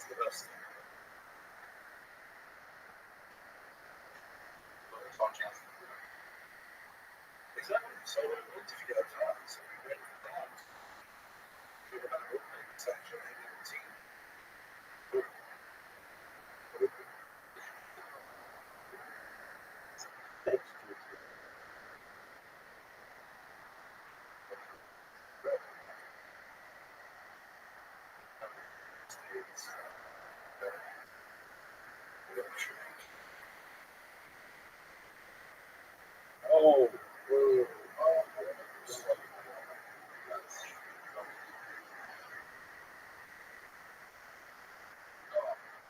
he said that. So I'm gonna try and it's like that's not a bad move. That's not a bad move. That might be a little too strong though. But that's okay.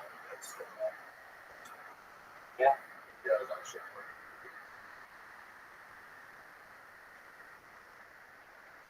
That's right. Just that might have to happen. Just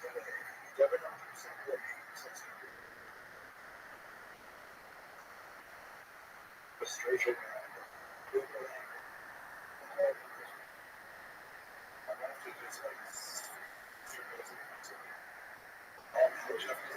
Too hard. Just put the arrow at the hole. Yeah, that's probably right. There you go. Wow, dude, you got the highest amount of points you can get on the hole. Very good job, buddy. All right, now this hole is really difficult. But we think it's difficult. You might not. You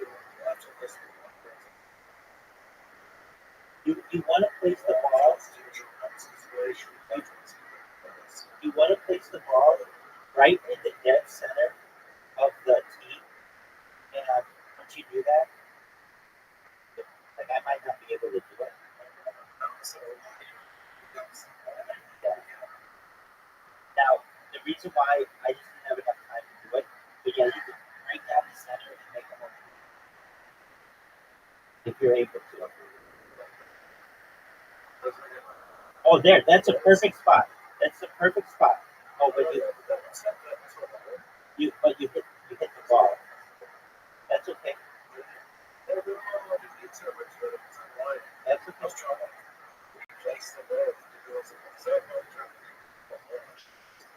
Yeah, you want to just press another spot on the tee, and it will allow you to do that. Yeah, that's what I have to do.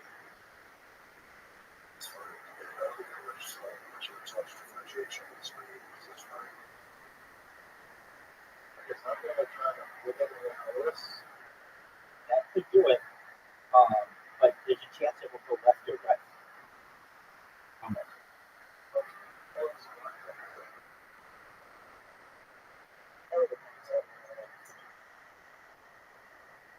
So you might want to do what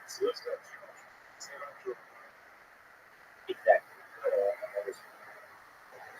And then we get it. And we have a friend of ours who's really aggressive as well. He will purposefully get your ball in the backstop or in the water. It's fun. It's fun. But just be careful. Yeah. So ice is almost like a friction surface.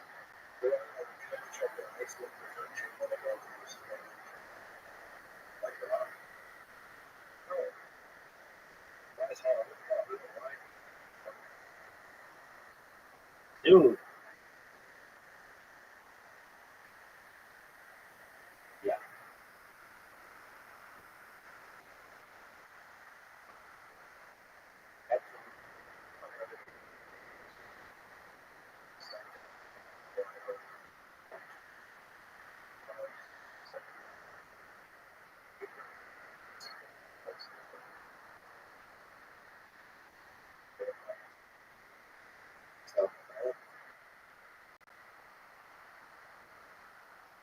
Fire, you're running out of time.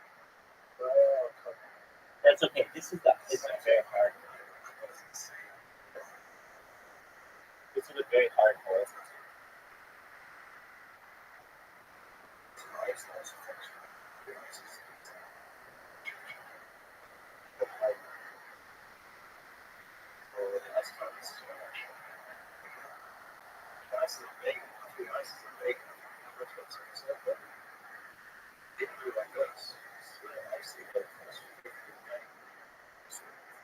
You know, we've never thought of that, but that's a very good point. We've never thought of that, but that's a very good point. That's an outside the box thought. I really like that thing.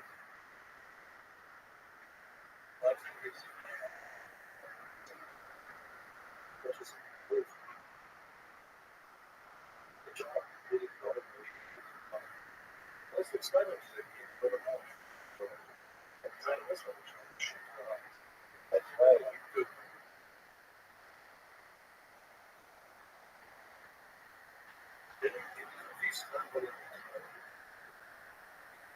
That would be cool. For now, it just goes in the hole.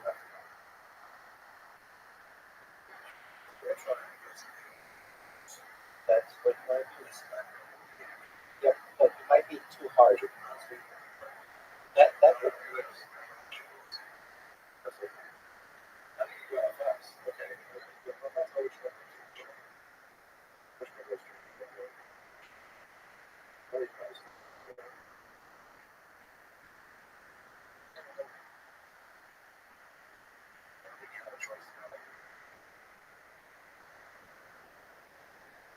it.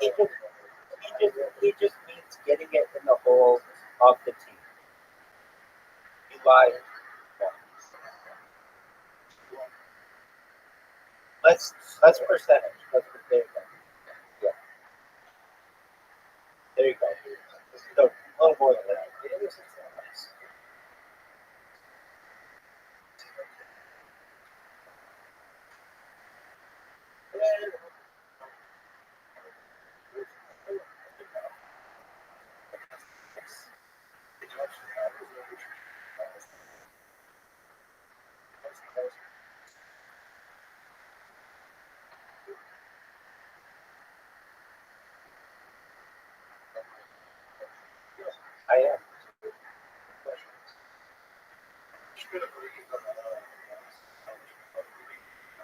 Too hard. Way too hard. Too hard. Too hard. Yeah.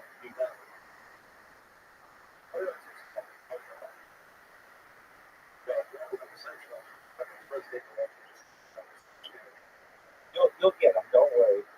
You'll get them. And if we know a percentage, we'll tell it to you.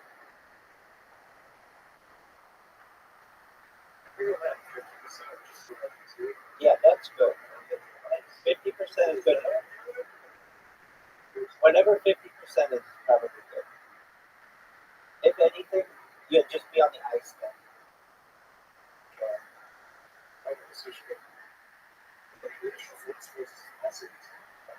It is. That's why it's a fun game.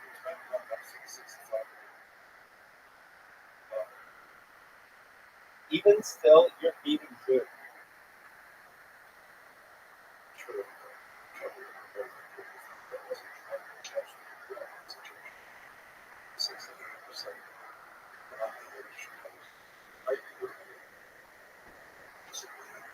Oh, great shot, dude. Bravo. Nice job, White. Nice job, White. Wow. White increases his lead over Zoom. Okay, so there's something. Oh, I didn't want to talk about it. That you should know.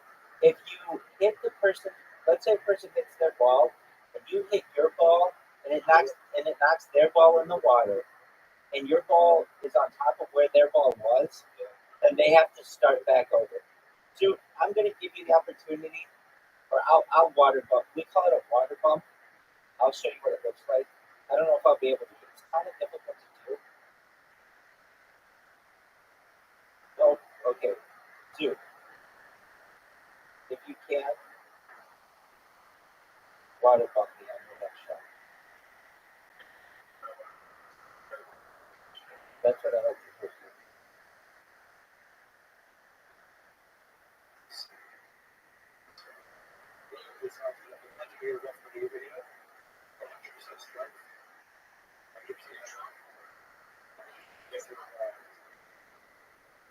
Dude, water bump me so he can see what it looks like. Watch what he's gonna do. Watch what he's gonna do. Did you see his ball replace mine? And then mine has to go all the way to the beginning.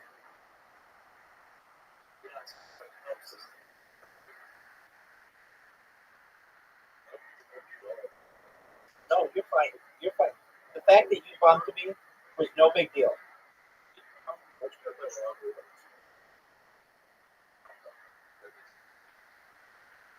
There you go.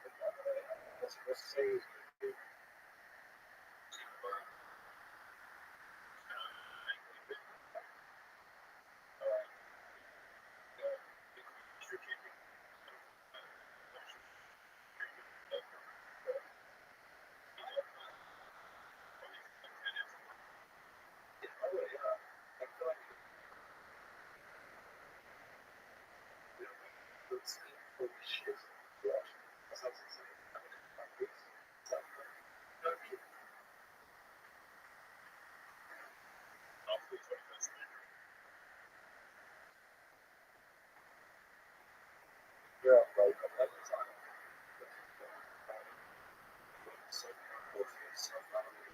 Mike, you're up.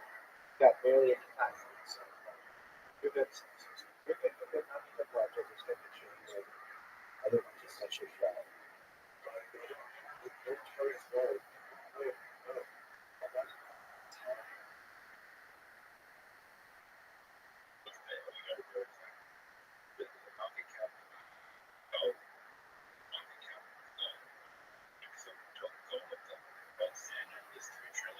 Like 1971.